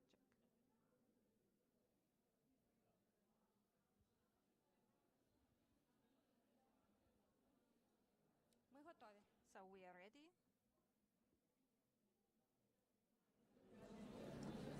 Поруч зі мною надзвичайно. Next to me, this is an incredible woman, Sabine Fraser-Gönish, UN women leader. So let's check if the headset is working. So welcome, Sabine. Why women participation in politics in Ukraine matters, and why, well, it is so important to speak about that now. Katerina, thank you very much much for having me here today, and it's absolutely amazing to be at the Ukrainian Women's Congress. So many people and so much excitement. And I think that this excitement is what also can help propel women into political life. In Ukraine, we know that women are leaders in many different spheres. Women are leaders in business, they're leaders in civil society, they're showing how they can work in their communities to resist the invasion by Russia. But in one area, women are still a bit lagging behind, and that is in women in politics. In Ukraine, we're very fortunate to have a wonderful prime minister who's a woman, who was here earlier this morning. But there are only 3 women ministers, 3 women in the cabinet. So that is a relatively low number. At the same time, the parliament only has 21% of it, which are women. And no women were elected to a major city last elections as mayors. So we don't have any women elected mayors. So this is where we see that there is still a lot more space for women to be active in political life in Ukraine. If we look at the neighborhood, we see that in other countries, women are reaching sometimes 50-50. Sometimes we have cabinets where there is gender parity, and what we can hope is that one day this could also happen one day in Ukraine. So that is why it is so important to be here to support women who are engaged in political life, because they have a lot to say, a lot to decide upon, and a lot of ways to lead their communities and lead the country. От, власне, хочу поговорити з вами, як ООН... Now I would like to discuss how UN Women support and promote participation of women, Ukrainian women in politics, in processes, decision-making. Well, I think that everything that UN Women is doing in Ukraine is about supporting women's leadership. So supporting women's leadership in different areas, in government, in civil society, but also in politics. So what we decided this year is to start a new program called She Leads Ukraine. So what we're excited to do is to work with women from across the country, from every single oblast in Ukraine, to help provide trainings and capacity to them so that they feel ready to run for the elections. Now, we don't know when the elections are going to occur. They may not happen for several more years ahead, but it's already important to start working with women to prepare women so that the day that there are elections, they feel fully confident to run for public office. So we're very excited about this. We've already trained 300 women this year. We plan to train another 300 women this year. So there'll be 600 women that will be prepared to run in elections. And what I want to say, what is also very important through this program, is not only the technical skills, but it's also to bring women together, like we have here in the Ukrainian Women's Congress, so women feel solidarity. They feel like they can help each other to move up into public office. For us, a very important motto is, of course you can, Svesnos możesz. And of course, women can also run for office, win office, and lead. So this is what we're very excited to work with the women of Ukraine in ensuring that women are leading. Я дякую вам за віру в українських жінок, за підтримку. Thank you for trust in Ukrainian women, for your support, and for the projects that you are implementing in Ukraine. And let me give you this book. This is Stories of Women's Leadership. This is a project of Ukrainian Women's Congress, Incredible Stories of Incredible Women. Thank you. Thank you very much. Дуже дякую.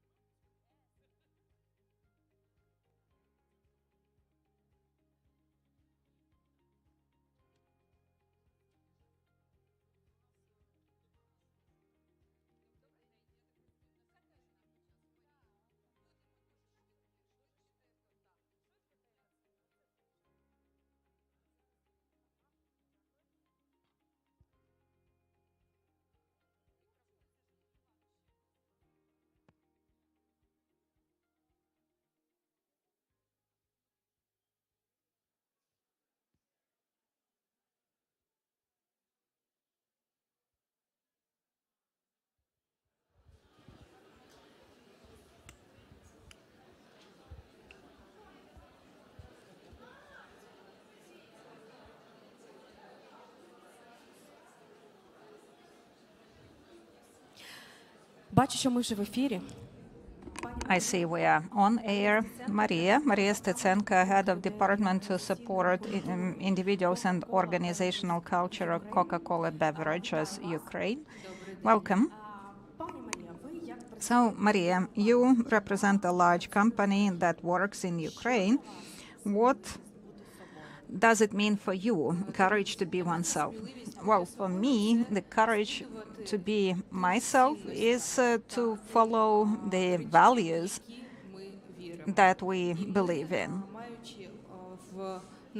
And us, in our portfolio, we have these values as us above me.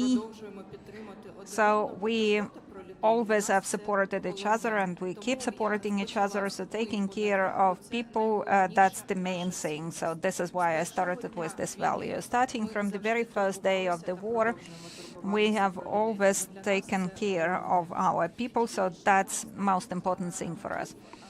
Which decisions recently were manifestations of your corporate courage? Thank you for that question.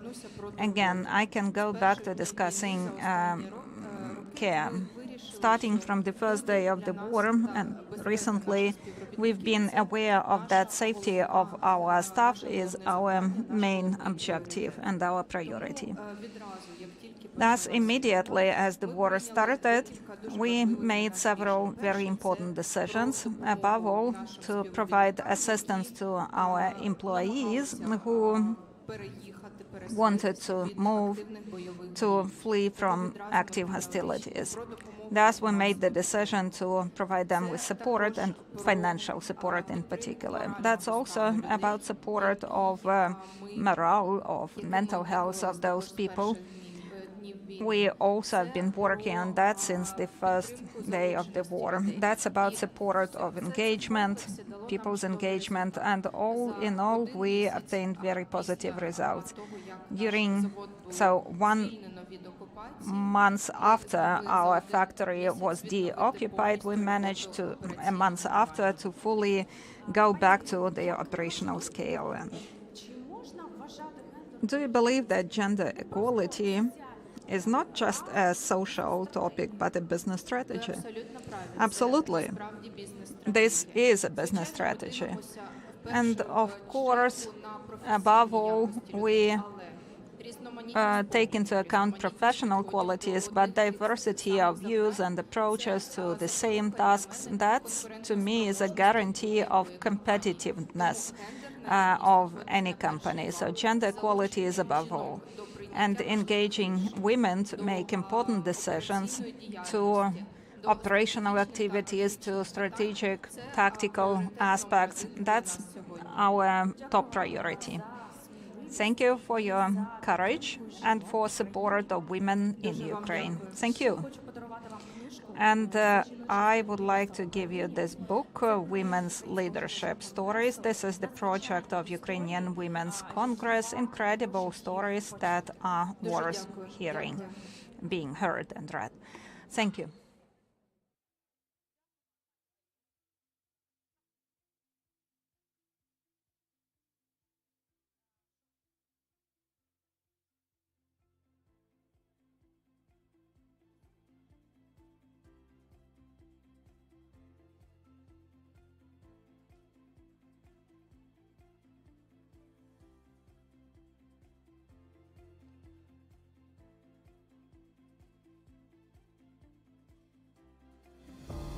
Вітаю вас, шановні пані та панове, рада бачитись. So, dear ladies and gentlemen, I'm so happy to see so many people back to the audience after lunch, and thanks to those who follow online. We are broadcasting in Ukrainian, English, and also we have sign language interpretation support, so thanks to everyone who follows on that side of the screen. So we promised a secret guest, and we expected him here on the stage. However, right now, before the Congress, he was dispatched for a serious secret mission, and now you will see who that is, and we have a video from him. Dear participants of the Ukrainian Women's Congress, you share stories of incredible power of Ukrainian women that is a role model globally. In the situation of unprecedented challenges, Ukrainian women undertake responsibility and leadership in various areas, and national security is no exception. I'm proud to say that in the Chief Intelligence Department, there are 1,500 women, and the number is increasing. In operative and combat units, the women show incredible results, reach professional heights, and obtain recognition. The symbol of our organization is an owl with a sword, and this is a wise woman who is merciless to enemies. Thanks to everyone who contribute to the future of the free Ukraine with equal opportunities. I wish all participants of the Congress interesting and helpful discussions. Glory to Ukraine and glory to heroes. Thank you to Kirill Budanov, head of the Chief Intelligence Department of the Ministry of Defense of Ukraine. And this is not our only secret. Now we will have a dialogue with someone who we could not announce in advance, because this is the person who got the award of Ukrainian Women's Congress for a significant contribution in the development of women's leadership, Mary O'Hagan Award. So now you know that this is Tetiana Krashchena, the godmother, and I invite her to this scene.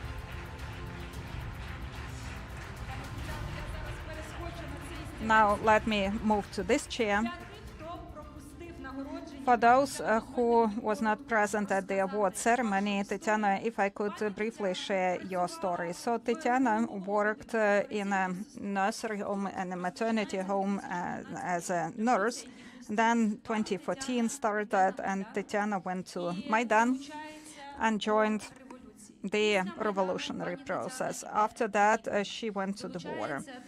She joined Azov in Mariupol, and there she witnessed the onset of the full-scale invasion in February 24, 2022, and she participated in the fight for Mariupol. She was in prisoner of war for 8 months, and she returned home on New Year's Eve in 2023. After a short recovery process, she returned to Azov. And now the 73-year-old Tetiana Tepluk, the godmother, is fighting for Ukraine as a member of Azov Brigade.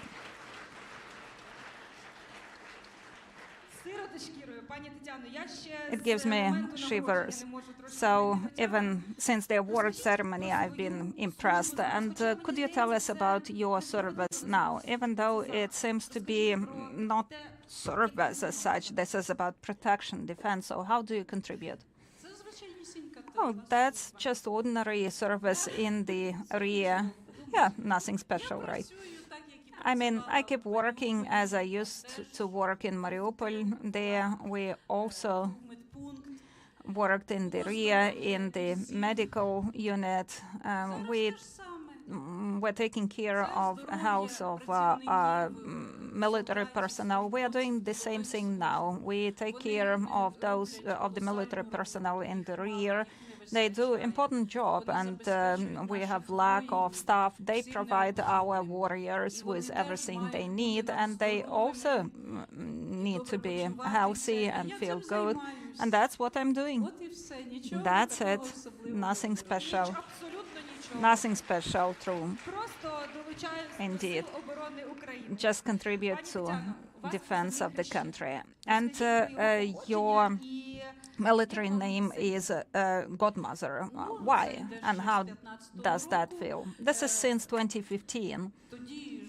Then women were not that welcome to Azov, because that was quite a strict conglomerate of men. But they could see that, well, they want to be in combat activities, but who should work in the rear? And then my godson called me, and he said, well, he was not confident. He didn't sound confident, but he said, "Godmother, you see, this is our situation. Everyone wants to go to Shirokina, Pavlopil, and the medical units are not taken care of. There is no order. So we need someone who would keep control of that." Ну, звісно. Женя, я давно чекаю такої пропозиції. Була моя відповідь. Трошечки були перемовини з командирами в телефонному режимі. Я взяла відпустку в пологовому і поїхала в Маріуполь, який я вже любила. Я його ніколи не бачила, але любила цей город. І хотіла туди попасти. I loved it for its heroic nature, and everything synchronized and coincided. Our desires are heard somewhere, beyond. And the military name was, when it was time to choose a military name, I said, well, you already called me Godmother, well, why not go with it? This is how I became for the entire Azov. So since 2015, you are helping into the world for the independent and strong Ukraine. That's true. In 2015, you said it was difficult to join the military as a woman, and we heard from Ms. Veronika at the first panel discussion that it took her a lot of effort for her to get into the military, although she's motivated, professional, and wonderful at her job. Did anything change in these 10 years, according to you? Well, serving in the rear, I can speak of that. I don't know about the front line, but for Azov soldiers, when we were under rain attack, they were protecting and defending us women. I can't even describe how much of a protection they provided. Thanks to them, we all survived. When women are offered rear positions, maybe half of the cases because they just want to save your lives, to protect your lives, to keep you from dying. Mostly, don't take it bitterly. It's they want to protect us. What can you say about women who are your fellow soldiers, who are your fellow soldiers? What are your thoughts and emotions? For me, they're all back then in 2015 and now. They were and are children and grandchildren. And now I can see even great grandchildren, such young boys and girls. That's my attitude towards them. I am inspired by them. These are courageous, beautiful, wonderful human beings, and I love them. I love them more than words can tell. You know, Godmother is a rock, someone who shields you from outside forces, but somebody has to protect and shield the Godmother as well. Who is your support and who is your rock? My boys, the soldiers, it was always like that. They ask for my advice. They seek my support in times of emotional distress, family problems, and I always tried to give good advice to lighten their mood. My special status was not just a woman, but a godmother. Of course, when we are talking about your path in the military, we cannot help but speak about the captivity, the experience of captivity. What helped you overcome that? The trust, the faith in my country, in my people, I was absolutely convinced that people would not leave me out there and forget me, and I knew I would be brought back from captivity eventually. I believed that at every moment of time, and it happened. But it's difficult to keep the faith when you're in vacuum of information, when the invaders come to you and tell you that you and your country will cease to exist and you shouldn't exist. So where did you find this source of faith? What kept spark this? We always believed, we in captivity with my fellow captives, we always knew they were lying. That's it. It's just it. They were always lying. While during the full-scale invasion in captivity, were you on the Russian territory or occupied territory? What did you find out about the enemy? What kind of creatures are those? Even before the full-scale invasion, like the majority of us, I used to think that there are decent humans over there among them. Most of them should be. But after Tahanro, after captivity, I came to a conclusion, to the impression that they are non-human, filled with hatred and spite towards the world and towards Ukraine. Most of all. What did you learn about yourself? What a human being is capable of, even in such ungodly conditions? Well, I became even more convinced that a human being can endure a lot, if there's faith. If you don't lose faith in your soul, you can endure a lot, especially a Ukrainian woman.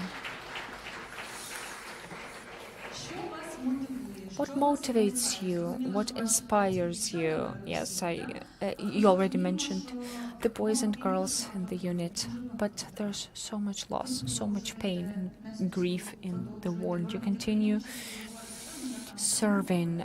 Although you say you're in the rear, no, you're making such an enormous contribution. What helps you continue doing that on a daily basis? I have strength, I have the powers so I have to be next to the young, and I'm doing that. And while I'll have the strength, I need to be by their side, the wonderful boys and girls of ours, because they need our strength of us older people. Do you have an advice, a piece of advice, or your signature phrase to support your team?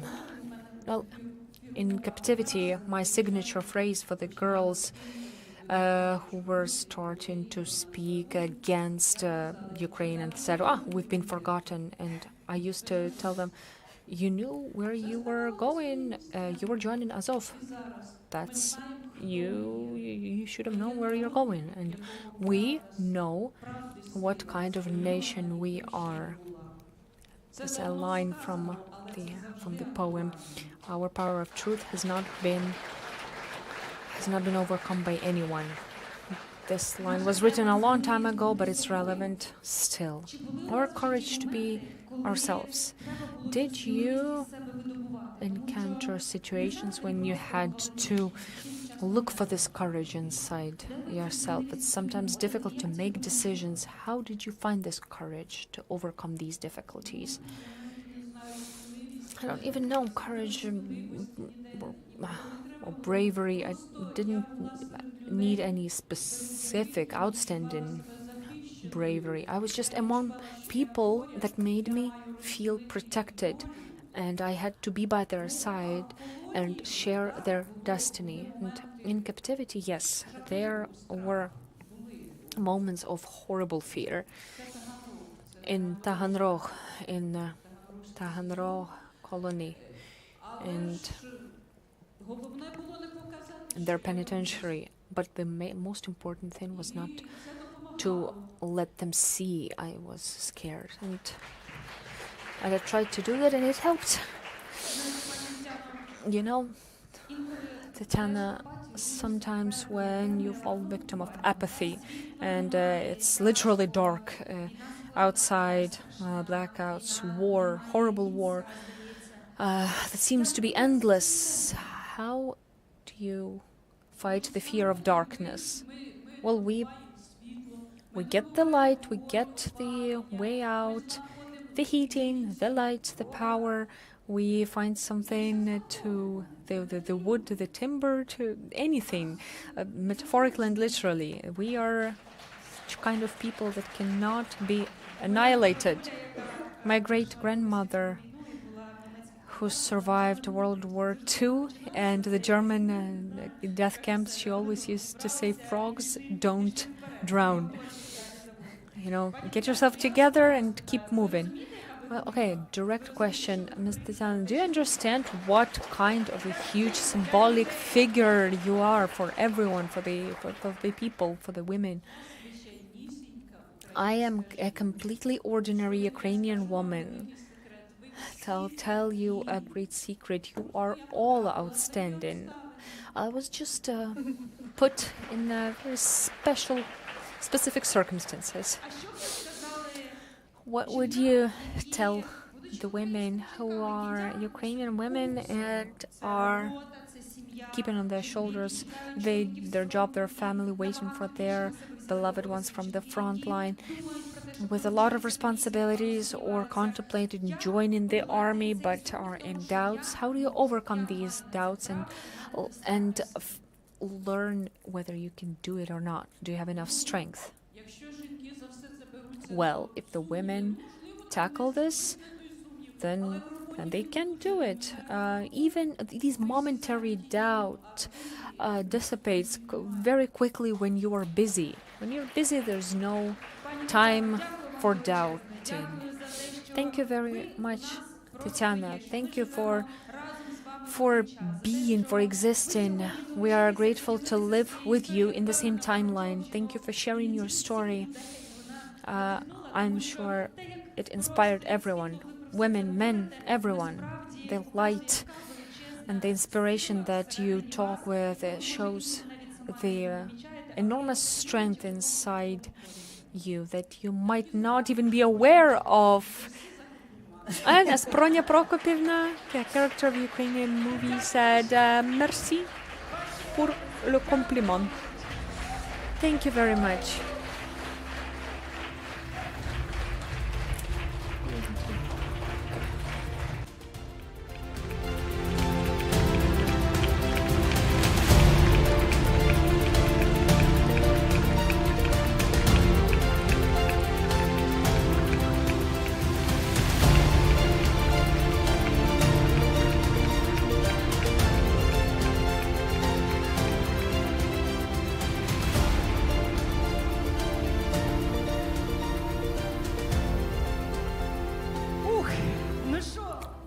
Oh, did you get charged and inspired? As Tatiana said, get busy, keep yourself busy.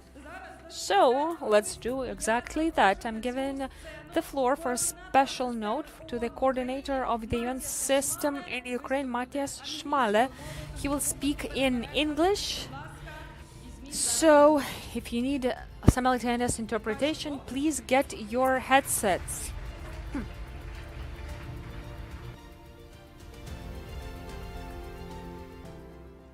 Distinguished ladies and gentlemen, it is really a special honor to be asked to say a few words, and especially after such inspiring comments we've just heard. I greet the Vice Speaker of the Parliament, who's one of the founders. I think the all other founders of the Ukraine Women's Congress are also here. My respect to you. I am, as I said, honored to be here, to be part of an event to honor and celebrate the remarkable strength and courage of Ukrainian women. My respect to you.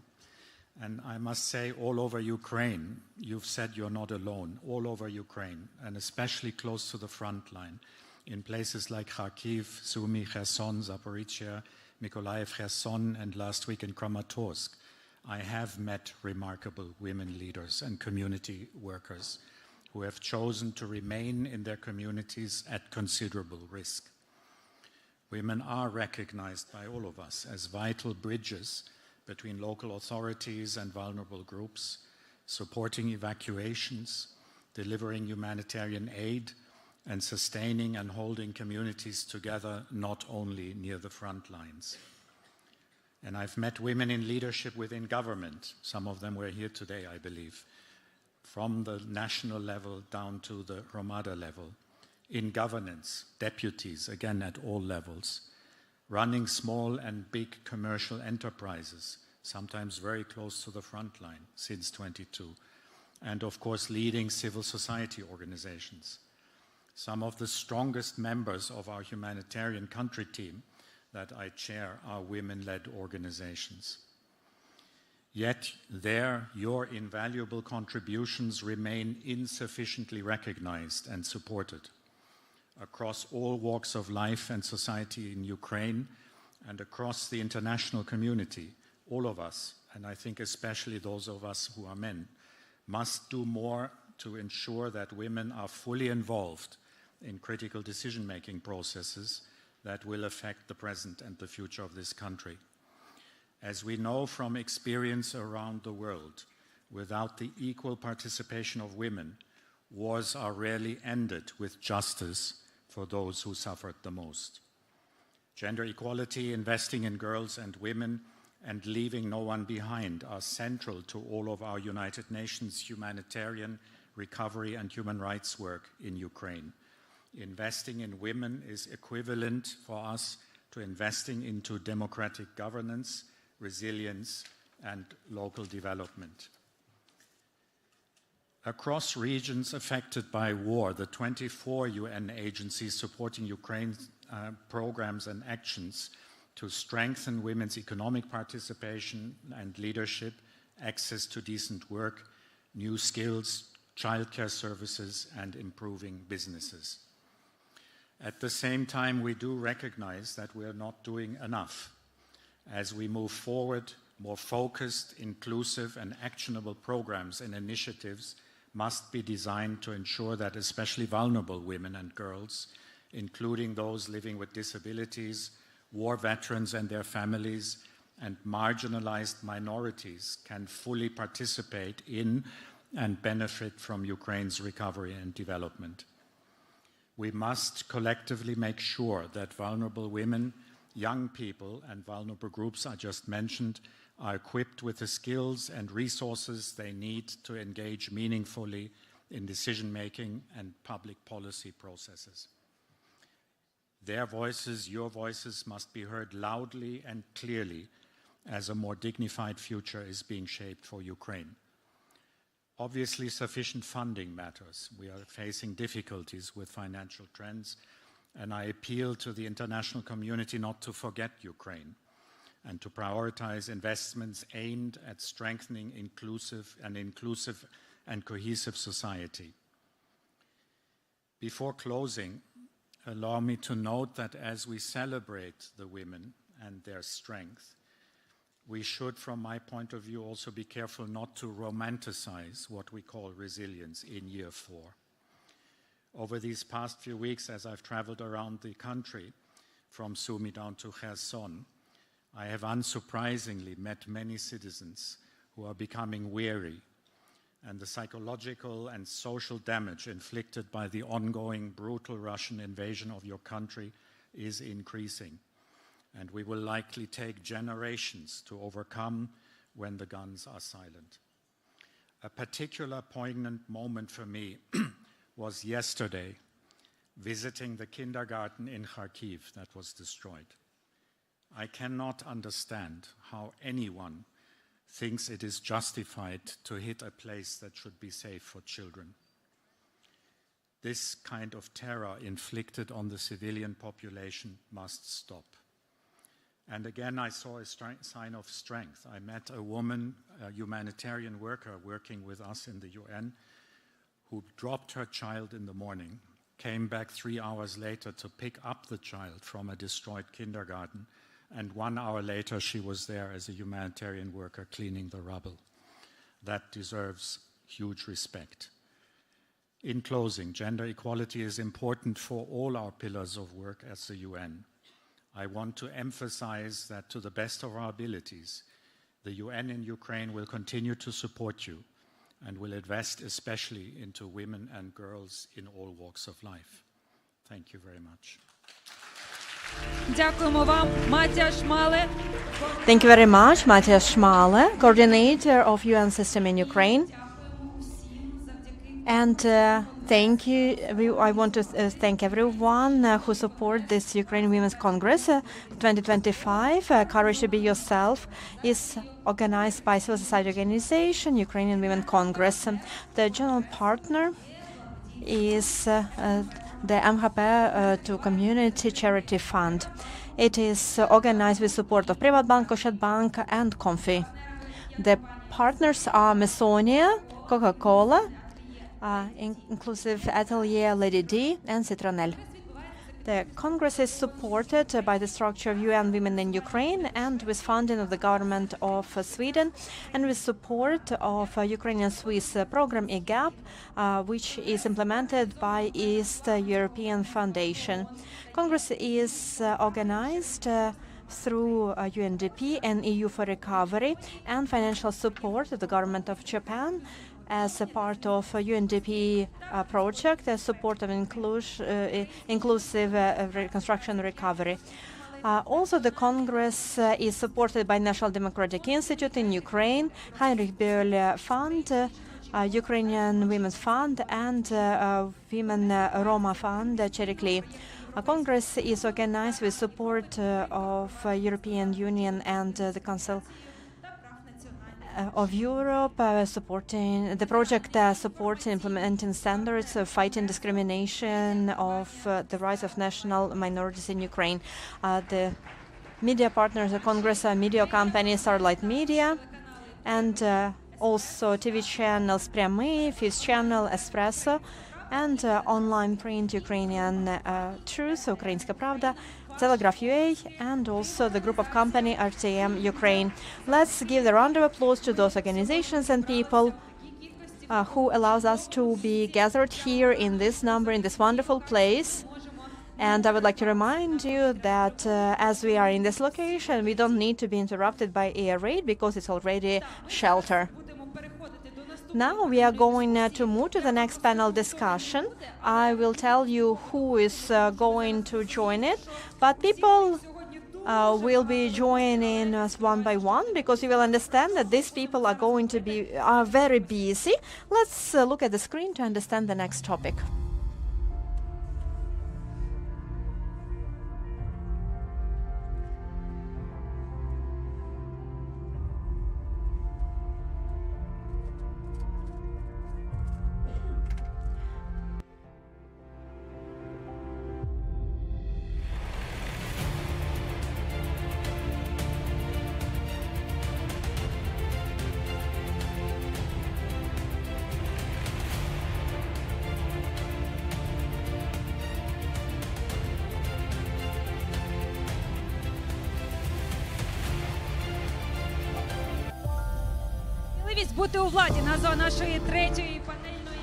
So let's welcome our third panel, the courage to be in government.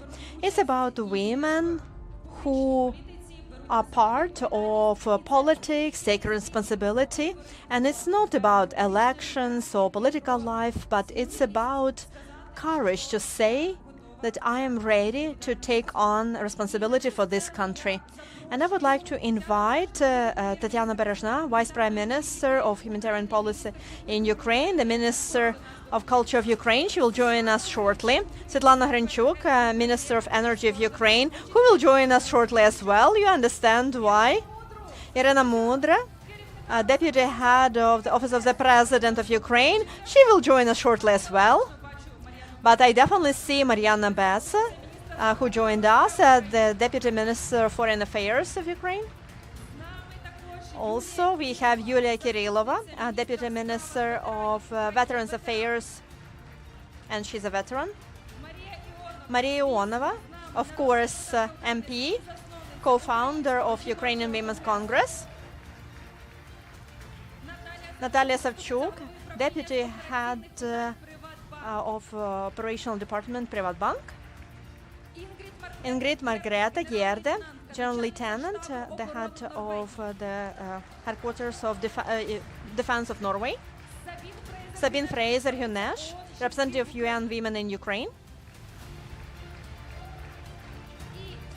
Alina Yanchuk, the local deputy of Rivne Regional Council and the head of Interfaction Union Equal Opportunities.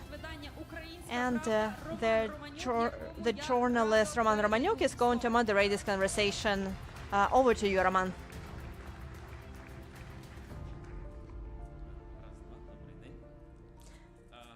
Good afternoon. Yes, I would say that for me it should be courage to be on the stage with this wonderful panelists. As you can see, we have a little bit of vacuum of power, but I hope it will be filled in. So do we have, is everything working? Yes, great. Yes, so we have some vacuum in power, and we always hope that this vacuum is going to fill in the country as well. Today we are going to talk about some things that make many people be hesitant.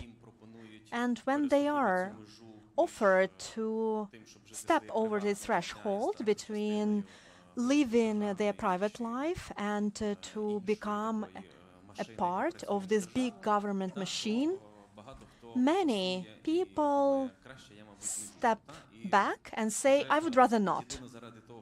And just to understand how people can find the courage and actually start to do it, to work for the country, for defense of the country, or to help women on this way, I think only for that we needed this panel.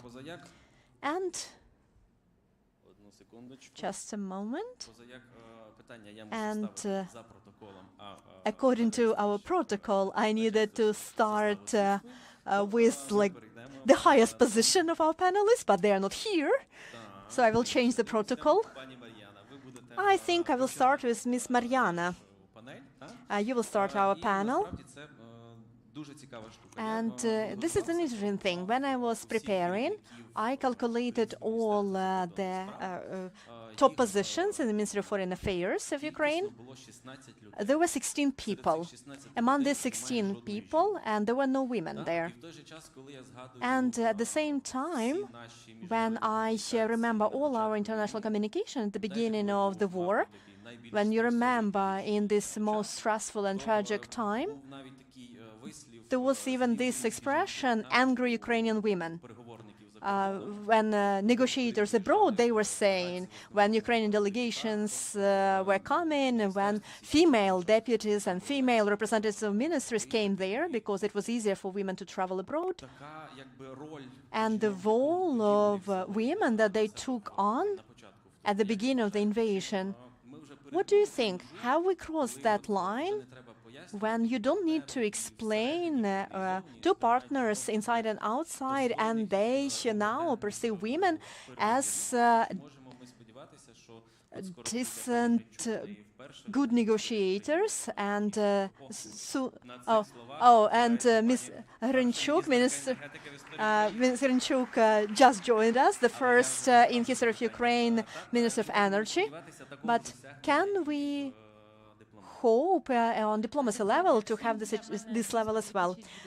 Thank you very much. It's a great honor for me to be here. I see on this panel and in this room wonderful, competent, professional, smart and very brave women, and it really inspires me. And I want to thank Ms. Olena Kondratyuk and all organizers for giving me this chance of talking to you. Roman, you prepared, you calculated all the ministers of foreign affairs. True. So far, we've never had the Minister of Foreign Affairs, but so far, because I believe that during the war, Ukrainians, especially Ukrainian women, showed that impossible is possible. At the front line, in defense, in communities, in society, in parliament, in government. We have a female prime minister now. We have the first minister of energy, and we have the first woman as minister of culture and humanitarian policy. So many women are not afraid of responsibility. And I'm convinced that in the nearest future, we will see the Minister of Defense, a woman, Minister of Foreign Affairs, a woman. But at the same time, if we look at more global dimension, and if we look at the UN system, yes, this is a big challenge of participation of women in negotiation process and participation of women in international politics. If you calculate UN statistics, there are only 21% of ambassadors of the UN in New York, and these are all countries of the world. And if we talk about women, peace, security, it was adopted in 2000, and still women are underrepresented in international politics. And according to the UN statistics, only 13% of women are participating as mediators in negotiations. So this is very few. Even there is the system of international law, and there is an issue of gender equality, but we need to do a lot more for participation of women to be not just a formality, just a quota, but to be a real part, real participation in our society. Thank you. We have a big group and very limited time, so I'm going to be this angry Cerber dog, like limiting everyone, interrupting everyone. My rehabilitologist prohibited me to sit longer than 1 hour without movement, so we need to finish in an hour. And Ms. Tatiana, you were late, so we will move to you. Probably after every big catastrophe, at least here, as far as I remember, in 2004, in 2014, and in 2022, after this big splash, a big catastrophe, we had some splash in creative industries and culture. Of this flourishing of theater, movies, many things appeared. But every time, after this first avalanche of interest, then it happened that state never supported this wave of enthusiasm, and lots of wonderful projects, they just died down. So now you are the Minister of Culture and Vice Prime Minister on Humanitarian Policy, and I believe that you need this courage that we keep talking about, because you need to force the country to allocate funds for culture when we don't have enough money for ammunition. It's not an easy task. Where are you planning to start? And can we help you? Can we bully the Minister of Finance, for example? How can we help you?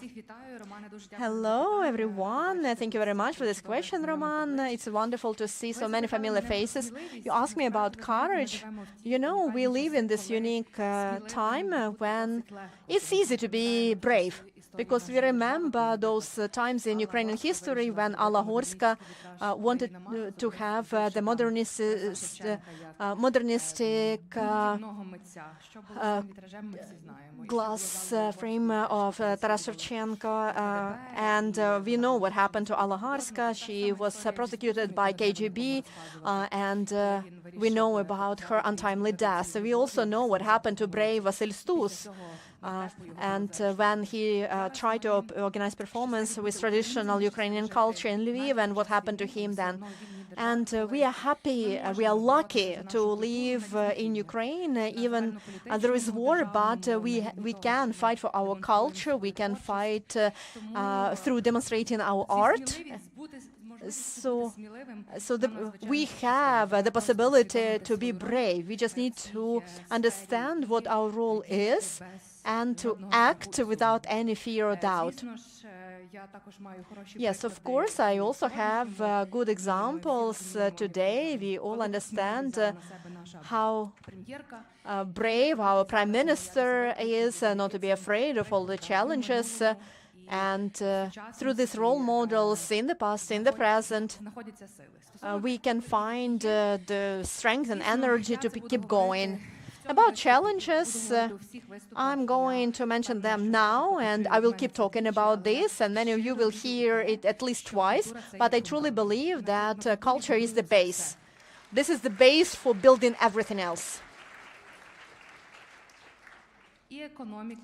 Economy, education, and our security and identity in the first place, because culture, this is about our national security. That's what unites us and makes us strong to fight against our enemy. Only when we understand who we are, what we are fighting for, only then our fight can be strong, stable, sustainable, even when we have limited resources. So it is necessary to invest into culture. Even it's more relevant now than ever. But we are a good team. We work together, Ministry of Culture, Ministry of Finance. We are a good team, no bullying necessary. We understand that whatever is going to happen, it's still like we just need to communicate properly. We need to explain all our plans, strategies, actions, and why 4 billion are necessary for hundreds of hours of content. Yes, so we can explain that and we'll be successful, I believe. And as you mentioned, so why do we need 4 billion for 1,000 hours of content? Recently I read various documents that I see on my table, and I saw how much our enemy invests into creating content that they want to spread around. I will not evaluate the quality of the content that they create, but when you know, you will stop asking why it's 4 billion. It doesn't seem like a lot, because sometimes we understand that the content that can be the word of can communicate through movies, books, theater, content for children, for youth, that this content is more important for our international diplomacy, for our internal policies, than any other traditional methods. And only when we understand how important this content is, and we are building on transparent methods of how allocate this fund, and I believe that you will understand on its own. But we are now waiting for the official launch, and we will be prepared to explain everything and how it's going to be used. And all previous times when money is allocated for culture, it always has only good consequences. So we support you. I don't remember bad consequences. Ms. Svetlana, good afternoon. You are the first in 25 years woman who now is responsible for energy. We had a woman in energy sometime before, but we never had a minister of energy. On the one hand, it's exciting. On the other hand, if we think about the times when you became the Minister of Energy, it's pretty scary. I don't know if you are scared, but I am scared. Can you tell us, to agree to take on this post at this time? You probably had some inner monologue and to find this courage to understand that, yes, I'll be able to do it. Can you share how you made this decision? And, of course, the version that you can share publicly. And can you talk about what you can about our energy situation? I will not start about myself. Thank you for this invitation. It's very pleasant to see so many talented, wonderful women and men, not so many men. Energy now, during the war, we call it energy frontline because energy and energy objects, unfortunately, this is one of the key targets of the enemy, and it's been like that over the past 3 years throughout the whole invasion. Unfortunately, it influences life and quality of life of each and every one of us. But if we talk about the role of women, I'm not the bravest woman. It was not easy for me to accept this role, but I want to mention Svetlana Pikalo. She's the dispatcher in Kyiv, who was one of the first victims of energy employees, and unfortunately she sacrificed her life for energy to be there, for Ukraine to be there, and for Ukraine to have energy. And unfortunately, we have quite a lot of those cases where employees in the energy sector, men and women, are being killed. The role of women now in the energy sector in the context of the war is much higher. If we speak about the office staff, well, that's straightforward. More than 60% in the system of the Ministry of Energy are women. We see more women in energy companies at different positions. And what is quite unpleasant, on the other hand, there are also much more women now who undertake quite hard jobs that were considered to be masculine jobs, meaning where there is higher physical burden, and UN recognizes the standards. But unfortunately, in the situation of the war, Ukrainian women are doing their best to make their contribution into the victory and resilience of the state, of the energy sector. And frankly speaking, now the work of everyone is so important and so valuable. Regarding my decision, I try not to think about how scary that is and how much the burden is on me, in particular, as a woman in this position, because I understand that our boys and girls, men and women at the front line, it's much more difficult for them. So the most important thing for them is just to do their job in a responsible manner every day, understanding that sometimes lives of their compatriots depend on that.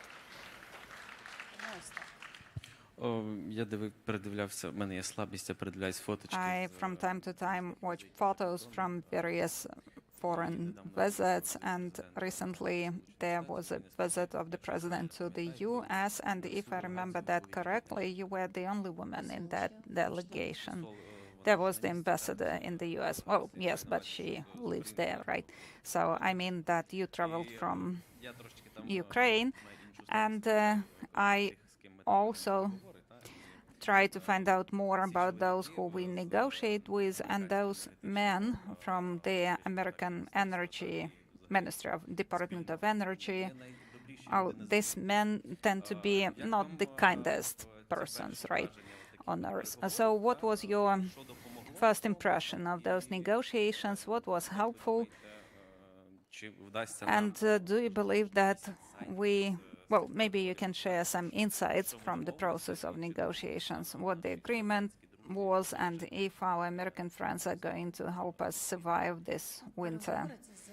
Well, negotiations, that's always about, negotiations that may develop different in various ways, and there are at least two sides, parties to negotiations. That makes sense. In order for negotiations to be successful, it is important to find overlapping, coinciding positions. In the energy sector, we have a lot of such overlaps, and I have a good relationship with the Minister of Energy of the US. He is very much aware, knowledgeable about what's happening regarding attacks on the energy system and functioning of the energy system in these difficult times. And we have lots of agreements regarding their providing assistance right now for us to survive through the heating season, and projects for the future in the oil and gas sector, in nuclear energy sector, innovative technologies in those areas. The US understand that Ukraine, despite of how difficult the situation and unstable the situation is now, that Ukraine has huge potential to develop energy projects. And above all, that's about people, including women, because the experience that the Ukrainian energy sector has is unique, I guess, now. And the colleagues and partners, including in the US, are very much interested in working with us, developing, implementing energy projects, because the knowledge that we have is unique, invaluable. It now can be used by various countries globally. Thank you. You see, Mariana, then Svetlana could probably be a diplomat. She has shared a lot with us, but she has not shared any insights. So that's quite a skill.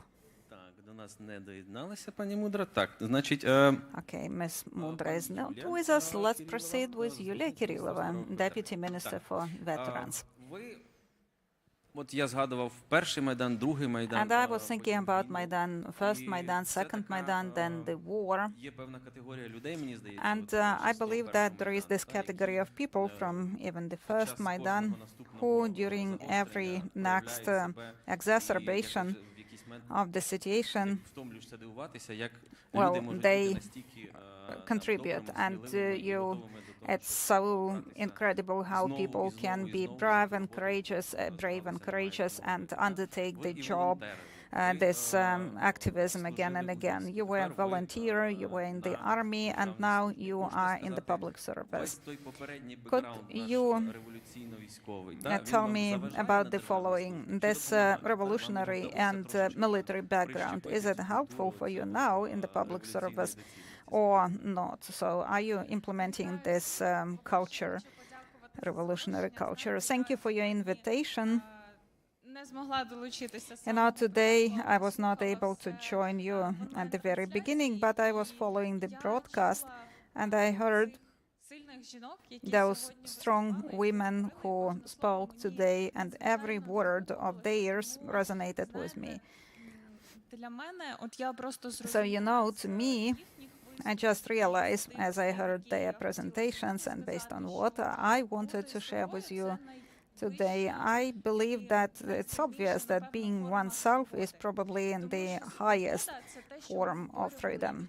Because freedom, this is what we were fighting for during the first, second Maidan events, and after the beginning of the anti-terrorist operation, and then the United Forces operation, and the full-scale invasion now that is ongoing. So freedom, it is something that Ukrainians are fighting for on the daily basis, the most courageous men and women in the defense forces. The military service and participation in combat taught me to make difficult decisions where there are no guidelines or instructions. And I guess that's the most valuable skill that I developed, and that is so helpful in my job, in my position today. And if today I have this strength to do something, to change something, I know that it is not due to my position, but it is due to those people who were with me in the army and who are with me on the daily basis every day.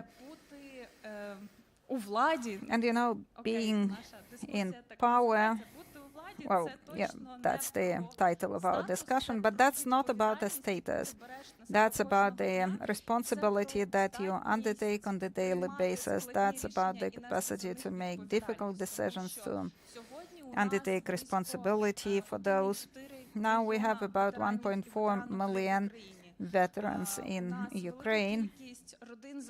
We have a number of families that lost their dear ones, their children, and children lost their parents. So we do everything to make the society more robust, because I keep emphasizing that Veterans are not a vulnerable population. These are the strongest people because they were fighting for our independence on a daily basis. And as they come back, it is so important for us to create opportunities for them because these are the people who on the daily basis can change the country. And we have launched a number of programs. And the first one is about health and recovery. And I'm happy that in the government now, we see very efficient cooperation and everybody understands who we are working for. That's about health, mental health, physical health. That's also about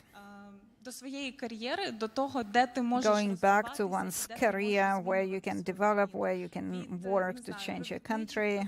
This is managerial positions or manual work or development of own businesses. And 2 days ago, we presented our survey where we compared 1,000 of military professions, and we compared that to the professional standard and to the list of professions in order to see where people can apply themselves, because it's not always obvious who the sniper could be as a civilian, but they can conduct very complex mathematical calculations, so they could be great financial analysts, but maybe this is something that is not obvious for the HR people who are civilians. So it's important to empower them. It's also important for us to empower children of veterans. Now we launched a program where we recover 100% of the cost of training at vocational and schools and universities, and that's not about benefits or privileges. That's about support and opportunities, because it is more difficult for these kids to get ready for exams because their moms and dads are in the war on the daily basis. They may be not in touch with them. I know what it means to wait because my husband was in the army back in 2014, and I know what losing is, what losses are, because he was killed then. And I know how hard it is for those children to study, and our task is to help them to make this first step, because their dads and moms are not with them, but they know that their country is with them and supports them. And that's what we do on the daily basis. In the ministry, more than 60% of our staff are veterans and their families and families of fallen soldiers. And this is about our choice where we support those children.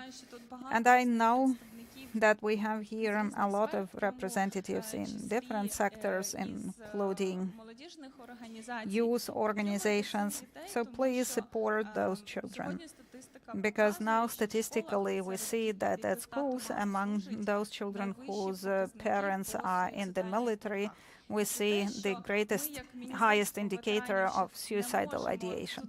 So us as the ministry, we have not yet reached that level because we still have a lot of outstanding issues, but that's something that we could do together, and I believe this could be my request to the community, my call on you, since I'm here and can speak about that.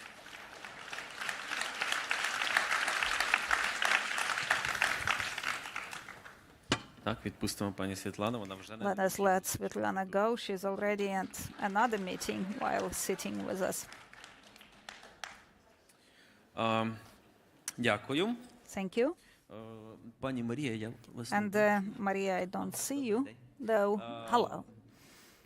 So let's talk as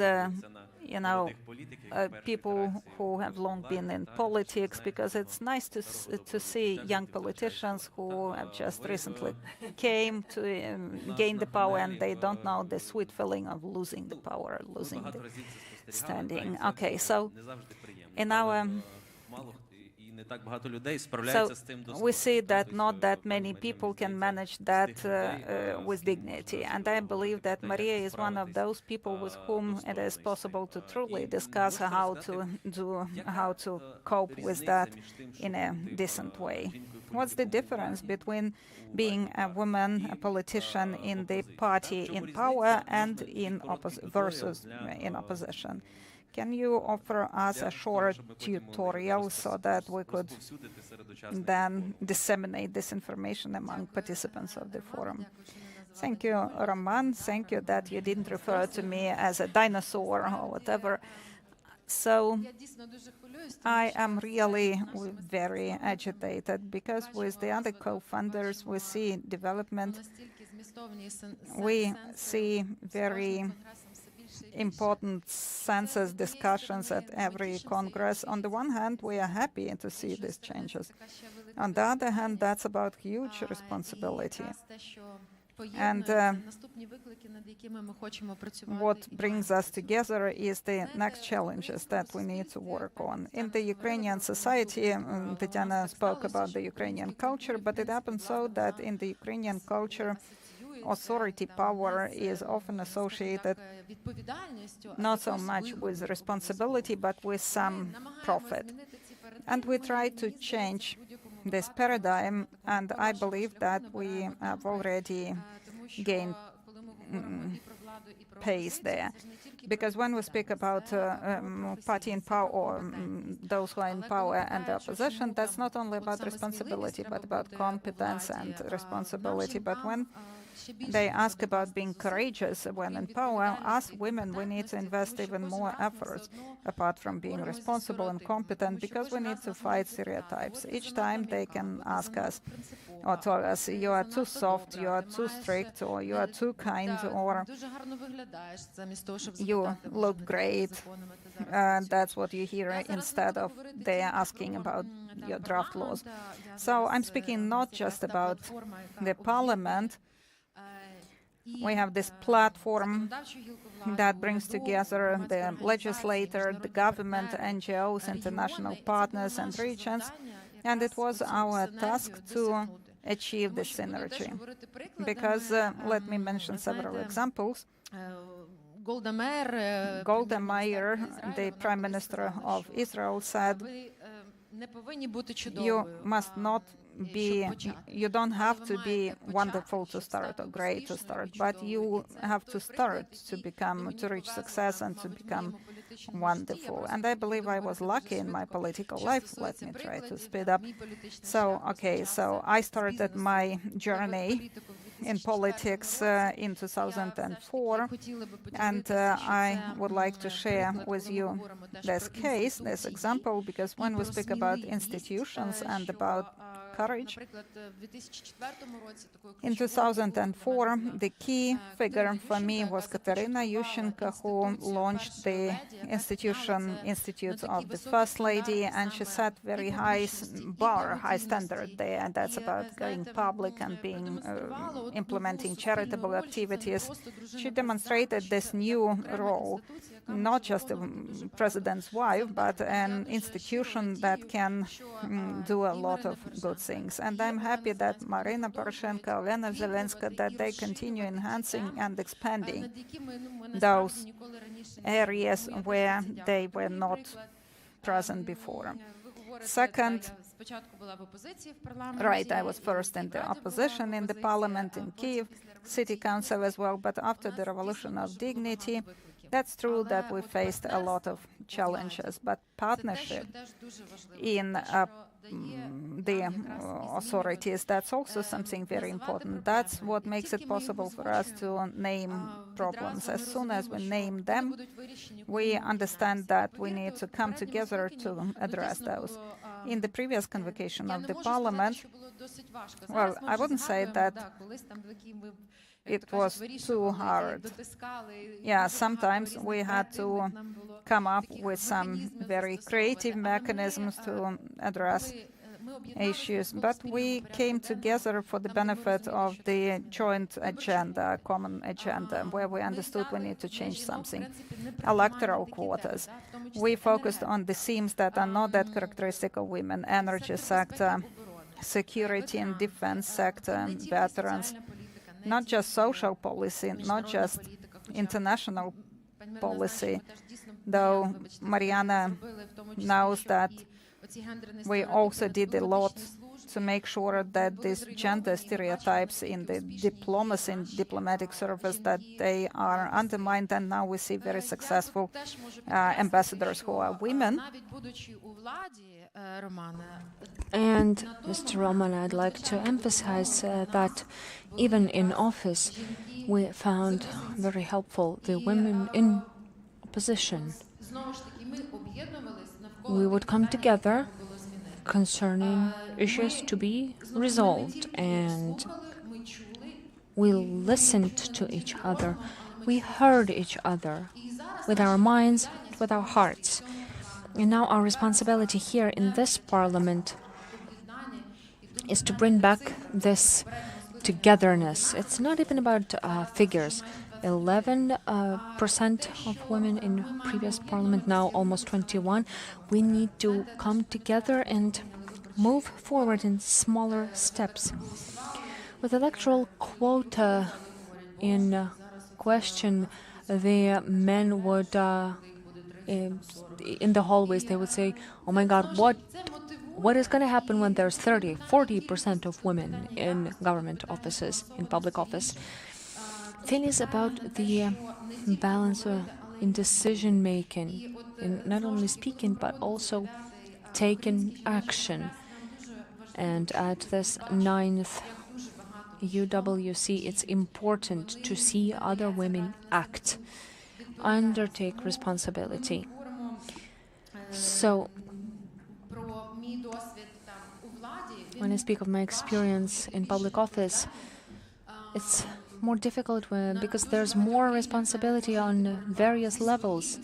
Sometimes you even have to face counteraction from your own team, but the civil sector, the international partners, when they came together for a joint cause, it gave us the synergy for the necessary change. So I'm happy to hear today that some of our achievements were only possible when we're together. And when Elena mentioned that we tried to visit regions of Ukraine, it's very important to stay in touch, keep the dialogue with local governments, because it's not only about today's parliament, but also the parliament of the future. Now we are building the framework and the responsibility for tomorrow's men and women, people's deputies, members of parliaments, of representative bodies, on the local level as well. In any case, trust me, even in opposition, in internal politics, in domestic politics, it's bravery. It's courageous to be in opposition. So in local level, in Verkhovna Rada, in the parliament, to bring together effort around priorities, around uncomfortable issues that many people would like to avoid, maybe. To summarize, in Poltava we held a congress, and there was a woman entrepreneur who who was an IDP from the Donetsk region to Kharkiv region, from Kharkiv region to Poltava region. Imagine her challenges. She needed to relocate her manufacturing facilities, her production. She scaled it up after moving twice. She gave new jobs. She opened a civic organization supporting women, undertook societal responsibility, social responsibilities. That's a great example of how important it is to just begin, to start acting, to find those points of crossing, because democracy is about the balance of decisions. We know about the practices. We've mentioned many times that Ukrainian women are not victims. We are an example of resilience. And we always pay attention to the regions of Ukraine, because it's the fundamental base for our resilience and our fight. I'm also thankful to our constant partners, Anastasia Devinska and DI, who helped us build the framework on combating gender inequality on a regional level. And in Luhansk and Donetsk region, there was so much counteraction, and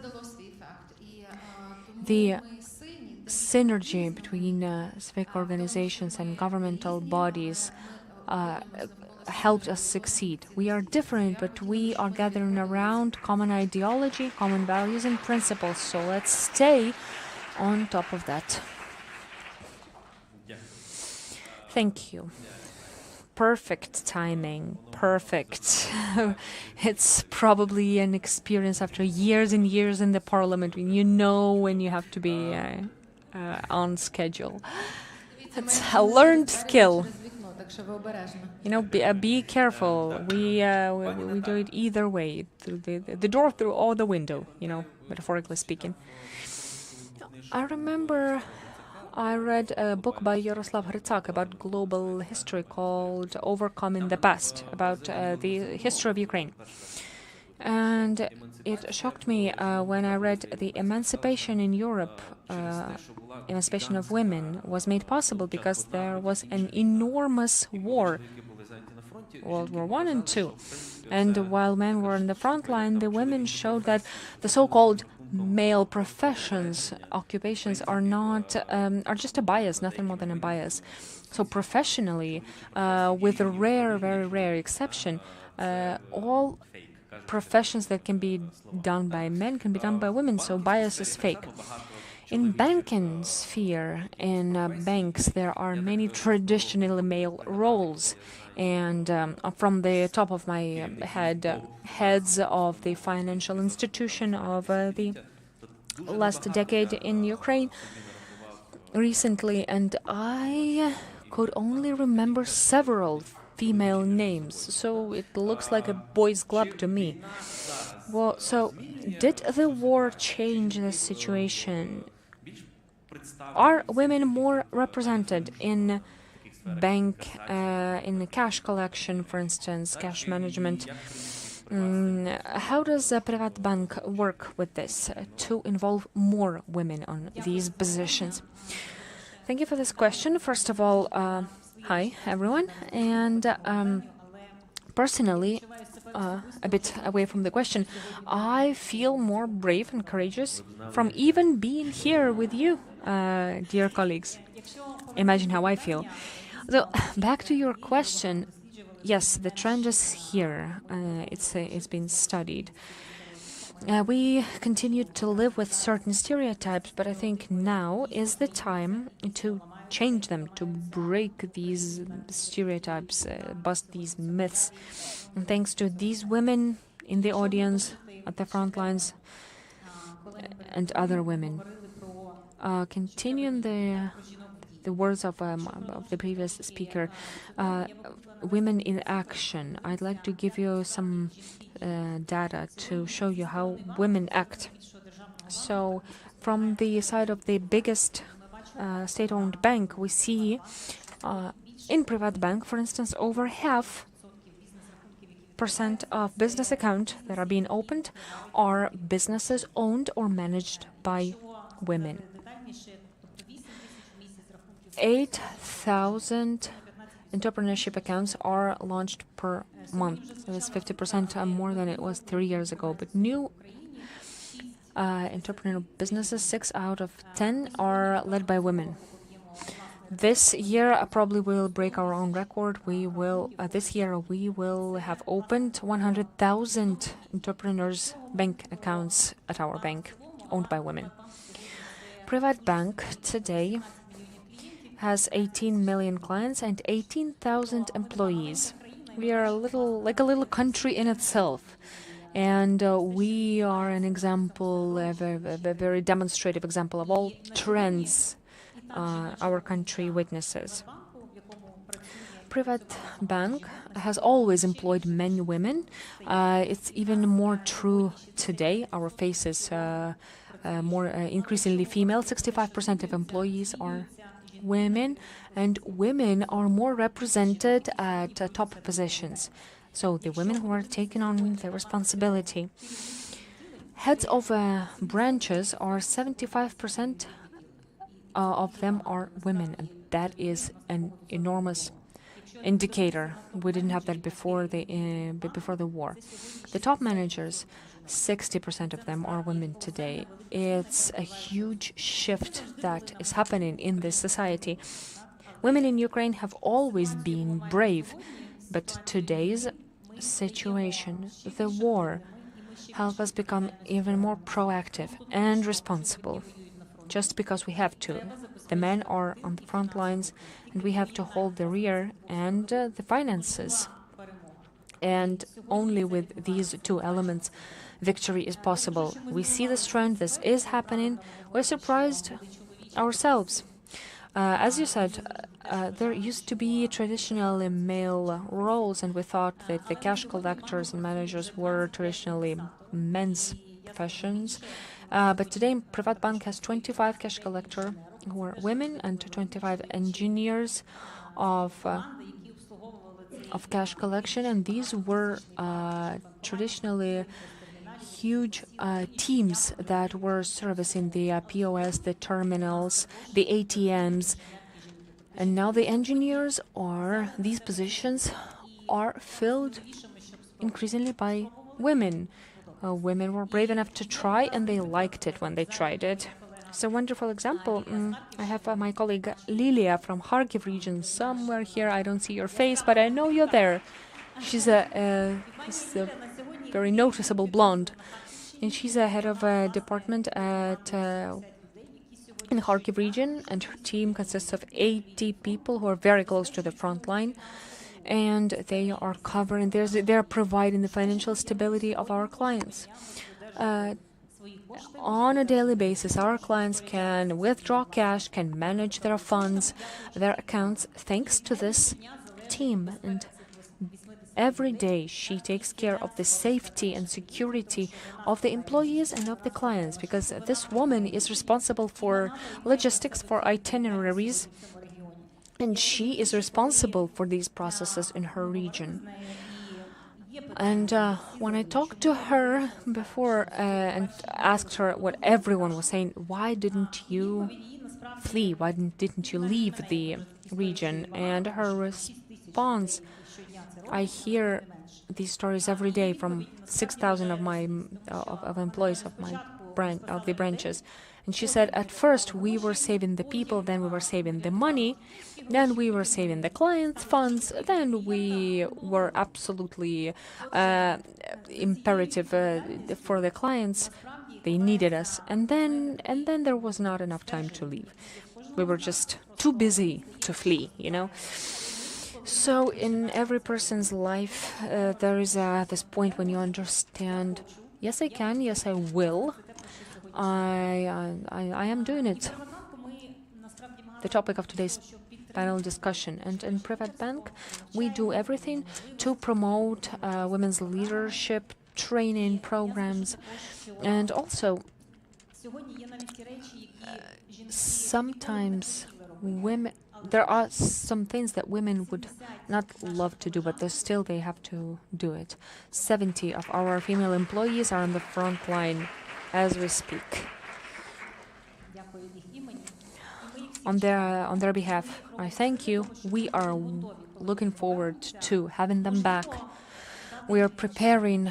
Probably they will need some advanced training, maybe some new opportunities for studies, for advanced education. We are actually doing a survey on what can we do for these people, for integrating them, and for making them виборюють нашу можливість бути тим, ким ми хочемо. Сьогодні вони виборюють можливість, щоб ми могли з вами тут сказати, що я хочу і я можу. Тому що без них, без тих, хто сьогодні на фронті, це було б неможливо. So, the story that I see on a daily basis at work, there was a problem with a microphone. apologies. In Kyiv, in our region, we have a colleague whose husband died on the front line, and then she joined the army as well. That's her choice, that's her responsibility, and this proves how versatile the leadership and their responsibilities for women are nowadays, not only in business, in various spheres. So today, as the biggest state-owned bank, our responsibility is to find instruments to support each woman in her leadership, in her plans and desires on this path. Thank you.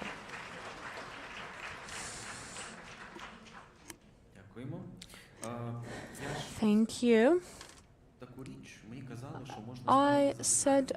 I was told that we can take questions from the audience, but not just by raising your hands and shouting out. You have a QR code. Let's be civilized. Use the QR code and scan it, and you can just text your question to any of the speakers you see on stage. If the question is well formulated, smart, funny, or important, the organizers will share it with me on WhatsApp, and I will voice it on stage. I think you know how to scan the QR codes, right?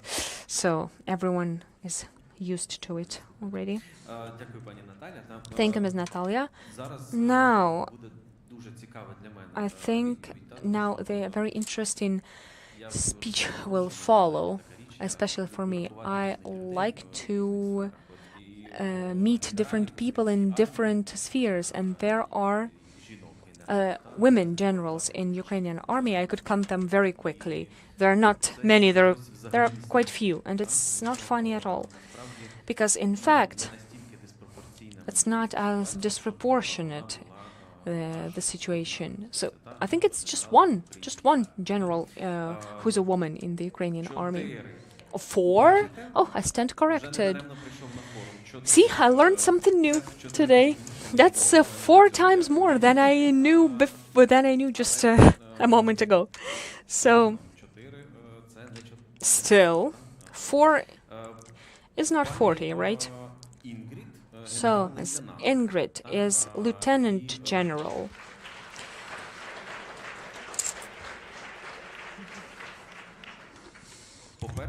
And first of all, I'd like to thank to the country, Norway, the country that Ingrid represents. One of my biggest discoveries of the wartime for me is the amount of help and the inspiration and the ardor that Norway demonstrates in their help and assistance. It's just unparalleled. Thank you very much. And my second point in this context is that in Norway, their representation in peacekeeping missions, in diplomatic missions, is times and times bigger than it is in Ukraine. Ingrid, could you please explain to us how did Norway achieve that? A small tutorial for someone who is. How do we make representation of Ukrainian women in top military offices more acceptable? For the question. First of all, I have to thank you for inviting and express my deep impression over what you're standing in. In the middle of the war, brutal war, gathering here, we deeply support the effort of your very professional and committed soldiers, who I've met several of the last couple of days, including here today, but also all the rest of you who are vital in the fight for Ukraine freedom, in the way you build resilience in the Ukrainian society. This is not only about winning the war for Ukraine, but it's actually about the security for many nations who fear aggressive Russia. So over to women. And this is also about operational effectiveness. I've served for 38 years in different operations, Lebanon, Afghanistan, Bosnia, Cyprus. And my experience is that To succeed in solving our missions, we need manifold. We need the very best from our society. And if we only select from half of the society, the male part, we lose lots of potential and competence. You also see in Ukraine this war developing. There is innovation ongoing constantly. We fight a totally different war than you did weeks ago and months ago. And it's obvious for me that if you're going to succeed in developing, you need different perspectives. And women contribute to those perspectives. Then we have UN present here. And I have served in UN as well. And UN has research that shows clearly that where we have forces mixed of women and men, they are more successful. And there are several reasons for it, and I experienced it myself also. We saw your Intel commander here earlier today, who mentioned the need for women in Intel service. We see that where we have more women in Intel service, we get other information and we assess information differently. That's also part of it.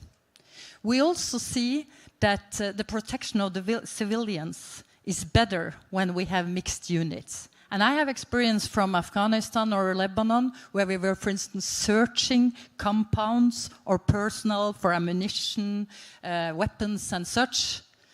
And we were not allowed, when I was a young officer, to search, because that would be inappropriate to search women for a man, even if we knew that women were smuggling arms and weapons. But with the mixed units, you're also able to handle this situation, or migrants, refugees, all the stuff that's part of war fighting. And finally, we also see that the population trust units where you have mixed teams. So that's part of the reason. So all in all, this is about operational effectiveness. So what do we do then to make sure we build numbers and shares of women in our forces? I think we have to talk about operational effectiveness. It was mentioned here, as I also experienced as a young officer. Very many said, oh, we're so happy to have you as part of the unit. It's so good for the environment. I was not there for the environment. I was there to fight and to train and do my job. And that's vital when we talk about women and our contribution, that we show the examples, we show the role models, like we have seen here today, several, which I'm deeply impressed of. That's how to recruit and build understanding of why we need both men and women in the force.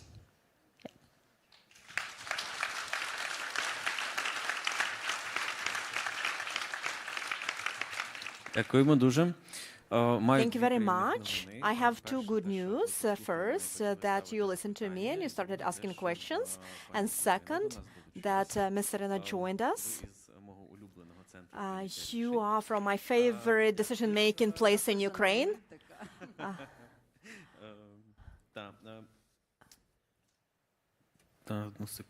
Just 1 second. Мало того, що працюєте You not only work at the top of the geopolitical storm, so you work in the epicenter of the geopolitical storm, but you also have the role of being responsible in the area which includes one of the hardest parts of the international fight. You are working with reparations and you need to get the money out of the Russians, and that's definitely not an easy job. And this is Women's Forum, so what stereotypes in this world, in this closed world, you face. This is geopolitical, financial world. You work with these big people in this world. So what stereotypes do you face? And how can you keep the balance between emotions in this part when you're fighting against Russians and the necessity to follow the highest standards? Because you can guarantee literally justice for hundreds and millions of people. If you let me, I would like to start with this genuine admiration and gratefulness to all Ukrainian women, because this is the driver. I think we never even understood when we joined different initiatives, we never even realized how much of the strengths we have, internal and external. I remember the 24th of February. I remember it very clearly, and I woke up with a thought. I didn't wake up as a lawyer or the government official. I woke up as a mother with the thought, how should I protect my kids? What do I need to tell my 7-year-old son when he asked me, Mom, what happened? What is so loud? And I understood that this thought was the driver for me, for all the decisions that I made after that, because it's all about responsibility. And since then, the issue of responsibility is very clear road sign that I follow, and it reflects my values, principles. This is a matter of honor for me. This is very important role to bring to justice those who unprovokedly, no reason, attacked our country in the act of aggression. And since then, I started to work with legal issues. At first, I was in the government that I joined after the beginning of the invasion, because I had enough knowledge and skills and experience in fighting for justice against the Russian Federation. Then I continued in the office of the president, and I understood that everything that what we are doing created a space where women were not just standing next to. They were coming, they were acting, they took on responsibility, and they brought results. Today, we have a pretty good day when we talk about international decisions. I just came from a meeting with OECD, where today Ukraine was given the invitation to join the working group on fighting bribery and to join the Convention on fighting bribery.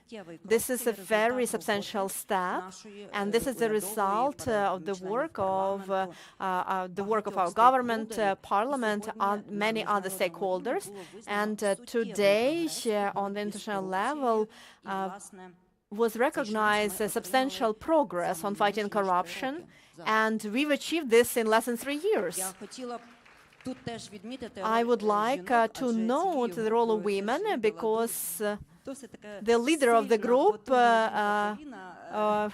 is a very powerful woman, Polina Lysenko from NABU. But of course, other stakeholders were engaged.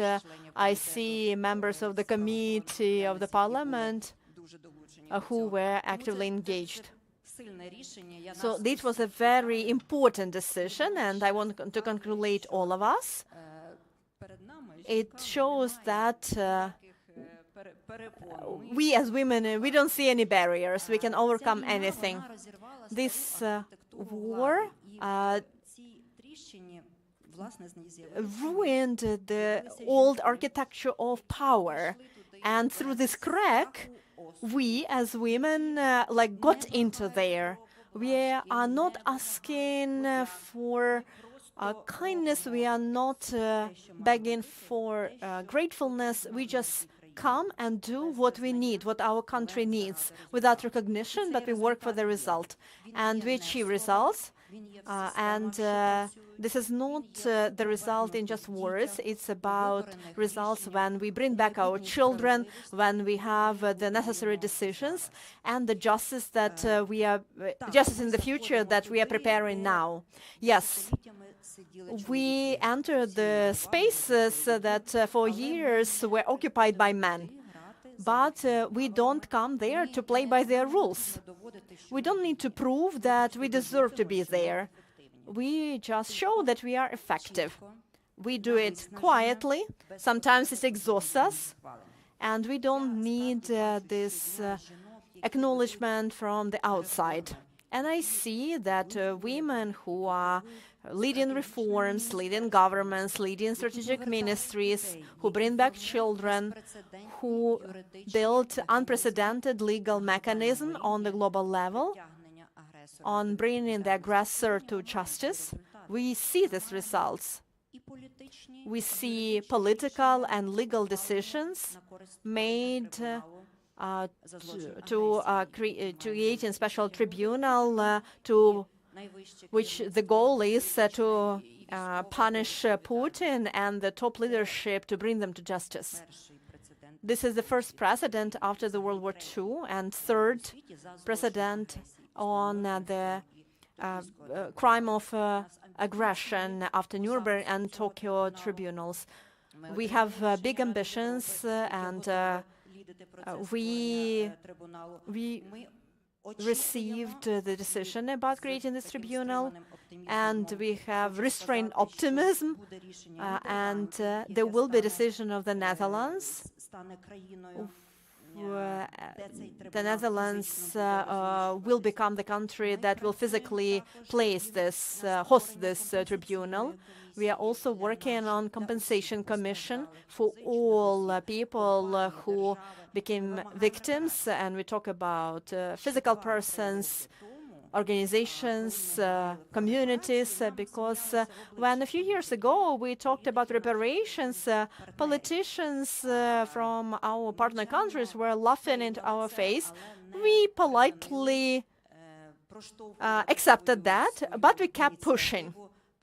And we kept talking about reparations, compensation mechanisms, and now we already have quite a few positive decisions. And I'm sure we will get to those frozen assets of the Russian Federation that they are discussed widely, and everybody says, but like, no, there won't be political will. There will be political will. We'll find it. Because we already provided all the legal grounds, and now we're working on the political will. And this is a step forward on achieving access to Russian assets. The most painful topic that is important to the parliament and many women, how to bring back our children, those who were kidnapped, displaced. This is the hardest issue because unfortunately there are no effective international tools, and we take it personally. Yes, we started with using emotions, then we tried to use dry diplomatic language, then we were quite aggressively forcing our partners to help. We bring back children, not the numbers that we want to see, but we do it. We don't give up. Every time when I have some visit, like, aren't you frustrated? Like, we are all like tired of you. We are like frustrated.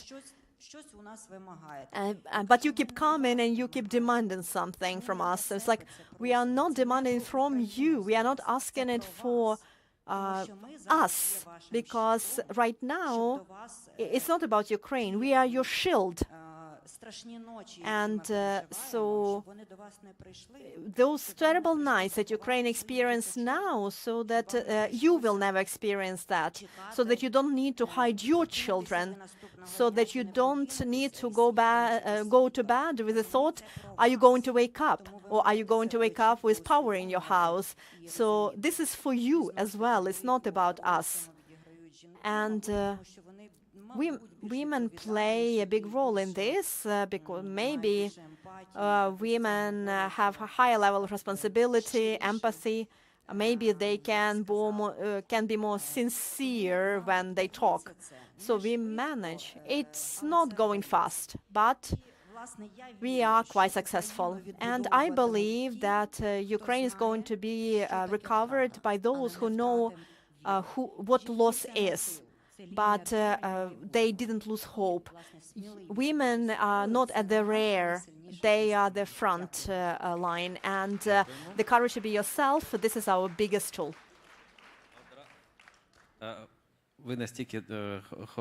Thank you. You're a great audience. You have questions not only to panelists, but to the moderator. So,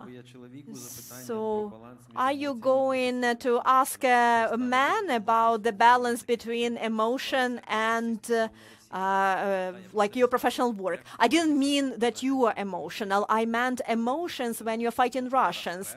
Yeah, I ask like, so that's what I meant, like that your emotions over the aggressor.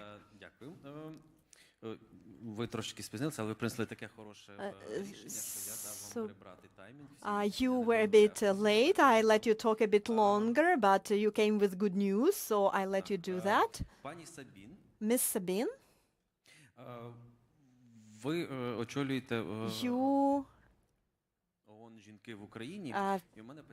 you represent UN Women in Ukraine, and I have more philosophical questions towards you, because after some big global catastrophe, there is a certain splash of conservatism, because it feels that men went to defend the country, then women need to go back to their traditional roles.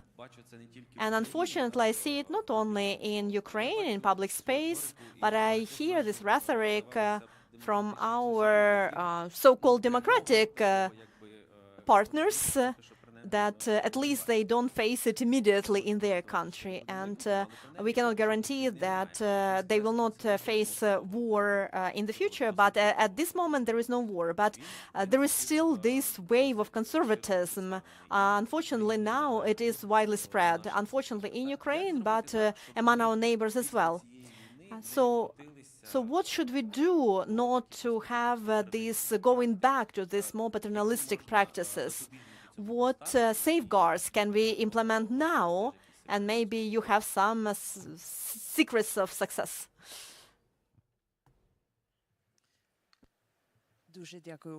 Thank you for your question. In English.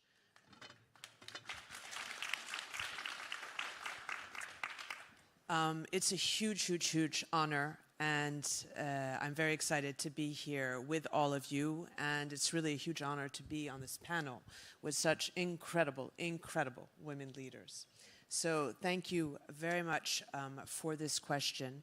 And I want to say that it is, I think, a very important question, because this week and this month we're celebrating the 25th anniversary of UN Security Council Resolution 1325, which launched the Women, Peace and Security Agenda. And we're also celebrating the 30th anniversary of the Beijing Platform for Action, which is kind of the guiding text for women's rights and women's empowerment. And unfortunately, we're celebrating all this at a moment in time, as Roman, you pointed out, where we're seeing a global pushback on gender equality and women's empowerment. Unfortunately, in many countries around the world, we are seeing leaders who are saying gender equality doesn't matter. Using the word gender at all is not a good thing. And we're seeing a lot of the progress that has been made in the past 30 years being pushed away. So it is a very difficult time to talk about gender equality globally. In many of the halls of New York or Geneva, it is clear that the progress that we have made is now at stake. So to be in a place like this, to be on a panel like this, it is very kind of strengthening to feel that here in Ukraine, there is absolutely not a pushback. Here in Ukraine, you are pushing forward. Here in Ukraine, the leaders in government, in civil society, in the private sector are committed to advancing gender equality. And what we're seeing in Ukraine is incredible steps forward. Roman, you asked one of the previous speakers whether or not they needed to call up the Ministry of Finance to put pressure on them. Actually, the Ministry of Finance has agreed that it is important to have gender-responsive budgeting. And the new law on budget includes gender-responsive budgeting. What that means is that all users of public funds now need to include gender in their preparations of the new budgets. So the Ministry of Culture and other ministries that are here have to now bring in gender when preparing their budgets for 2026. And it'll be very interesting to see the new budget that comes to Parliament, how much it really brings in gender and follows the new budget law. There are many other areas where Ukraine has made significant progress over the past several years. I can give another example, which is using gender audits. So this is institutions looking at themselves to understand how they assure increased gender equality. And the Ministry of Foreign Affairs here has had 2 gender audits, and through these gender audits has been able to track, for example, the increase of women ambassadors, which has been significant in Ukraine. So we're seeing extremely fast progress in Ukraine. The issue of justice, for example, I think is very important as well. 2 laws on reparations, including reparations for survivors of conflict-related sexual violence, were passed earlier this year. So now survivors of conflict-related sexual violence will be able to access reparations for the horrors that they suffered during the large-scale aggression by the Russian Federation. So Ukraine is making quick progress, and I think that this is really inspiration for women leaders around the world. So women from UN member state countries can look at Ukrainian examples as an inspiration and as a way to also move forward in their own countries. Now, one thing that I also wanted to underline is that the title of this panel is The Courage to Be in Power. And I don't think anybody questions the issue of courage. As we have heard in speech after speech today, courage is firmly in the hands of women in Ukraine. Courage is in the hands of all of you who are here today. So that part of the equation is clearly there, the courage part. The part on to be in power, power is still a bit of an issue. So yes, Ukrainian women are courageous and are pushing through many glass ceilings.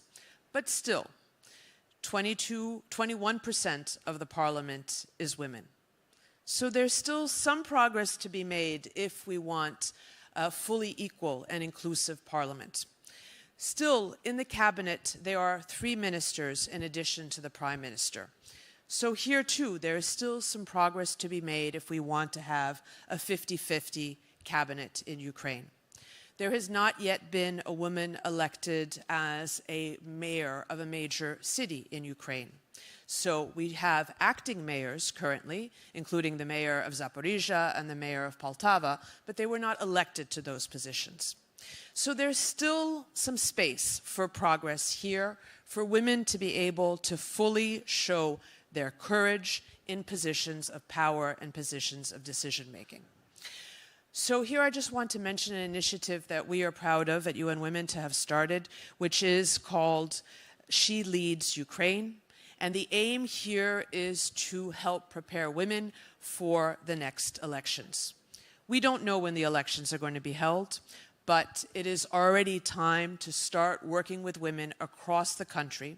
And we are working in every single oblast of Ukraine to start preparing women for the elections. So we will prepare 600 women. And I should say that listening to those women in the different oblasts, you hear incredible power. You hear already that women are ready to go into the elections and to take their fair position in power, regardless if they're in Rivne, if they're in Zaporizhia, if they're in Sumy, the women are there. So we are very happy to be doing this together with the Caucus for Equal Opportunity, with many other partners, including the Central Election Commission.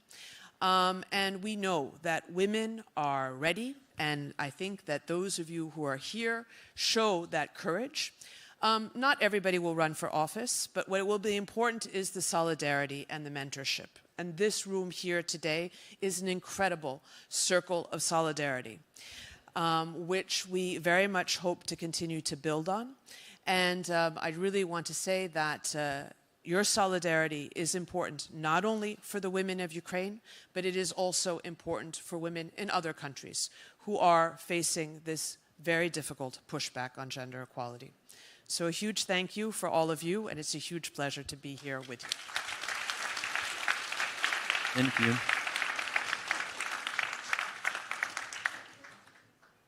Так, пані Аліна, у нас 5 And now, Alina, we have 5 minutes.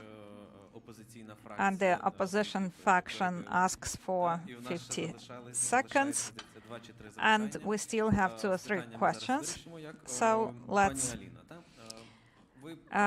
continue with you. Alina is the councillor of Rivne Regional Council. Regional policy, on the one hand, it is more straightforward. You are closer to people. On the other hand, you know, from Kyiv, you can travel not only in space, but also in time. I mean, when you come to regions, you used back ago, was in the position of deputy head, or was in the position of deputy head of the council. So I decided that I would be my own role model.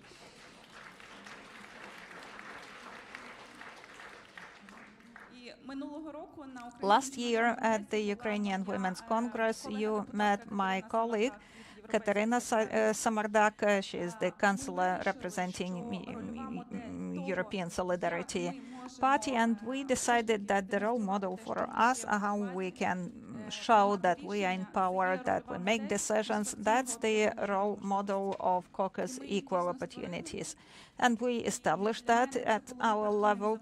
For me, that was not so much a party objective, that was about my value. When you become a member of the council, a councillor, well, I guess I am the only representative of Svoboda Party that initiated the establishment of a faction focused on gender issues, right, gender equality.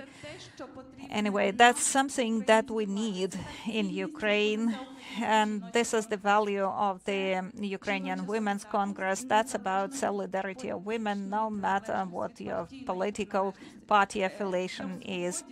I've been in Svoboda Party, which is stereotypically perceived as a traditional nationalist party, but I can freely speak about feminism, about gender equality, equal opportunities, and they have not yet chased me away from the party. So far, so good. Okay, so I believe, and I do have a lot of hope, that us, our caucus, that we are also a role model for women in the future who come to Rivne Oblast Regional Council. And hopefully for the next Congress, you will invite a woman who would be the head of Rivne Regional Council. So, I mean, women do support women. no matter what political affiliation is. If you cannot vote for a woman because she is in another party, then just vote for women, support women, and thank you so much. Thank you. 30 seconds to the opposition party and the question. Roman, you're so ironic when you talk to me that we have to respond. And by the way, I shared my 30 seconds with Mariana, so I'd like to highlight that. Anyway, I would like to wrap up by saying that there is the stereotype as if we keep creating the cult of power or no, it's not what we are doing. It's not about dominating. It's rather about a cult of trust. You asked me about people in power, in opposition. And I mean, what the speaker has said, the dialogue between opposition and those in power, that is something that will contribute to developing capacity of the nation. We mentioned the regime, the defense regime, defense mode. We want to eventually quit that. We want to implement changes together because power comes and goes and dignity is always with you. So this is about looking for joint solutions. So we need to be honest with our society and our solidarity, mutual support. That's what would guarantee the collective success of our country. Because unfortunately, currently, there are some aggressive actions that we need to respond to, where women politicians are subject to various forms of discrimination. I mean, unless we fight that together, prevent that together, it will be much more difficult. Thank you. Mariana, 30 seconds for you. Very briefly, thank you for sharing. Initially, I mentioned that briefly, but I have several reflections here. Speaking about gender audit, the Ministry of Foreign Affairs was one of the first ministries to conduct it in 2019, then in 2024, and that is an achievement. Now 22% of women are leaders abroad. That seems to be not that much, but that's a significant leap. 2 times, so 22% now. This is general consulars and ambassadors. As the indicators for this central office, central level is also significant. And I can see that. I have 22 years of experience. But for women to succeed in diplomatic service, there should be equal opportunities for men and women.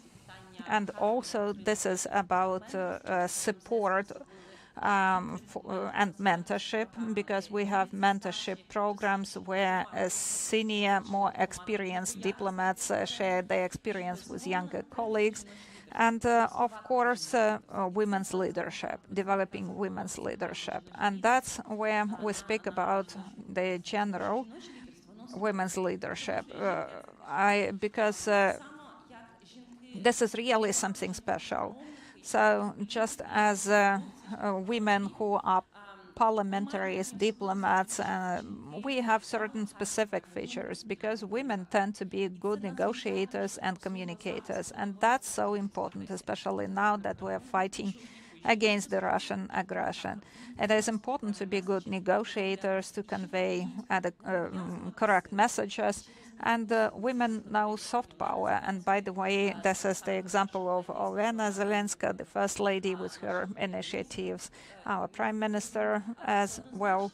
So definitely this is about not forcing something, but soft power that helps implement various programs. So to young women here and who follow us on the screen, me as a diplomat, I would recommend you not to be afraid, be brave and move forward and always trust your power. I try to be brief. Thank you.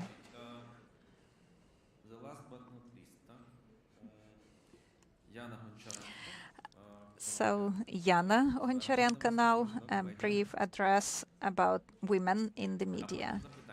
And then we will have a Q&A session. Hello. Above all, we would like to express gratitude to Ukrainian Women's Congress. Thank you for creating this story of equality, history of equality, that it is the 9th time that we hear voices of women who give us power to be strong and to be ourselves. Olena Kondratyuk mentioned that gender equality is the right to influence, to make change. Media, by nature, has the special power to enhance this impact, and our team, of course, dreams of that in the new Ukrainian history. The voice of each of you, each story is properly reflected. In our content, we succeed, and not that long time ago, the most popular Ukrainian series were mostly built on the Cinderella concept. Maybe you remember this series where a simple girl from a small town comes and meets a prince, and then she lives a happy life. I hope that now the stories are in the cemetery of history. So now our most popular stories are about volunteers who stay in Ukraine to help others, a story about a woman who started her own business in the situation of the full-scale war. So we want these new stories to create that reality where one day new generation of men and women ask us, why do you need courage to be oneself? Why? But so far, this is our reality, and we see that based on the media content. We know that in the Ukrainian parliament, in the government, there are just a bit more than 20% of women. In media, we hear 26% of women's voices. And that means that we are still not doing enough. And what we need to do at the media level of the media newsrooms, we need to ensure this awareness that gender equality is not a nice-to-have thing. That's a basic value. And here we have Mr. Alexander Bogutsky among us, the CEO of Starlight Media. Each time when he assesses success rate for broadcasts, he checks the figures of representation of women, and he will never believe that it was a success if women were not properly represented. I believe that that's a cool case, and that confirms that we need not only allies but also ambassadors. And by the way, you know Yana Brinzey, she is the anchor in our newsroom. And she always, even if she's busy, she always responds to look for women's voices for our broadcasts and to represent them decently. And of course, we try to set clear targets to increase representation of women. We work with politicians. We will keep doing that. And let me summarize by saying that often when women do come to our broadcasts, they do not often say "I." In the context of negotiators, we may see incredible women who have a lot of experience, and she may say, I'm sorry, I need to bring my child back from the nursery school, or give me 5 minutes, I'll check with my boss if he will not be offended if I speak about the project, even if that's her project. We are sure that stories about our times without representation of women's voices would lack heart, and these are not quality stories. So let us do what we know how to do to convey this incredible stories to millions of people, but do speak about you, do say I. Thank you. And just one question, sorry, from Victoria Vintaniak to so she's a colonel and she's asking Lieutenant General, what was the greatest challenge for you as you were developing your career? What would you advise to Ukrainian women officers? And obviously she aspires to be a general herself, so I cannot but ask that question on her behalf. Oh, I hope you'll be a general. Yes, what was the most demanding? I think as a young officer, I tried to be like my male colleagues, to fit in, to pretend the way I was talking, the way I was behaving. So it took me some years to understand that I am actually the personality I want to be. So I think be yourself, be your both feminine sides and the other sides, and make sure that the young women coming in, they are part of the culture. They do not have to kind of fit into some kind of masculine culture. And if I could add, build strong networks, because I was lonely. I was very much respected, they were kind to me, no harassment. But as a single woman several years, or only a very few, in the aftermath, I understand that we need women networks. We need to share our experiences, to encourage each other. And particularly when I become a mother to twins, it meant even more to kind of discuss how to handle career, being a mother, a good wife, and all that stuff. So I would encourage you to encourage each other, take the opportunities, and build strong female networks. Thank you.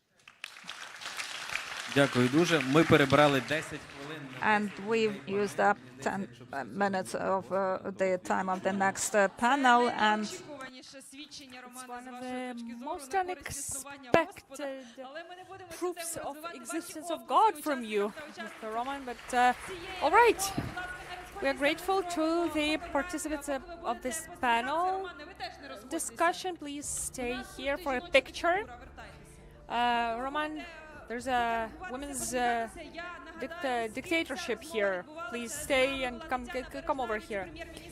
Okay, our panel was Tatiana Berezhna, Vice Minister on Humanitarian Policy of Ukraine, Minister of Culture. Irina Mudra, Deputy Head of the Presidential Office of Ukraine. Mariana Betsa, Deputy Head of Minister of Foreign Affairs. Maria Ionova, MP, co-founder of UWC. Natalia Tavchuk, Deputy Head of Operational Activity of Privatbank. Margareta Gjerde, Lieutenant General, Head of Defense Headquarters of Norway.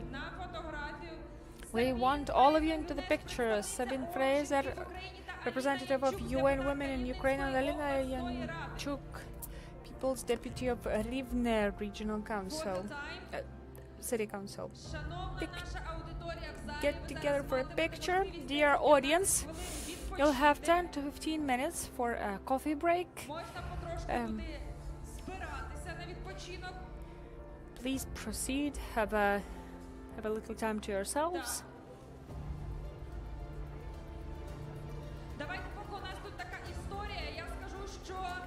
And let me just use this time and say that our YouTube audience should stay here because we are waiting for the keynote speech from NDI, Vice President of NDI. So let's get back in 15 minutes. Dear guests and partners, it's my pleasure and honor to address you today. I would like to thank the Ukrainian Women's Congress and all of the partners and participants gathered here today партнерам та учасникам за вашу невтомну роботу для того, щоб сприяти жіночому лідерству. Це одне з ключових елементів українського демократичного розвитку та успіху. Український жіночий рух був визначальною силою в Україні понад рік. І Конгрес жінок України продовжує ці традиції для демократичного майбутнього. Лідерство жінок в Україні та по всьому світу – це важка робота, і це не варто сприймати як належне. NDI дуже пишається своїм партнерством з Конгресом з часів заснування його в 2017 році. Ми ставимо жіноче лідерство в центр нашої діяльності в Україні, тому що демократія – це для всіх. І без повної участі жінок демократія не може процвітати. Цього року у Конгресі на засіданні особливий фокус уваги на жіночому лідерстві, що є цінністю і визнанням вкладу жінок та ціну, які жінки платять за агресію Росії. Ця зустріч також нам нагадує, що жінки у лідерстві під час війни мають перетворитися на справжні дії та участь у прийнятті рішень, завершенні війни та повоєнній відбудові. Ми знаємо, що мирні угоди, в яких беруть участь жінки, є більш тривалими та надійними. Досвід українських жінок when it comes time for an end to the war, recovery and reconstruction efforts, and post-war elections. NDI's political opinion research shows record levels of support for women's participation in Ukrainian politics. An impressive 73% want to see a better balance between men and women in political life. These figures contrast sharply with the gaps and inequalities that persist in the number of women we see holding elected and appointed positions. At the same time, it is clear that we must do more to educate the public about the structural and societal barriers that women face in politics. In the same survey, more than a fifth of Ukrainians do not see any obstacles to women's political participation. For me personally, as for so many people, the courage and leadership of Ukrainian women is an inspiration.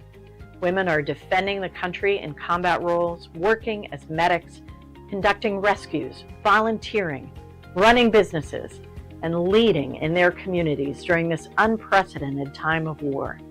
Women are doing all this despite the challenges they face, and they deserve our full-throated support. Thank you. Slava ukrainskim жінкам і слава Україні!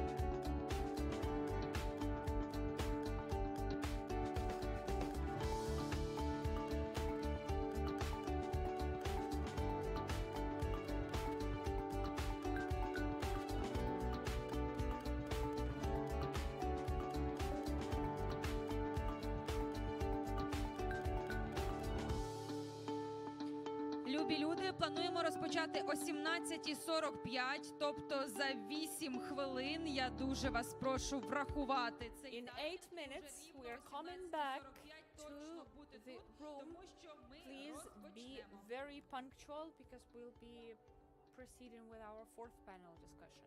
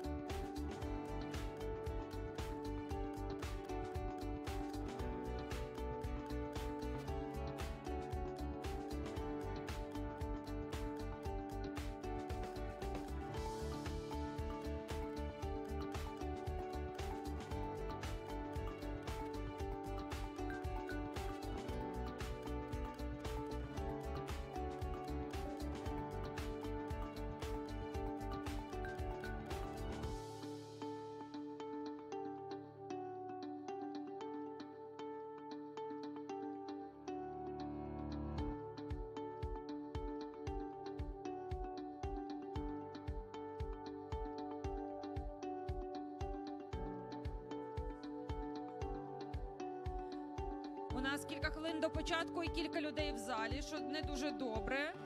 Я прошу вас. We still have too few people in the room, so please join us here. We are about to start. We have only like 2 or 3 minutes, and we are looking forward to seeing you here.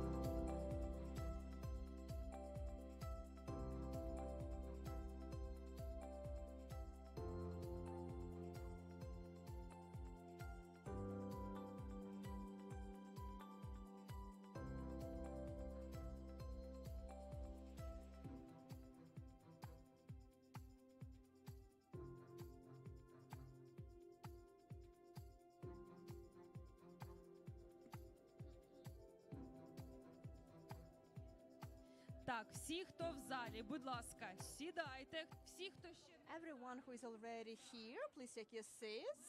If you haven't joined us yet, please join. We are starting in 1 minute.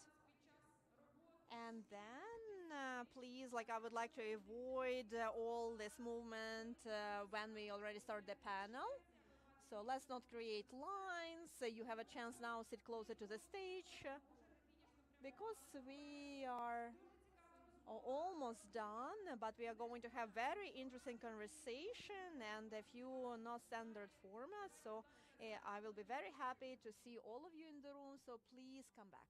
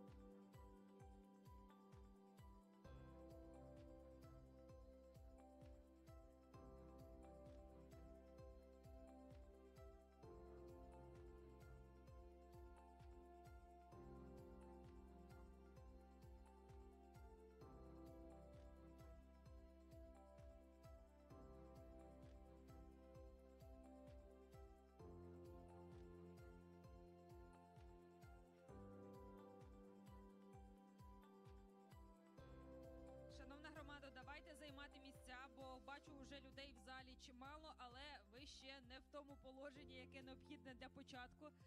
Сідайте, будь ласка, ще буде у нас нагода поспілкуватися. So please take your seats. You will still have more time to have some informal communication, but now we would like to start our panel discussion, and I cannot do it without you. I need you to be ready to listen to the information, and I can understand that you are ready only when you are sitting. So please sit down.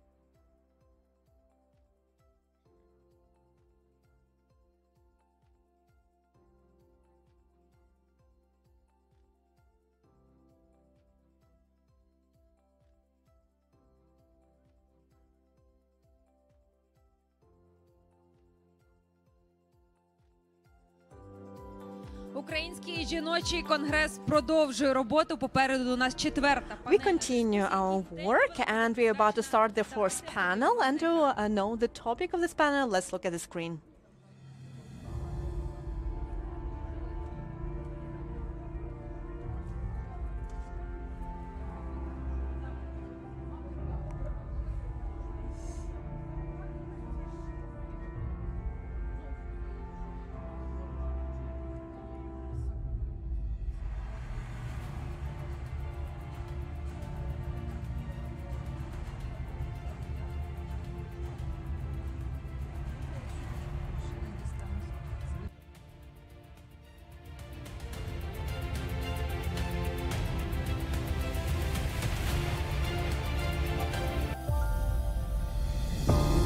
Сміливість бути різним. The courage to be different.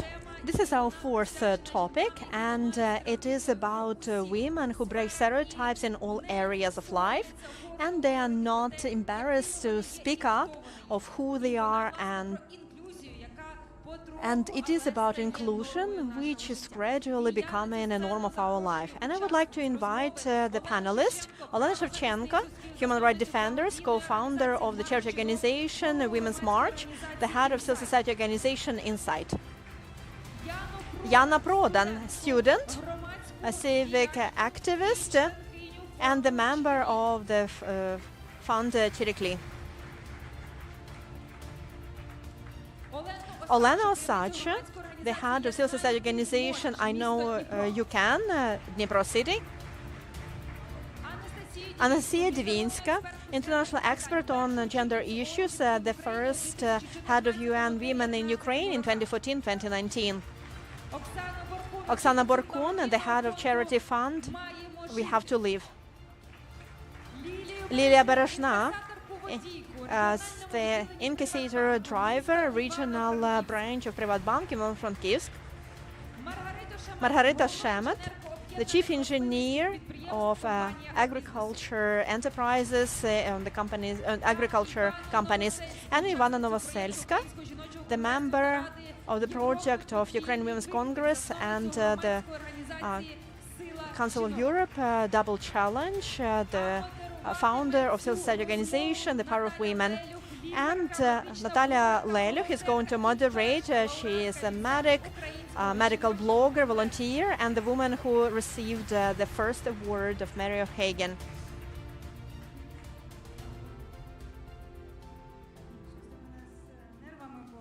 I feel nervous, and this is the second video that I'm watching, and I cannot stop crying, maybe because of my motherhood. I want to thank the Congress for inviting me again. I want to thank all the girls who came up to this panel, and I hope that we will show you some senses. You know, anytime when you go to the store where you can see different colorful beads, they're also pretty and different, and you want to pick one, that one, and that one, and that one, but how can they be harmoniously combined into one necklace? I want us in this next 40 minutes to be able to combine these beautiful, colorful beads into one necklace, and to understand what unites all of us, and what we rely on, what is that thread that for us to be united. And I'm not talking about external beauty, I'm talking about inner beauty, and to show that we can all be united. And we'll start with Ms. Olena. I would like to start with her. And I would like to say from the start that according to the UN statistics, more than 100,000 women serve in the armed forces of Ukraine, including LGBT plus community. And these are the people who defend us every day. And I would like to ask Ms. Olena to tell us some important information about how to be different, diverse, but to be together. Thank you very much for this question. Today, I'm going to talk about women and for women. Why? Because it's important. For me, it's important to talk about sisterhood, about how we need to support each other, because this war is a big war that started in 2022. I believe it united us a lot. It didn't just unite us, but it showed how different we as women are, but how strong we can be. And for me, as a representative of Women's March and civil society organization Inside, it's very important for me to say, don't be afraid to come out and take your space, because women's strength is not just a stereotype. So it's like there is a global Congress and there is Women's Congress, because gender equality, at first it was discussed as if it was just separate women's issue. And it was funny to see that men, about this panel about gender equality, about women's issue, they just went to the corridor and they just were having coffee. But we understood the situation can change. Women's movement started to get money, resources, and we can see male speakers, and we can see that it's so embarrassing to come and talk about so-called women's issues. But let's not allow them to occupy our space. It's important for us, for women, to have these resources. And unfortunately, men still have resources. So I want to see here at the panel of the next Congress, and I'm sure that I will see not only deputies and vice people, but I will have heads and generals, and I want to see a lot of them. But what should we do for that? We don't need much. Recently, I was asked at the International Congress of Safe Women's Spaces, how can men help us with women's rights? And I heard a lot that women need to be helped, that some conditions need to be created. I can say you just need to stop stopping women. And then women can do everything they need. We are not those emotional humans who cannot restrain themselves. We can bear everything. Look how many women there are in the armed forces of Ukraine. Women's March helped a lot of women. We started with 4 with uniform. There were no uniforms. And I heard so often from men, if you want to serve in the army, then our standard, that's male uniform. Wear male uniform. What's the problem? But it's not standard. Man is not a standard. We got used to living in the system that a standard, a norm is male, but it's not correct. We need to review all norms and standards.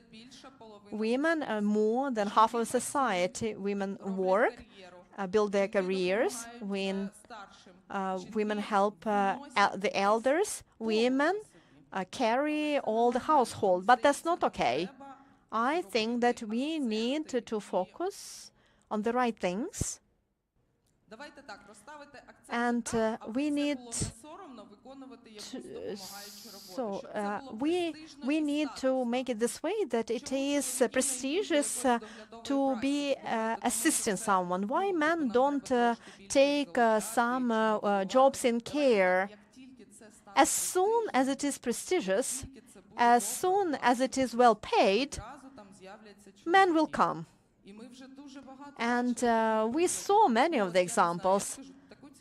I can share an interesting story. I have a great friend. He took paternity leave and he wrote a bestseller. You know the name of this book, Dad in Parental Leave. Is there a bestseller, Mom on Parental Leave? But we should have that book.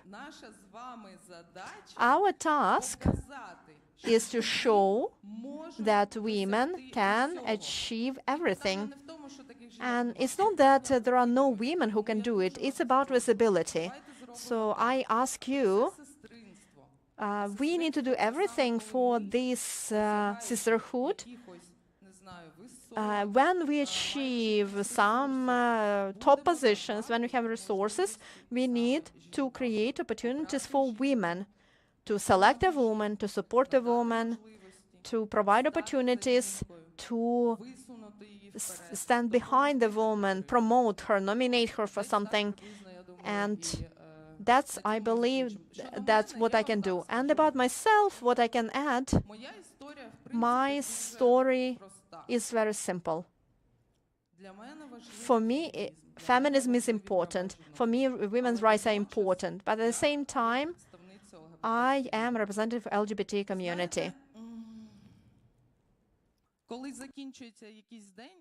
you know, when a day is over, or let's imagine that the war is over, I won't be able to say that I have equal rights in this country, unfortunately. And that makes me very sad. Not because me personally I am sad, but because a lot of LGBT people in the front line are just waiting. And when the state of Ukraine will make this just move, and that's not even about marriage or whatever. That's just about providing protection for those people who have not yet been killed at the front line, who have partners. And that's the justice that I would like to wrap up with. Thank you. If I may, let me comment. It happened so that once I had to retrieve a body of my relative from the morgue. And for them to give me the body, I had to prove that we were relatives. And next to me, there was a girl who was retrieving the body of her girlfriend from the morgue, and she died of cancer. And none of her relatives came, and she was crying there, like, what kind of document should I give you to prove that I love this person and I am going to bury the body? So these are very important issues, and thank you for your courage to be here to speak about that. I hope that it will be heard, these messages, and implemented. Now I pass the floor to the great woman. And before I pass the floor to Jana, let me say that statistically, only 6% of Roma women have access to education and university degree or any kind of educational degree. So, Jana, could you please share with us your path towards that? Because basically, this is, well, we discussed what we need to shoot movies about. So this is not about the Cinderella that comes to the city and becomes a princess by falling in love. Well, this is about the journey towards oneself, overcoming the challenges and difficulties that you do not choose when you are born. In Roma language, this is be happy. I'm Jana, I am a Roma person. I was born to a family with many children, 8 children in the family. I can hardly imagine how the parents managed us, but they taught me never to give up. My mom did not have education, but she always aspired us to study, to pursue education. She always said, do study because that gives you power. And I recall this situation when I heard something like, be careful, there are gypsies here.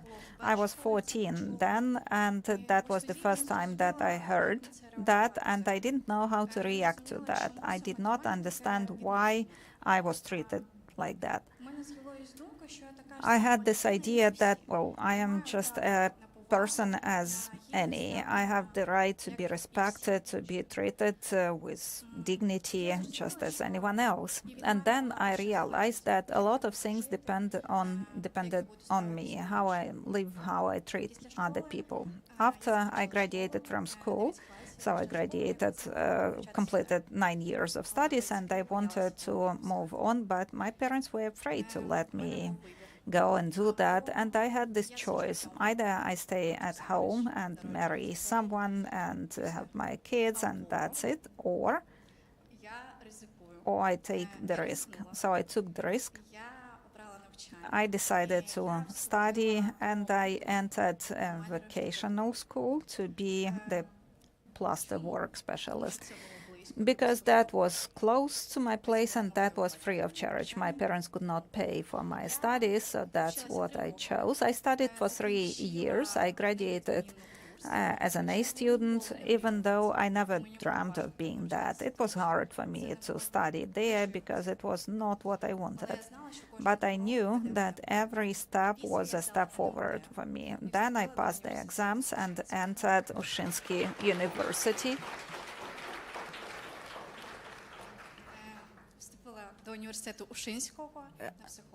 To be a psychologist.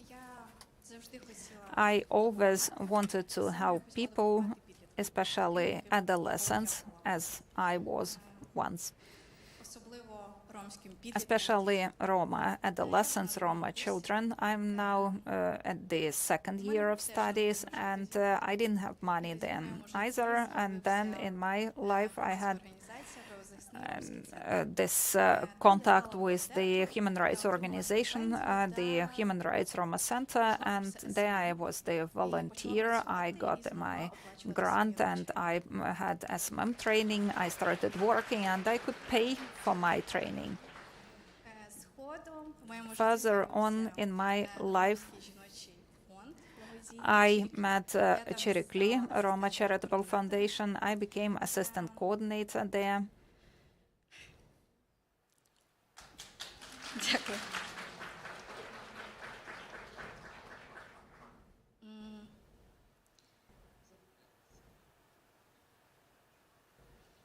Завдяки своїй наполегливості. So due to being insistent, I am the first girl in my family pursuing university education, and my family is huge. Thank you, Yana. Thank you for being so sincere. And what are you afraid of? Is there anything that you are afraid on this journey? Yes, I'm now afraid of that. I'm afraid that I don't have support from my dear ones, not my mother and dad in particular, because they've always supported me, but no one else supports me. I'm the only one in my extended family, the only girl who studies. And they often ask me, why? And you are paying for that. I have this contractual form of education. That makes me sad, but I also have a lot of friends and relatives who do support me. Great. Let us also support Yana. Thank you. And before we proceed with the next speaker, let me share another story with you. I'm an obstetrician. I have lots of stories like that. So once a patient came to me and I knew that she was pregnant early in the gestation process, and she entered and she said, you know, maybe the smell from me is not that nice. Don't be scared, because I wear the shirt of my husband. I cannot take it off because he was killed 3 days ago, so I keep wearing this shirt, so I may be a bit stinky. So she felt sorry for that. And of course, we cried together. We saw the new life in her on the screen. She allowed me to share the story. I described that in my book. And Rada, the baby girl, Radislava, was born. And Radislava, she will make her mother, she will be the joy of her mother. And the father, he knew that the wife was pregnant, but he was killed 3 days after. And there are lots of women like that, and we will see them on the daily basis. We will never know who's with us. And these women, they are a source, an incredible source of our love. They show, they demonstrate the love that all of us aspire to in our life. So I pass the floor to Oksana Barkun. I'm very grateful that she agreed to come to the Congress. And let me emphasize that in Ukraine, more than 6,000 women lost their partners in the war. And well, you know, when you, that's a sort of an insight, you read School of Happiness, and that's about maybe breathing with uterus, yeah, again. But when you do go deeper, when you do understand what that's about, I do want to attend those classes. Thank you.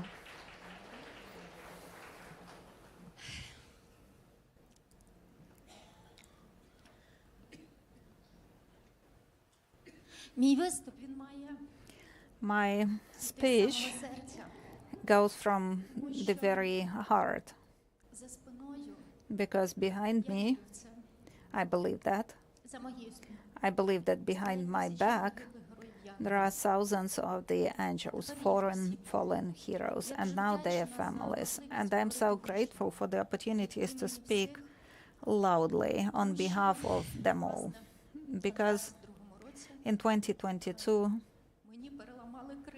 my wings were broken.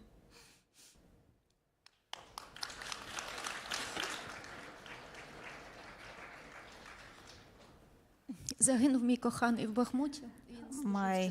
person I love was killed in Bakhmut. He was in the war since 2014, and he was in captivity, but he was an incredible person. He prepared me for the fate that I didn't want to have, but I had to pursue that.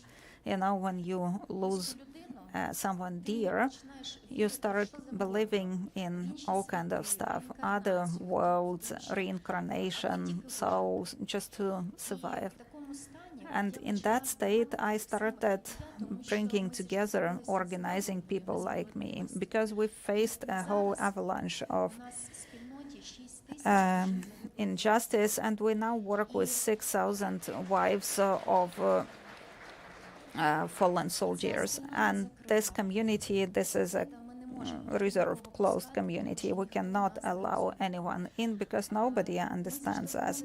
In 2022, we faced incredible injustice.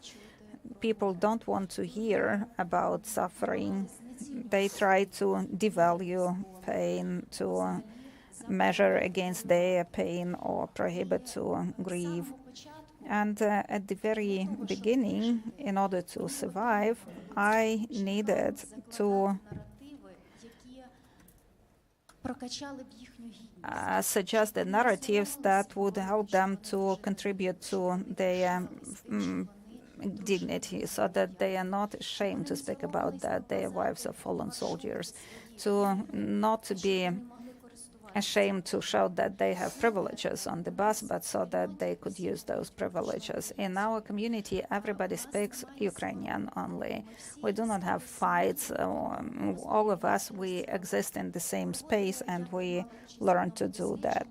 So I participated in a survey by a British psychologist, and she arrived at the conclusion that I really liked, and now this is one of our goals. She said when people suffer losses, they become aware of other dimensions of life, which are otherwise inaccessible. Sometimes society tries to bring us back to the so-called norm, but that's impossible, and that's a very different perception of reality. She says that this society needs to know that that they need others, and that's what we are becoming. 90% of women lose their friends after they suffer a major loss. Unfortunately, she becomes like no one in the society. While the husband was alive, you were someone, but then you are no one. And we have great results already. Now they are free to write, to speak about their losses.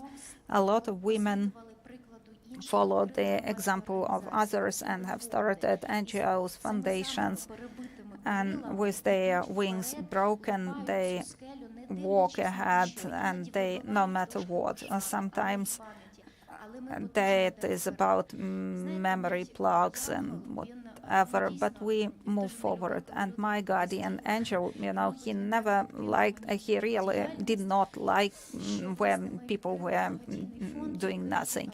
And thus we have launched a charitable foundation that now has two major missions: to develop the new culture of support and also to develop the new culture of memory. We hold online meetings all over Ukraine for women. We shoot podcasts about losses, because every person during lifetime loses 5 to 8 important, significant people. So we organize the meetings to commemorate husbands. We try to step away from what other people are afraid of. We try to be in contact not with the tombstones, but with the warm memories. And we organize festivals. And there are a lot of people who want to learn this skill of providing support. And so when we felt we were ready to give up, we were supported by MHP. And first project, that was where they offered presents to children of fallen soldiers. This is what my partner was doing. Then we received a grant from Eastern Europe Foundation. We bring together wives of fallen soldiers online from all over Ukraine. They can speak about their pain, about their husbands. They can hug each other, and that's what we love. And we always mention that in our announcements, that there will be a lot of hugging. And we try to revise the standard statements, like, you've suffered loss, every morning you die again and again, you open your eyes and you recall that, and you don't want to leave. But meanwhile, but at the same time, they tell you, well, you are a young woman, you will find someone else, or you got your money, why are you crying? But our husbands yesterday, they were so cool, cheerful, and they loved life. They were masculine and courageous, because in order to go to that hell to fight for others, you need to be very strong. And now it would make sense to just say, Yulia, I know that your Losha, he was a good commander who rescued and protected the other people in the army. So then, or your Pavlo, I don't know him, but I would like to hear more about him. I see that you are like a wolf who is so austere, carrying the memory. Or, Nastya, you are carrying the memory and you continue the husband's business, and that's a boxing club. I know that. Maybe I can help you. I don't know how you carry that burden. I want to continue being your friend. That's how it should happen.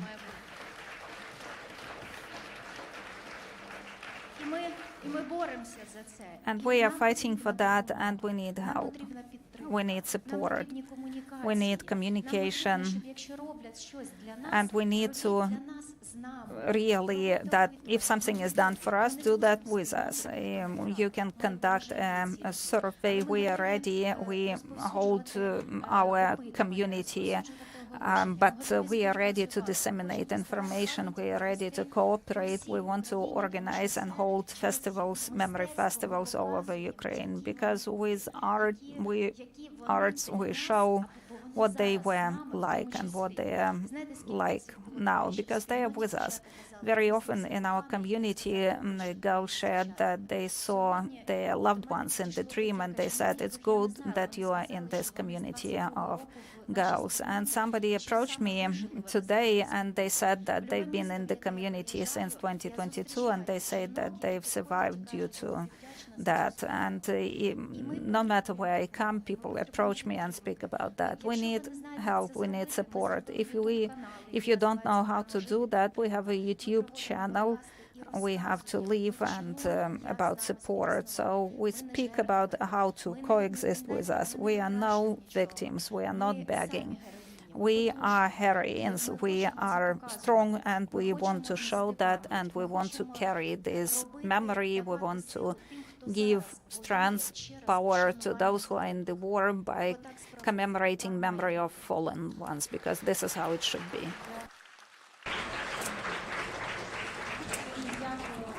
Thank you very much, Oksana. I know that we already had a minute of silence, a moment of silence, but I would like to repeat it right now and give a bit of thought about those who went to protect us.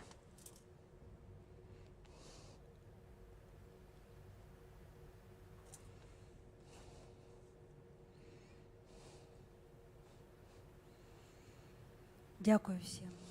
Thank you, everyone.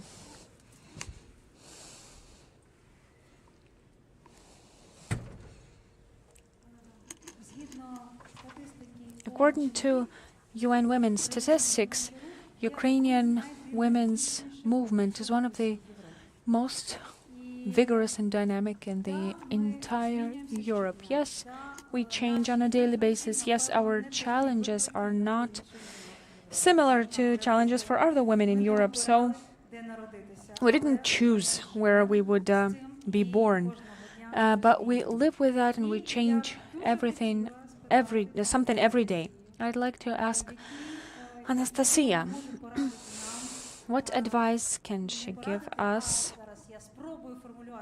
Let me try to formulate that. I'm not a professional lecturer, but I'm not a professional speaker. And try to tell us the stories of other women that would inspire us as well. Good afternoon. I would like to say, to start by saying that I'm beyond happy to be back to Ukraine in my different capacity now, and to reconnect and reunite with my sisters in feminist movement, in women's movement of Ukraine, and to honor your courage, despite of the unspeakable pain, despite of the devastation, despite of the displacement and the grief. You exercise courage. You continue to build and rebuild the country. You continue to pave the way for millions of other women whom you are inspiring and who will represent the future of this country. I am deeply honored to be here and to honor your courage. I'm exceptionally grateful to the founders of the Ukrainian Women's Congress, Pani Svetlana, Pani Olena, Pani Maria, and many more of your comrades and women who have been exercising the courage and had to overcome so many obstacles to establish the brand and to establish the standard for the women's organizing and the circle of sisters. And I had the privilege of watching and supporting you 10 years ago, and look where you are now. So thank you and congratulations. Yeah. And I'm also exceptionally grateful to the women whom I'm sharing this panel for. These are the sisters in the movement. These are the women who have to exercise courage every day, voicing opinions and perceptions and bringing the angles to the perspectives that quite often are unconventional, not welcome, or overlooked, or are challenged through very many different ways, including the hate speech or simple resistance, and not allowing them to speak. I'm honored to be among you. Today I was invited to share my different experiences in different countries. For the last 25 years I have been for the last 25 years of working with human rights, minority rights, and gender equality. I learned a lot from different women, and perhaps if you ask me about the key lesson which I learned about that, is that difference is not a detour from the progress. Difference is the engine of the progress. But for it to be the engine and to happen, you have to invite it to the room, you have to provide the mic, and you have to listen, and you have to make sure that it is centered in the decision making. I would like to bring two examples from my experience. One of them is from this continent. It is from Moldova, when Moldova was very young and aspirational and only pitched its way towards the European integration. And one of the priority reforms which the government of Moldova identified was the reform of decentralization. And with our team, we have been working with the government, trying to promote the ideas of the human rights standards and the human rights values. And we faced so much resistance because the government was like, yeah, but this reform is already beautifully written, and there are frameworks and the monitoring and evaluation indicators, and we already have a plan. So what exactly is your point? And the point came with itself through the initiative of the Roma women in the teeny tiny community called Skinoasa, where there was only 300 inhabitants. And believe it or not, it was the 2010, but this village was not even adjoined or included in any municipality, which means that this community did not exist for the state. It was not on the map of Moldova. It was not included in any budgets to provide the services or any policies. And the government assured us still that, okay, so now we know about this community, don't you worry, we have a policy, so the policy will produce the results, don't you worry. And what happened next was that the Roma women came up with an idea of strengthening their voice by joining and inviting and engaging with the ethnic majority Moldovan women who were living in the neighboring municipality, bringing them for the so-called study tour to their village to watch the choreography of exclusion. So that the settlement where the poverty was not material, where you had to walk kilometers to fetch water, where you had to live through despair of not being able ever to get any work because of the lack of the daycare centers or schools for their children or any transport. So that study tour changed the perspective of the ethnic majority women Moldovan who joined their voice to the voices of Roma women, and they were relentless. So they raised the awareness of the municipality, of the Rayon, of the Oblast, and then they went to the national government. It took 1 year for the government of Moldova to revise completely the way they were approaching the national reform on decentralization. Skinoasa village was on the map and was included in the municipality service provision. But what changed was that this teeny tiny voice of, in the teeny tiny community of Roma, the voice of Roma women, changed the entire reform, and they opened the doors for the ethnic Ukrainians who did not speak a word of Romanian language, but there were settlements settled by Ukrainians. We worked with the old believers, people of different religions and other ethnic minorities, but it was that very weak voice of Roma women who changed the reform.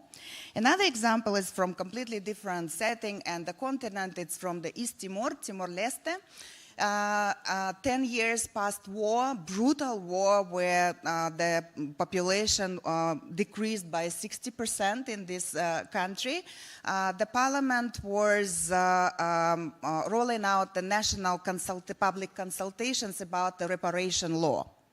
So I accompanied the members of the parliament to the remote village in the mountains of Timor-Leste, and the main public who was invited to these consultations were the participants of the battles, so the veterans, and they were already quite aged people.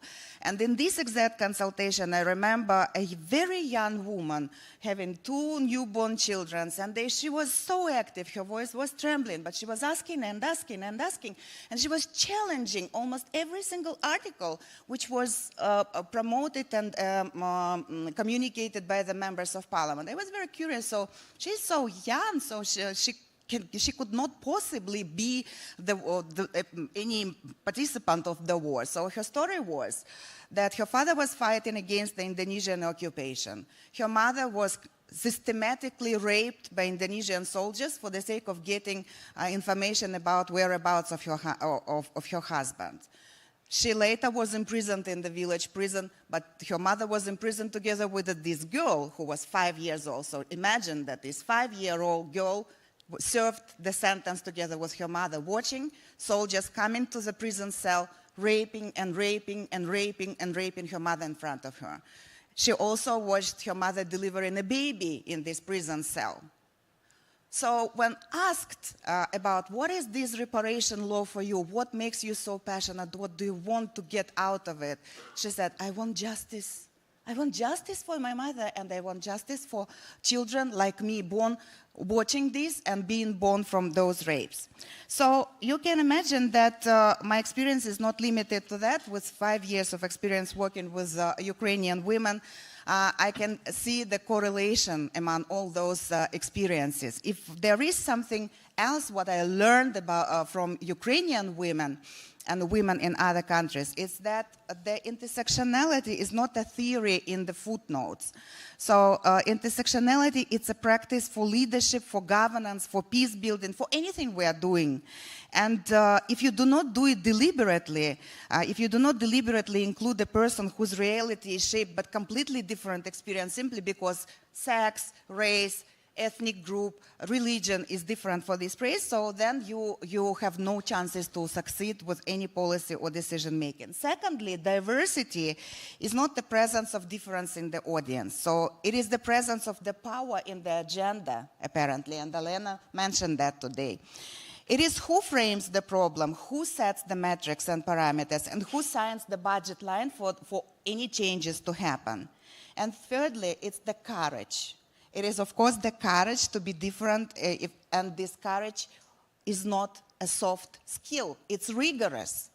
It takes data, coalition building, it takes stamina, as well as the discipline. So to conclude, I would like to say that I welcome, I appreciate, and I honor the courage which is exercised on a daily basis by Ukrainian women. So thank you so much for that. Thank you. Thank you. And just a couple of comments. I think everyone had courses of first aid, first medical aid. And you know, if you started to start pumping the blood flow of the person, pumping the heart, before starting to do that, even if you know how to do it, what are you supposed to do first? Inform someone that you started the procedure, started the activity. Unless you speak up, unless you smash the door open, nothing happens. Next, I give the floor to the person who has a voice and who had the courage to go into a completely male profession and who knows how it can threat a wonderful, beautiful woman. Ms. Lilia Berezhna, one of 12 women cash collectors in Ukraine, cash collector officers. The floor is yours, Ms. Lilia. Greetings, everyone. Hello. Right now, I've been working for 18 months at the Regional Department of Cash Collection in Ivano-Frankivsk for Privatbank. First of all, I'd like to thank you for the chance to be here among very strong women, diverse, various women, who are inspiring to move forward and achieve the goals. Briefly about how I came into this profession. I never worked in banking, in any banks, but my everyday was the uniform, was the armor vest that I work on a daily basis as well, and wearing weapons on me. So when I was looking for a job, I wanted to find a job that would also include that uniform, armor, weaponry, because I cannot imagine myself as a completely civilian. So I saw a job opening for a cash collector officer for Privatbank, for ATM servicing. I knew what kind of work it was. It was a challenge, a risk, daily. And honestly, I didn't even know if I can do it or not. But after one situation from my life when I started the job, one person from my circle, when she asked what my job was and I answered, her reaction was, "You, cash collection officer, you're a girl, a woman." And that was an additional stimulating factor for me to continue working, to achieve something, because it's a completely male team. I'm the only female cash collector and officer in Ivano-Frankivsk. It was a tough time, but I continue my work quite successfully, and honestly, without the support of the bank, of the management of the bank, I don't know if I could have done it, because they have created all conditions I need. The individually tailored uniform, armored vest, cash collection was amended a little bit to adjust the weight limits that I can lift. And I'm happy to see crazy support, which inspires me to continue working. On gender equality, I cannot give you an example of any situations. When in my all-male team, everyone was supportive, helpful. They helped me with the training, even if I wasn't successful immediately. They never spoke down towards me, and they supported me at all times, which I'm also grateful for. About people around me, I have stories from work, from home. When I start with the itinerary, on my daily itinerary, even especially if it's at a public place, at a bank branch with employees, clients, big malls with, again, big crowds of people, I know that our job, when I'm on the team and when I am doing my duties, it attracts a lot of eyes, and I feel the support of women, which proves that women are strong. Women are show a lot of interest towards my career path and my work in general. And some women even say that they also want to follow my footsteps, and that's because you look very good. That's because you're beautiful. When I'm just present at the cash collection point or ATM, sometimes women give me compliments and say that the uniform suits me well, I look good, and that looks good on me.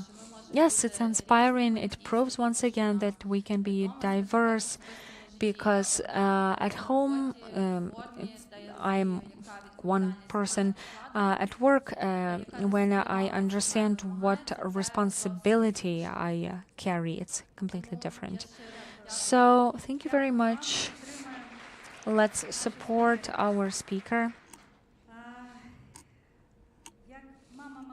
As a mother of a small child, I know in my own experience what it means to use the baby chair in our country, and 1.7 million women with disabilities exist officially in our country, and 1 in 8 of these women has an official employment, and we have a lot of a huge unemployment problem in all industries. And our next speaker is Katarina Osacha, head of the NGO I Know You Can from Dnipro, and I would like her to share the opportunities that she creates in her NGO and to tell us a little bit how she cooperates with the government bodies, with the authorities, and what inspires her to do all this. Yes, the microphone doesn't work.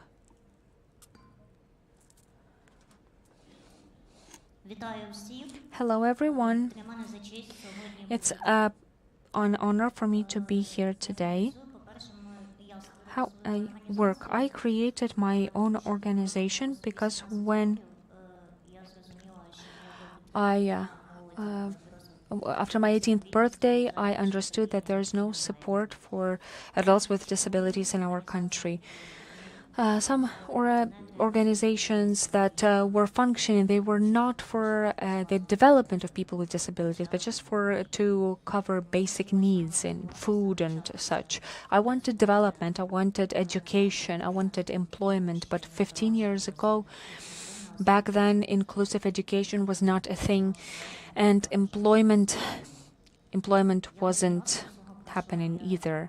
My path was long. For some time I was observing. I wanted maybe to join someone, but time went by and I realized that there was no one who would be working with people with disabilities, neither in state authorities nor in the civil organizations. And I realized that no one could help us but us. And I found a man who also had disability, and we founded our organization together. We wanted people with disabilities to have a possibility to study, to be employed, to earn their own money, not to be dependent. Our organization was created in 2021, and then full-scale invasion started in less than half a year. And we started to face new challenges that we definitely were not ready for, because all of this was not that important anymore, so we just needed to provide assistance. It was not possible to think about development. And as we are in Dnipro, which is the city close to the front line, many people left, and I lost my job. So our civil society organization is non-profit, and at that time I didn't have a team. There were only members of the organization, these other people with disabilities, but they were not really a team. These were people who actually needed our support. And after 2 weeks since the invasion started, and we started to receive calls from members of our organization, and they ask, do you know who can help? Because we are now without food, without medicine, because they couldn't leave their homes on their own. And this is the category of people. Usually I assist lonely people with disabilities. They are not part of some institutions, so they lived at home, and they didn't have members of family or friends. They called me not because I could help them, but because they had no one else to call. I really wanted to help them, but I didn't know how, because we didn't have any funding or nothing like that. And I didn't want to let them down, because if they called me, I understood that I was their chance. First, I went to local authorities to ask if it was possible to help, because those who were dependent on social workers at the beginning of the invasion, social workers just stopped visiting them. But as Dnipro is a city not far from the front line, all the focus was on defending the city, evacuation, and the only help I was offered was to evacuate. Yes, some people wanted to leave, but some people didn't want to. They stayed. Then I started to ask my friends and relatives. Some of them had their restaurants, and they started to make food. As I said, that I didn't have a team. We started, it was me and my mom. I didn't have anyone else. Most of my family, relatives, so my cousin went to fight. My brother is a first responder, so he was not at home most of the time.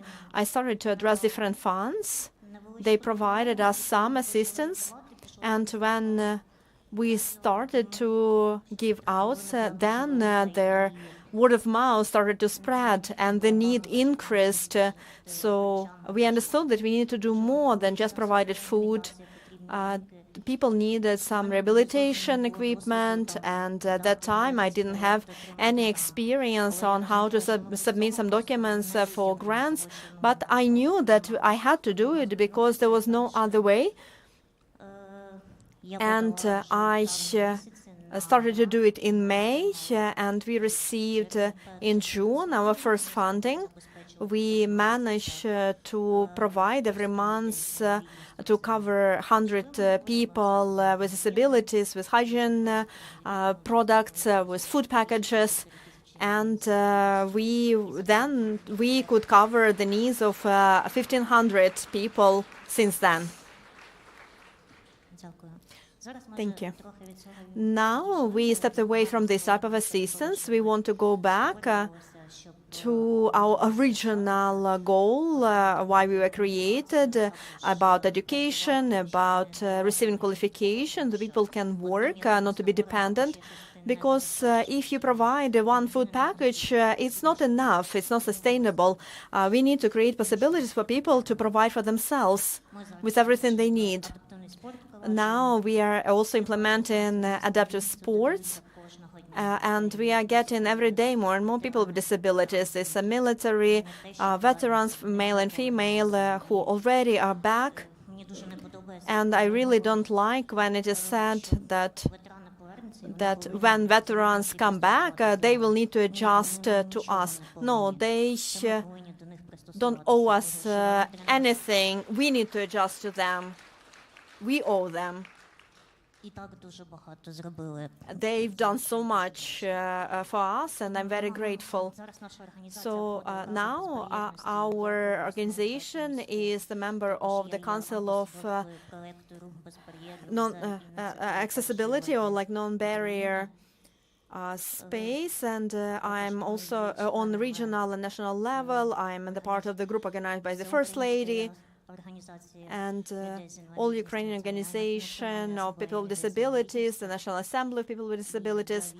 And I believe that our country won't have barriers, and it will become inclusive. And we will achieve this level, and I'm really grateful that the government listens to us, and we have more and more programs. Yeah, I know that it won't happen fast, but it's very important that it started to develop. Thank you very much. In my childhood, my grandmother's village, this was village, cows, and the smell of compost. But now, Ukrainian villages, this is innovations, drones, and women who introduce these innovations into day-to-day work. Ms. Margarita, could you tell us how you can do all of this? Good afternoon. Thank you. I want to thank the organizers for giving me the floor and that I can be engaged into these really important topics. So it happened that I grew up in the family of engineers, and since childhood I have been engaged into some engineering process, repairs, some work in the garage or inside the house. And when I started to work in agriculture, it really excited me, and I understood that I have to figure it out and how everything works. Agriculture is not just about engineering, and not just engineering part of agriculture, but agriculture overall. This is the sector believed to be male. And you see the difference in workshops, in offices, on the field.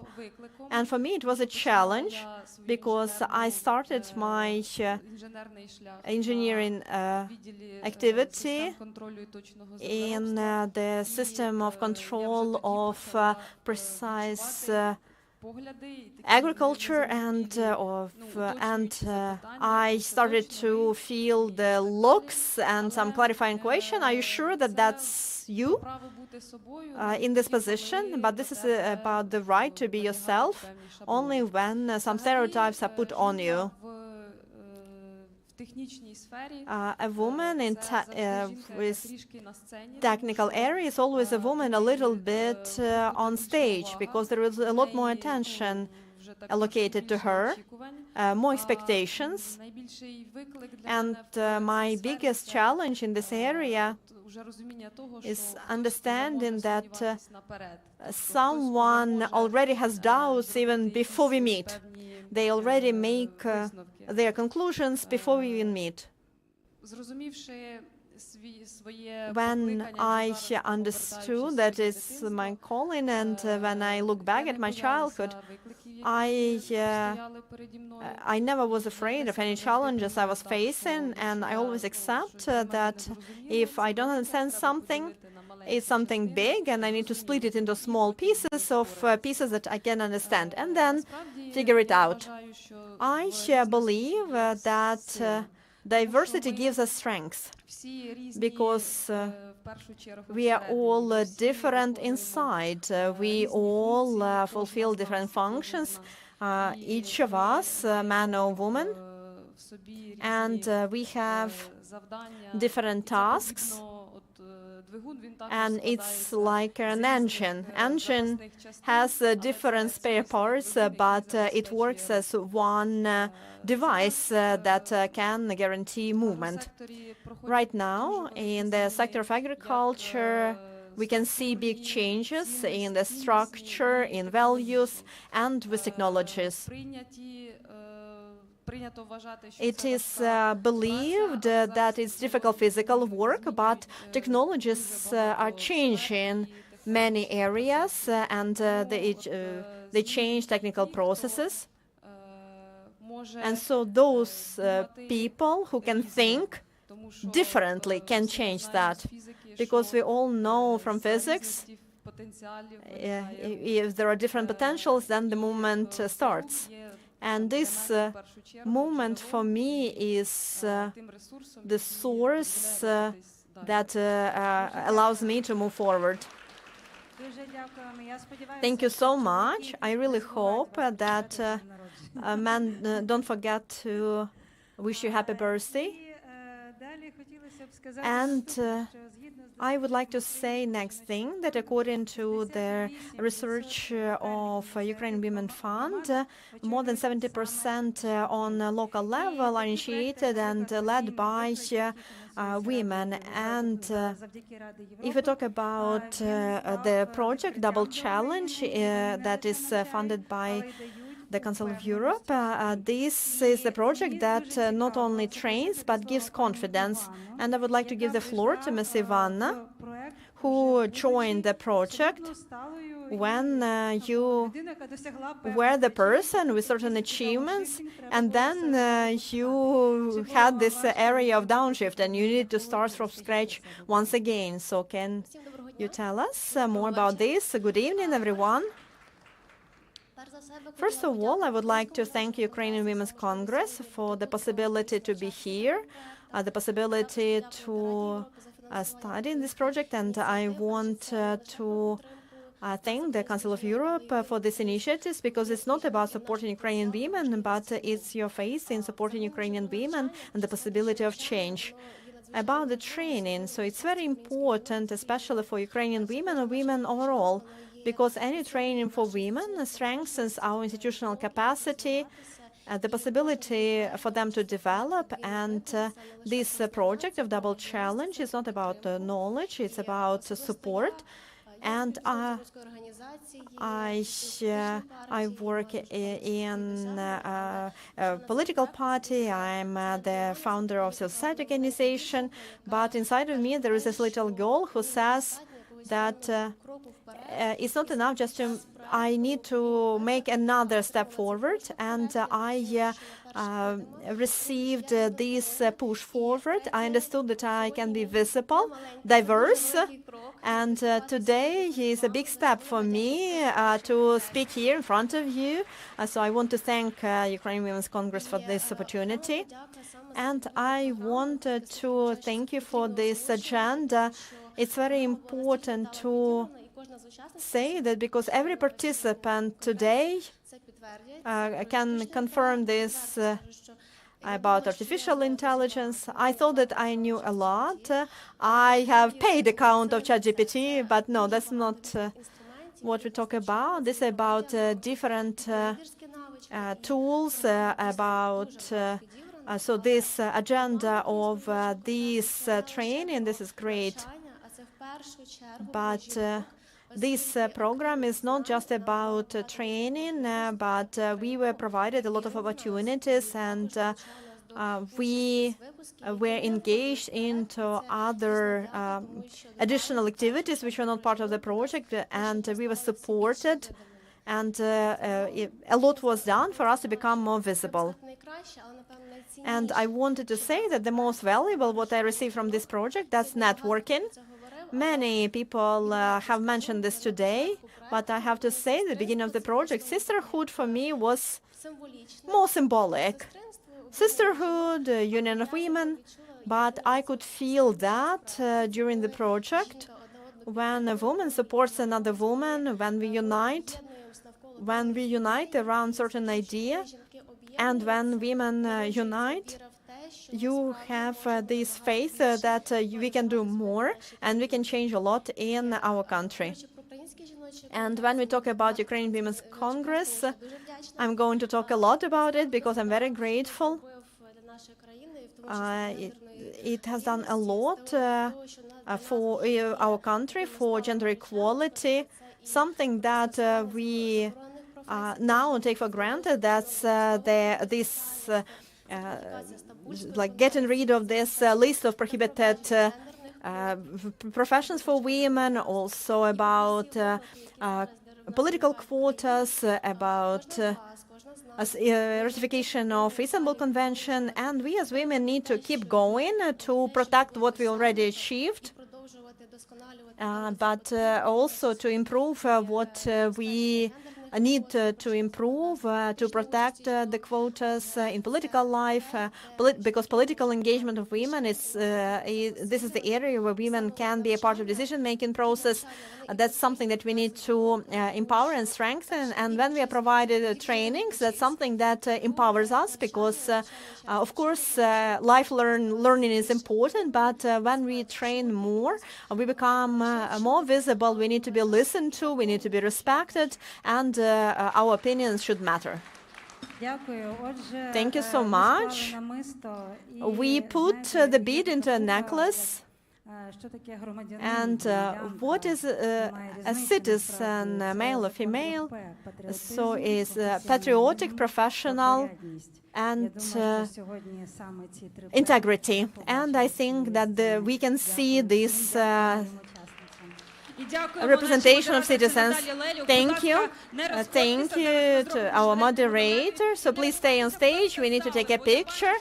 And please don't leave the room. I know it's difficult to be engaged all day. It's not easy to listen to this emotional, inspirational speeches all day. But we have a few surprises. I believe that the last part is always the most interesting, because it's always interesting what else they are going to come up with. Natalia, please come back for the photo. Let's take a nice photo, and then we can move forward. I really hope that you're going to stay. If you leave, you'll miss out. We are going to have some surprises. These surprises are coming up. for us to have more fun.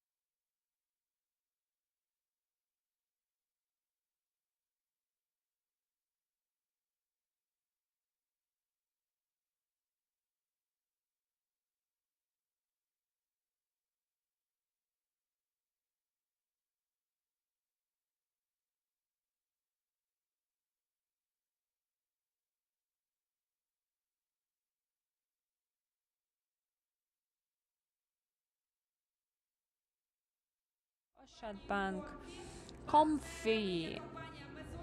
Partners are Maisonnia, Coca-Cola, Lady D Inclusive Atelier, and Citronelle. The donors of the Congress is UN Women in Ukraine, funded by the Swedish government and supported by the Swiss-Ukrainian program EGAP in Eastern Europe. The Congress is organized within the flagship opportunity of EU recovery for communities in Ukraine, with funding from the government of Japan as part of UNDP for resilience and human security in Ukraine. UWC is also supported by NDI in Ukraine, Heinrich Böll Foundation, and the Women's Roma Foundation, Cherry Clee, supported by the Council of Europe to fight discrimination and the rights of national minorities in Ukraine. The media partners of the Congress are Прямий TV channel, Пятый channel, and Espresso, and the general media partner is Starlight Media Company. Our media partners are also Ukrainska Pravda online magazine, Telegraph UA, and RTM Ukraine group of companies. Moving forward, let's put the volume down because my voice is so exhausted by the end of the day. Please take your seats. If you're standing, please take your seats. Move closer to the stage. I need to wake up at 5 a.m. for a morning live. So please take pity on me. Right now, this part of the evening is very beautiful and it's gonna be very meaningful. When the speakers took pictures with the gifts, with the book, I said, I want this book because it's a monography, a survey of Ukrainian leadership stories of women, published by UWC. And let me give the floor to Svetlana Wojciechowska, co-founder and director of UWC, and Olga Nikolaenko, author of the book, PhD in history, professor at the Kharkiv National Pedagogical University. Now, finally, book club. Svetlana, please show this to the people and please let us know how this research paper, which turned into a book, became part of your life of UWC. Thank you very much. It started to commemorate the 30th anniversary of Ukrainian independence. The girls and I were thinking back then, yes, I'm kind of tired as well. Let me speak up. Okay, I'll discipline you. So, the anniversary of Ukrainian independence, and we thought, what can we possibly do to showcase stories of women who were proto-mothers of the Ukrainian women's movement, and supported by the government of Canada and NDI, we studied 10 stories of Ukrainian women from various regions of Ukraine, different nationalities, that were the first ones to start on their territory something for women. They would create hospitals, they would create schools or something else. And when we saw a lot of this material, thanks to our wonderful authors, we thought about the second stage, that this has to continue and it must be put into writing for educators, for gender studies at universities. And stage number 2, we planned to do this monography. Unfortunately, in 2022, we had to pause this, but we are stubborn. We cannot be stopped. And we worked, negotiated with donors, international partners, and even by the end of last year, at the last meeting with one of the partners, I broke into tears. If you know me, that's completely untypical, because nobody wanted to support this project. So my fellow sisters and I decided we will invest our own personal money and continue the scientific activity, the research, and we chipped in, all 3 of us, and continued studying 15 stories instead of 10. We've been talking about visibility a lot. Unfortunately, these women are unknown, although they were at the very beginnings of the Ukrainian female movement. We know Olena Pchilka, Natalia Kobrinska, who is the proto-mother of UWC. And those women had it much more difficult than us today, because back in the 19th century, women could not be students, they couldn't be society activists, but they still overcame these limitations. Unfortunately, in Ukrainian science of history, the part that relates to women is the most complicated part of study for the research.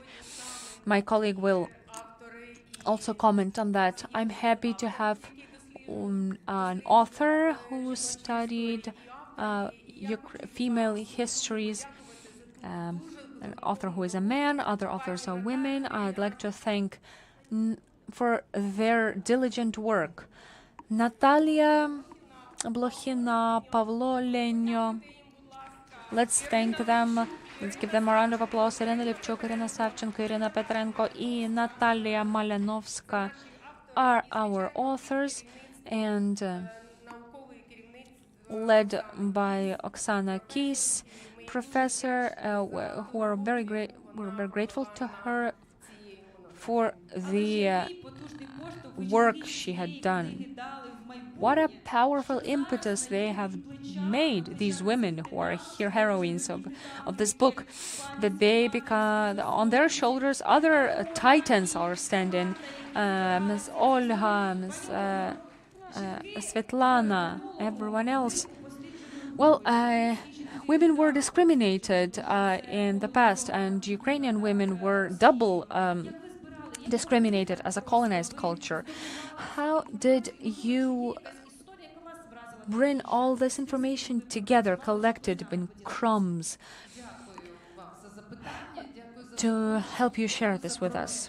Thanks for the project, for the invitation, for the question. to the UWC, Ms. Svetlana, for the support of this monography.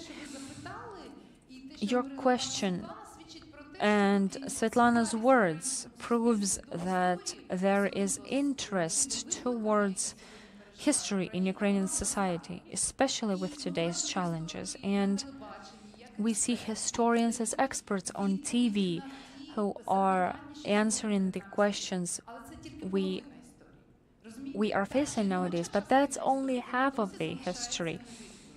The women's part is still invisible, and somebody had to be the trailblazer, has had to be the first in the environment that is comfortable for us nowadays. And the hurdles that Svetlana mentioned are about our society. Why does gender studies of history not support it?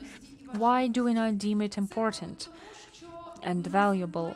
Maybe that's because we don't have this understanding. Why would we need it? And I think it's important to understand about the difficulties and about why we need it. We all need it for the science, for the sake of science, because otherwise the science would be covered only half of it. The male history of decision makers, of negotiators. Where are the women in this story? And this monography is important because it's also a step into this academic science, academy-based studies that is based on bibliography, on the sources. Second, it's important for the civic women's movement because history, the main drawback of history is that it stays in the past, and it's all been there, done that. What we talked about today, the courageous women of today, they were not born in this environment in a vacuum. Somebody did something prior to them. And it's important to have a scientific analysis of this experience, and this monography is about this. And third, it's important for the future. And these stories are not random. They are not for the libraries. These are stories for schools, for the school curriculum, for talking about women's contribution en masse. And of course, how were these stories studied in surveys, crumb by crumb, a line in a newspaper, in an archive, a hint in a report, and so on. All these authors were collecting what is called minuscule things and were building biographies and life strategies, which is very important. And of course, it's also about justice, because my heroine, Yelizaveta Drendel, is a woman doctor who, after returning from the capital city back then with a diploma, upon returning to Kharkiv, to the province, she created the first medical center for women of the world-class level. She found donors, she found demand, and it was a hospital for women who could not even pay for medical services, but she still would provide those services to them. And even today, this hospital is still functioning as a maternity ward, and I was born there. And this hospital is named after the donor, but not the woman who created this.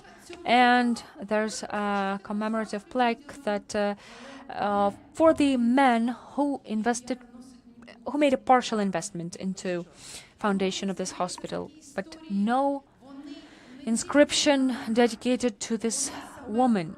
These stories are inspiring. They are about those who had the courage to make the first steps, to be the first. And it's not only about us and our dignity. And by commemorating them, we learn, we remember, and we feel as dignified descendants of these trailblazers. I'm grateful to Svetlana, to the entire community. Please continue supporting these projects, supporting the scientists. Thank you, Olia. This was published with the editorship of Oksana Kis. We have a video from her. Let's look at that. Dear fellow sisters and fellow brothers, I hope, I am happy to greet you at another UWC, which is a big celebration for us of female solidarity, sisterhood, and leadership. This year, I have the honor to be the scientific editor, the research editor at another one in the line of UWC projects that was called Women's Stories of Leadership. It's a research, a study of biographies, of civic activities of 15 women from different regions of Ukraine that in late 19th century, early 20th century used their own enthusiasm, effort, funds and work and willpower to create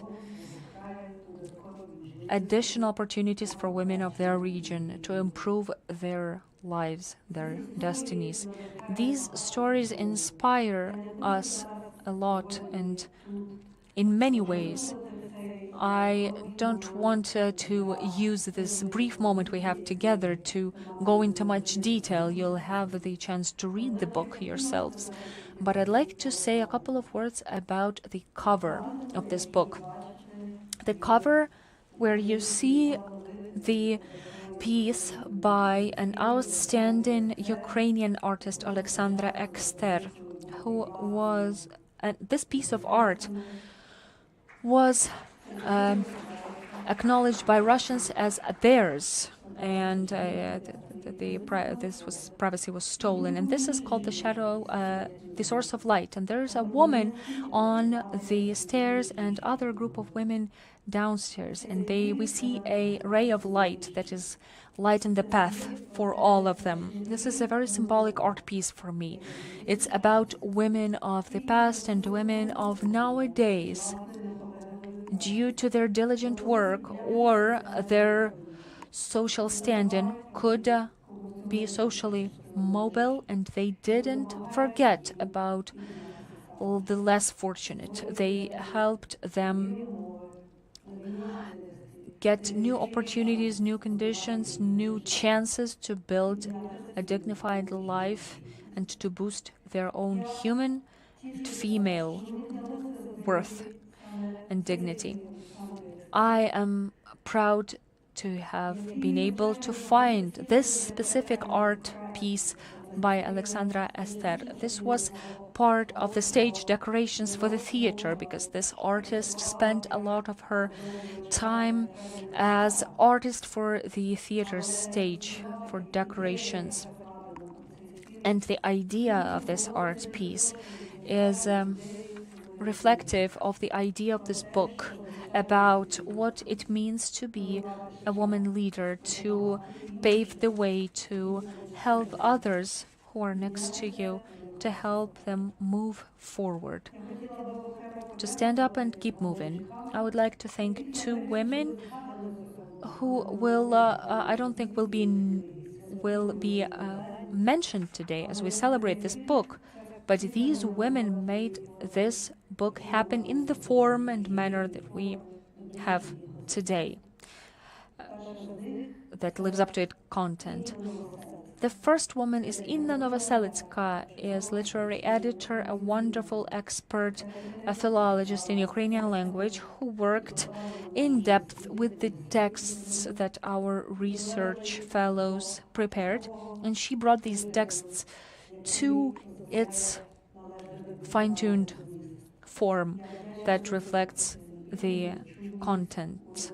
I am grateful for her professionalism, for her being very attentive to the research team and to me as an editor. Another woman that has not even been mentioned in this book even, I'm afraid, is Anna Lysuk, project manager of the Ukrainian Museum in New York.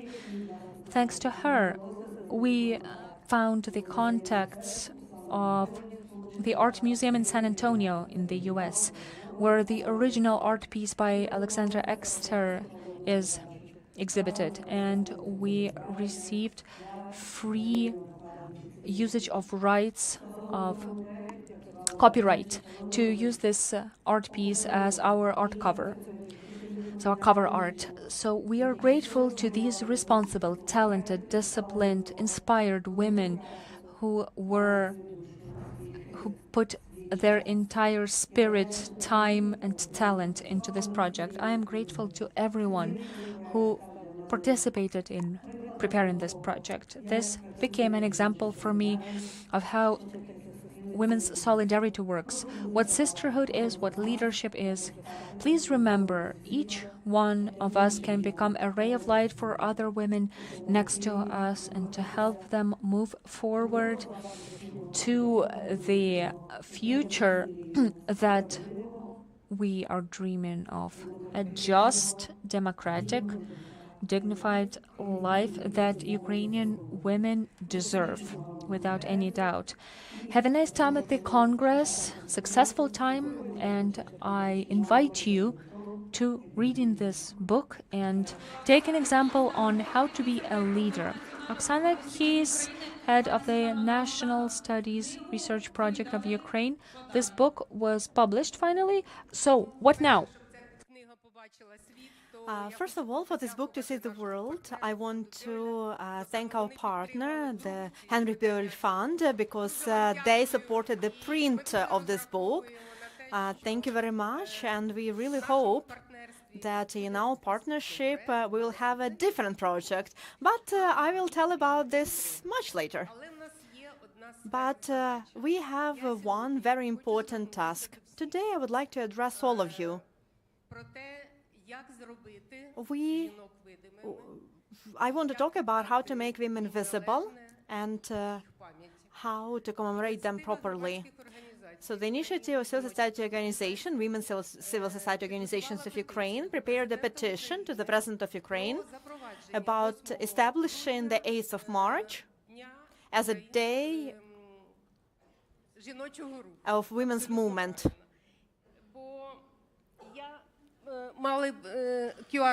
Okay, you can see a QR code.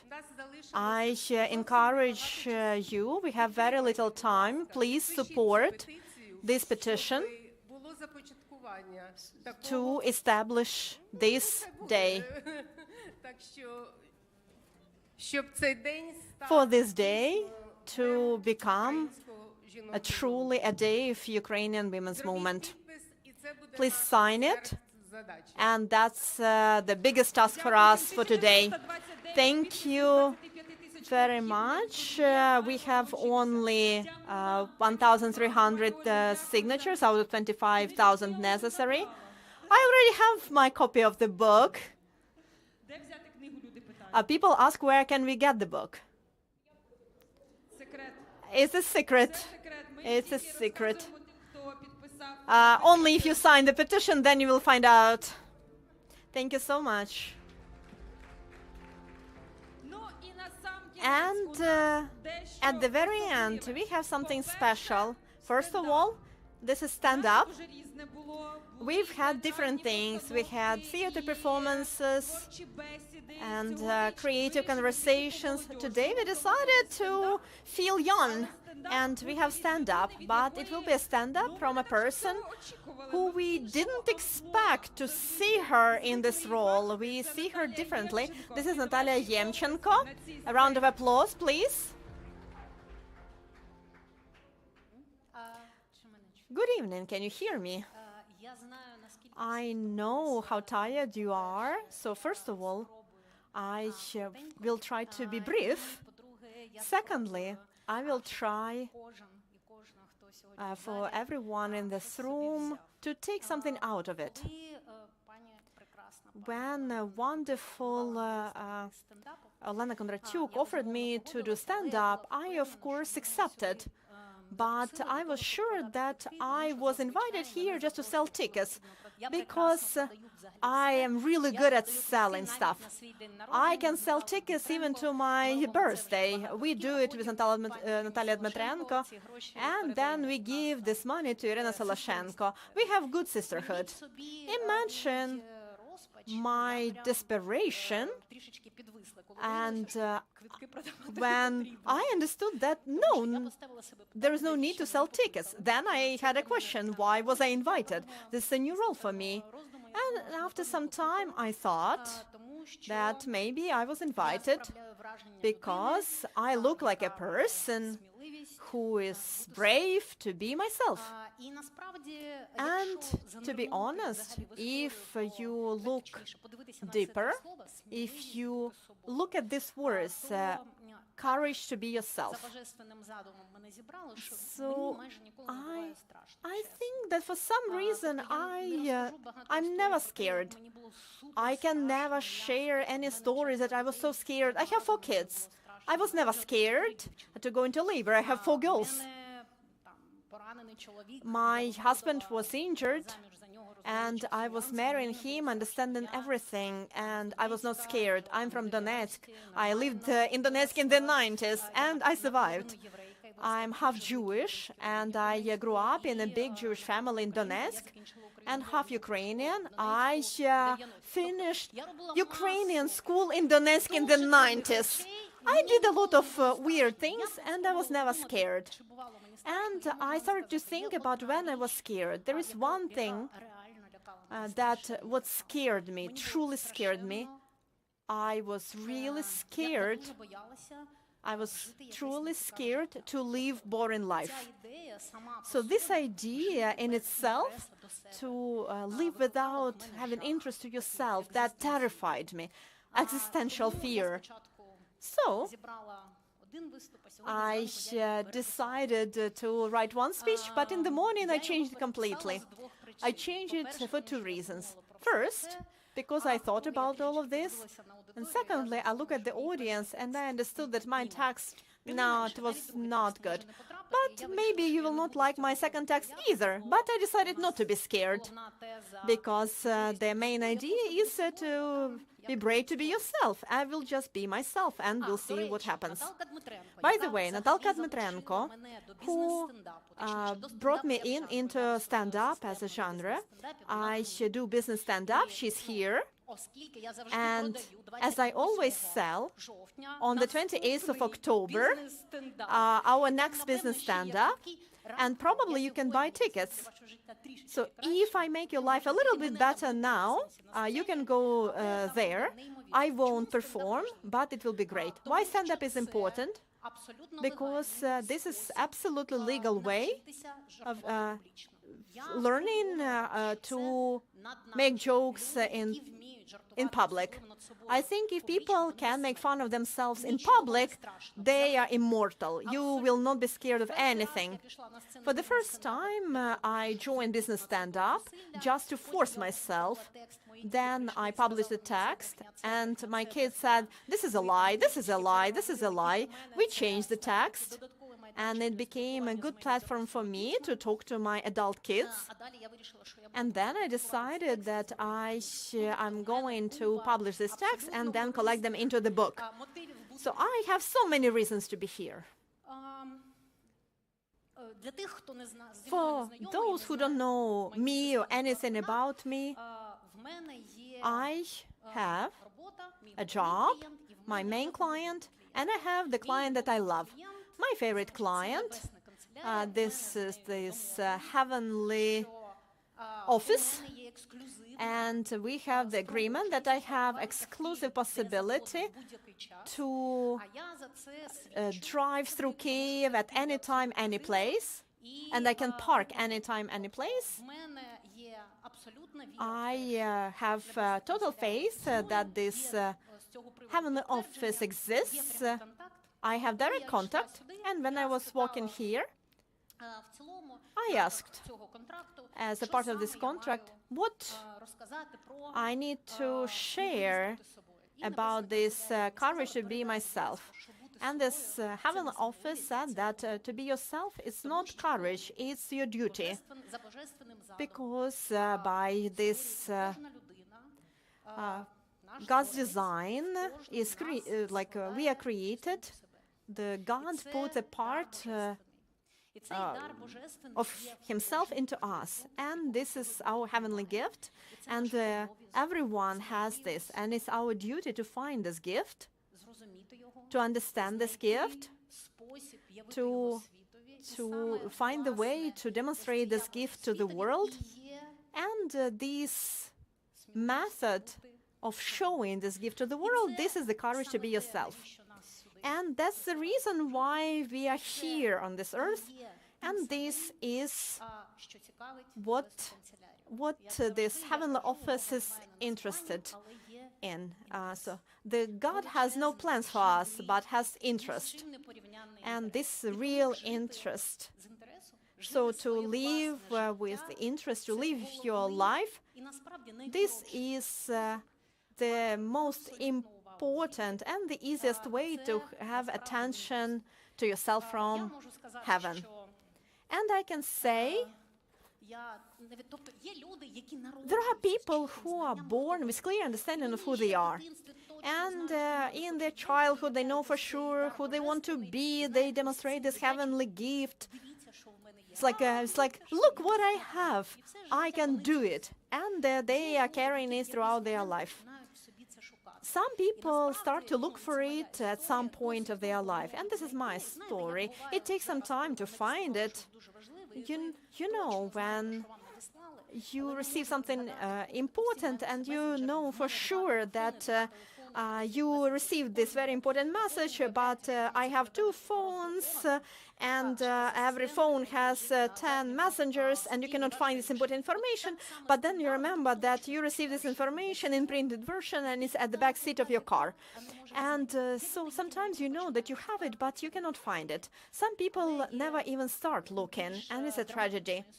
But the story becomes even more dramatic when they feel it, they see it, it's something tangible, they get scared, and then they go to professionals to get rid of it. And this, I believe, is the worst scenario. So I started to look for it for a long time ago, and I am myself for sure. I am definitely interested to him, and I always feel this interest of God every day, but it was not the case all the time. And I thought that I have this God's gift to tell the truth. I was a very intense kid. I always say what I think about people. I understood that it was not the gift. It's learned ability, which was input into me by my Jewish grandmother, just because it was easier, because she had, there were a lot of us, and she said that it's always easy to tell the truth. And I thought that truth was absolute value. Then I thought that this special gift is like to do impossible with unexpected people in unforeseen circumstances. But I think it just came from Donetsk in the 90s. Then my dressmaker and Aurora, I'm talking about you. If you are not listening, I will ask you to leave the room. Then she told me that my super skill, that for 30 years of our friendship, 31 years, my size never changes. I have the same size, but it's not a gift. I just do sports. I just work on it a lot. And about 7 or 8 years ago, when I moved to Kyiv, I found this gift in me. And I understood that my big gift that nobody else has, this is the ability to see people. there is a phrase in English, I see you. So I understand that when I start to interact with people, I see them. I don't know how it happens. I see them. I see them fully. I see them including their gift. And for that reason, all of you, look absolutely wonderful to me. And that's my life. I have absolutely wonderful people around me. And for that reason, the world seems absolutely wonderful to me. I can say that this X-ray vision allows me to imagine what this God's interest is, and to understand that how happy God feels that we find this hidden gift and we make it public. We shared it with the world. The story about this hidden talent, I truly believe in it. I know for sure that this is the most important part. I don't know whether I should make this joke, but I need to be myself. So there is something happening inside, but then there is also about how we look. There is this concept of tuning. I'm very careful. I'm very careful about this, and I don't do anything to me for two reasons. One, I believe that God already had great taste. I could not be imperfect. And secondly, there is this Jewish joke. There are two jokes, and I always tell them together. One is that God comes to Yosef, and so God says, like, Yosef, you love me so much, and I allow you, I give you something that I give only once every 10,000 of years. And it's like, I give you only 10,000 years. So are you saying that, are you giving me 1,000 or one more 1,000 of years of life? And then imagine that this Yosef meets a beautiful girl. He falls in love and he plans a long life with her. She says yes, but she has one condition, that at the wedding he will be very handsome, and he's not really handsome. He goes to the barber shop. He like a new haircut and a beard, and then he's killed by the car. And the guy says, like, Yosef, I'm sorry, I didn't recognize you. You changed too much. So from the point of view of tuning, I don't do tuning. And I believe that's not a bad idea, because imagine that the God comes to you with something really big, and then he walks past you because the God will not recognize you. Epilogue. I want him to look at you the way how he looks at me, because I feel this love in his gaze all day, every day. Because right now he's looking at me, and with the voice of my Jewish grandmother says, Katsele, it's kitten, so your life is great. Don't stop, surprise the world. And I know that you have what to share, because I put it in. I put this gift into you to see how this world is organized. This gift was for a long time in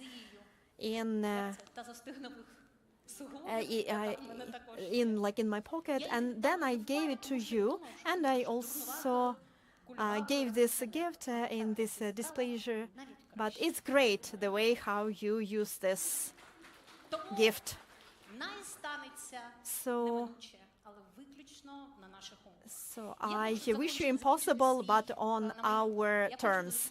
I would like to end this speech at this. I wish you for impossible to happen, but on your terms. You know how to organize it. Support the armed forces of Ukraine. Do everything you can, and even more than you can, for our victory. And if at some point you need contact, direct contact of the Heavenly Office, just approach me. I have direct contact. Thank you so much, Natalia Yemchenko. And now we need to round up. Ms. Olena Kondratyuk started, so we will give her the floor to finish. First of all, Natalia Yemchenko, I know that you do have the contact, and now I know that your contact is Natalia Dmitrenko. We have big plans for the 10th Congress, not to sell tickets, but you need to sell us. So please make this order.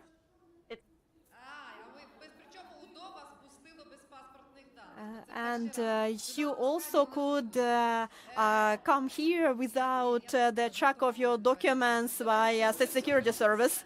Okay, I didn't want to make jokes. We truly need just to finish. So first of all, I came to thank Yana Bronzei and our Katya Trushik, who worked so hard as you can imagine. And of course, I want to thank all of our speakers, all our moderators. This great work that you did. You see that they're working on themselves. They work with us. It was not easy for us to select them, but we are very happy that we selected them, and they made our day that we called Courage to Be Yourself. And to sum up, I want to thank all our small team. You have a feeling that there are so many of us, but there are few of us, but we are strong to be ourselves. First of all, in our team, we have a guy, so where is he? Vlad, please come up. Everyone needs to see you. Vladislav Shpachenko. Meet him if you don't know him. I think at the end he will have a tick after working with us. It's not easy to work with us. Alena Baksanchuk, Oksana Masalesna, of course, Nadia Evstratovska, Katerina Lebedeva, Tatiana Fedorova, Oksana Vasilieva, Darina Kozaretska, Natalia Shevchenko, Olga Matveyeva, Yana Kovalchuk, Anastasia Plistakova, Yulia Konik. Where is she? She was making video. She did everything wonderfully. And to our volunteers who were working, running around to seat you, we wouldn't have done it as well without you. That's all, folks. I'd like to thank my fellow sisters. We were so anxious, so worried today, because it's not about just the alerts. We knew how difficult it was to get here. The volunteers work for Marina, Svetlana, Wojciechowska. We are all scared of Svetlana. She became the head of the civic organization, Ukrainian Women's Congress, and she is running everything with an iron fist. Shall we work on the Congress number 10? Yes, we shall. Fellow sisters and brothers, dear ladies and gentlemen, let's give a round of applause for and to our Krishna, the godmother. Let's keep looking. I know there are many women who are inspiring us, motivating us to keep moving and overcoming all of our fears. Thank you very much for being here today and staying for the evening. Thank you very much. Organizational committee, a picture for all of you while you're still relatively sober. Let's go.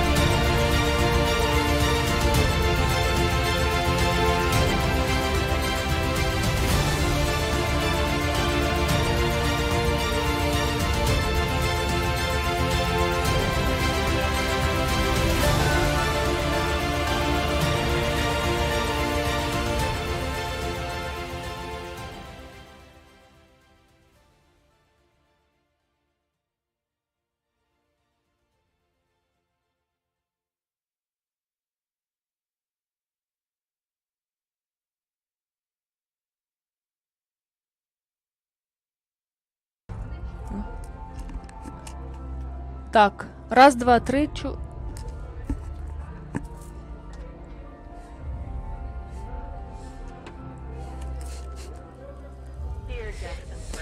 Любі друзі та партнери, я дуже рада, для мене велика честь до вас сьогодні звертатися. Я б хотіла подякувати Українському жіночому конгресу та всім